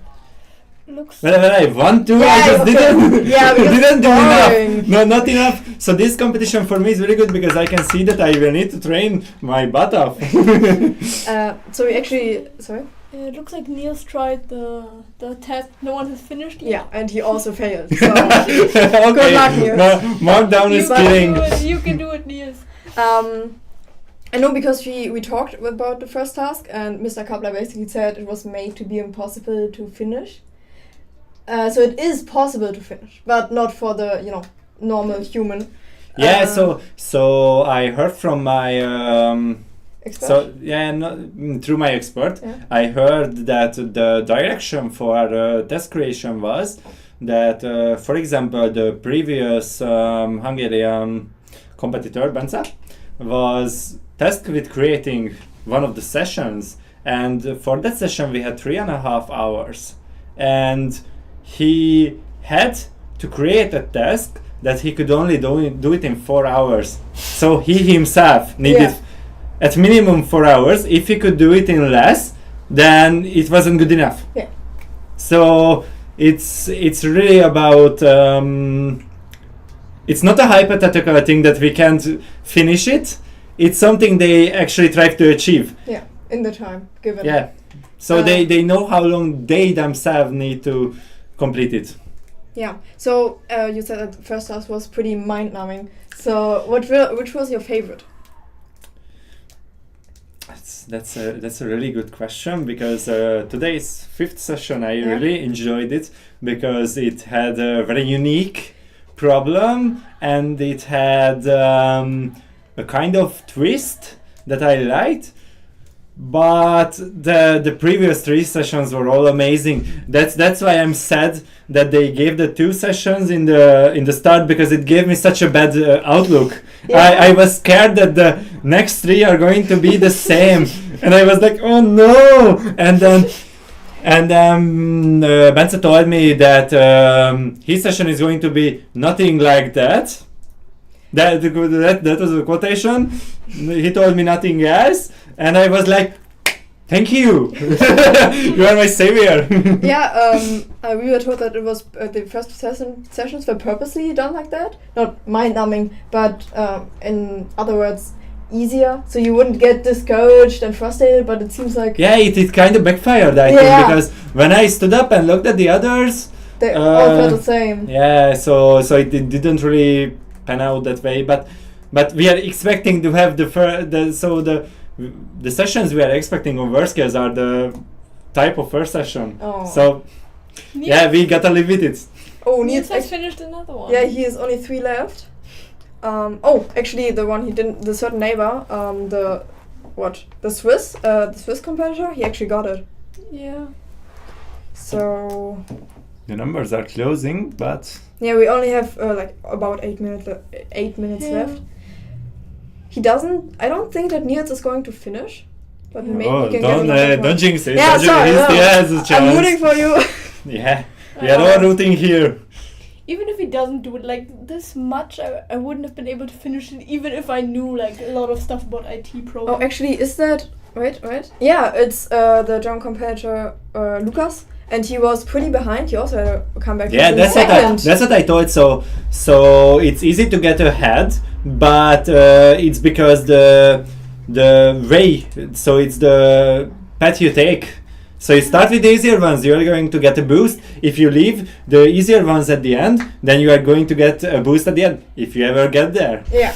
So it's very interesting. If I remember, I too started with the harder tasks. So at the end, it was for me that I just ticked out the easier ones. Niels tried at the last task and failed, but... That means maybe he just missed a column? At least he tried every single one, so... That's kind of completion. Well, he's very close to it. He has 3 tasks remaining. He's done 12. So he has 2 minutes. If he does another one, then he is going to have 13. That's like the. So if I remember correctly, 13 is the thing that the best we could do. 13 points or 13 tasks? Tasks. Okay. Sorry, I said the number at the start when I got here, and that was tasks, not points. No, I think you said tasks. Yeah, so maybe he will get it. Yeah. It's hard because you remember he had almost half the points at 30 minutes, and for the last 25 minutes he was doing these 4 tasks. Yeah. And it's very hard. That's why I like to start with the harder ones, because when you are at the end, you have most of the test, you don't have anywhere to run, and it kind of just bugs you down that, okay, I can do this, and you are starting to hear yourself saying that, and that's very, very bad. You need a clean mind to actually focus, and if you hear yourself saying that, okay, this doesn't work, you just have to go and do something that actually works. Yeah. So for me, it's very strange, because I sometimes have that too. He's done it. Oh yes! Yes. Yes. So he's starting too. No, 5 minutes, easy. Just take it home. 2 more tasks. Oh yeah, so I think he has probably the most chance with a certain neighbor one, because, well, it just, no one has got. In my eyes, he's already a winner. Of course. I mean, we talked about with the Finnish expert, everyone is a winner. Yeah, everyone is a winner, and not only because you're all competing here, but the experience. Yes, this is a very nice event. For many people, or for many competitors, it's the first international competition. Yeah. Like For me also. Yeah, like you said, as a preparation for Lyon. Again. Yeah. Oh, yes. So you definitely take something with you. So far, only one person has finished this task. The printer one? The certain neighbor unit, mean? Yeah. Yeah, the Swiss one, we talked about that. Oh, no one actually figured out that. So sorry. a certain Swiss, the Swiss competitor figured out a certain neighbor one, but the parse, you said that it's a very specific task. You have to have very specific knowledge for that or something. Most programmers use Markdown, just not this way.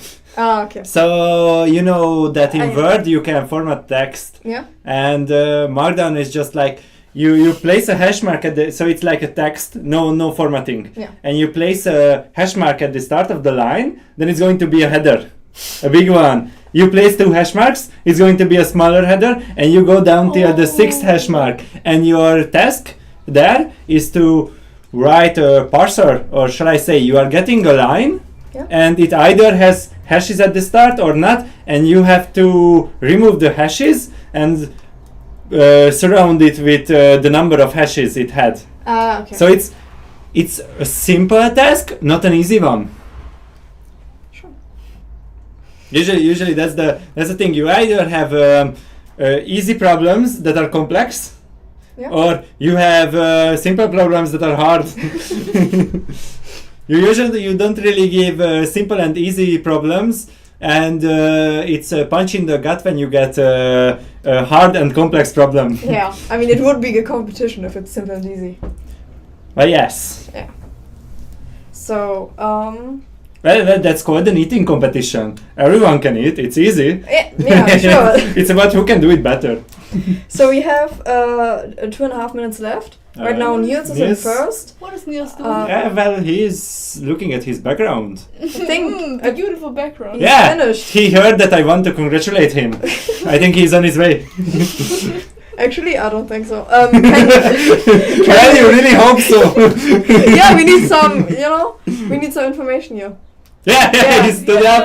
Oh, does he have the plushie? Last year someone... little octopus. Yeah. Oh, nice. Was it over? So he's already leaving. Well, I kind of hope now that someone overtakes him. Just That would be very funny, but I think that's he has a far lead. That's a long way to go. Yeah, 2 minutes. And so right now, Lukas, also German competitors in second But place. for second place, there is a big competition. It's like watching Formula 1. It takes a long time, but they are close to each other. So we have 2 people at 9 points and 2 at 8, and if the 8 and 1 at 10. Yeah, 1 at 10. Yeah. But if the 1 at 8 and 9 get a task done, like a 2 or 1 point task, they could also jump to 10. Yes, so it's anything is feasible. Yeah. So this is the last minute. Unlike the other competition sessions, here there is nothing you need to do at the end, so everyone can blast till time's up. So anyone can send in a good solution at like 1 second remaining. Yeah. So last minute now. I actually don't know. Would you say that getting a lot of points here, what does that mean for you as a programmer? Does it mean that you have a wide variety? I think if someone is is like doing absolutely maximum at this. Yeah. He easily takes it. Then he either trained for this, and that's an honorable thing, I should say.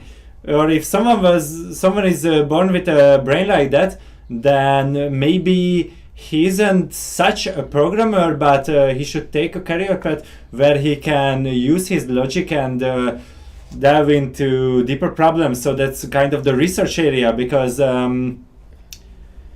we got 2 people at 10 points in the last few seconds. Yes, exactly. Yeah, the Korean competitor, Yeah. I think. Sorry, can you pull it up again? I can't see the flag. I don't want to say anything wrong. Piano, pull up the... Okay, it's over. I don't know who's at 10, but... So we got 2 second places. Yeah. Yeah, it was the Korean competitor. It's very nice. It was the Korean... He was a little bit earlier. With 10 points is Lukas Hadkorn from Germany at the third place is from Korea. Oh, that's a name. It's not Yongwon Kim from Korea. No, it was wrong.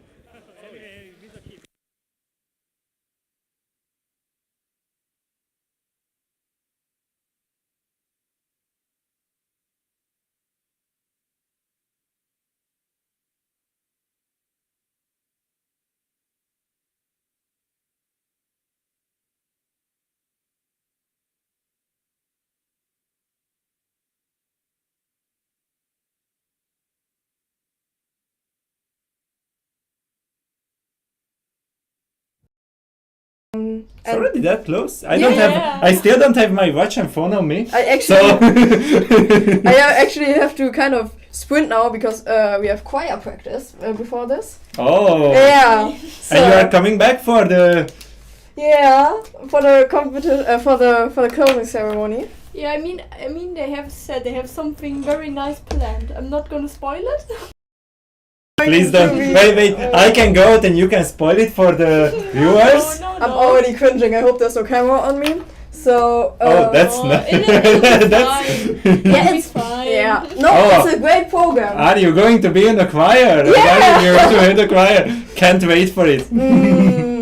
Okay, so I think actually is this that's the last time we're going to be what's it called? In the stream?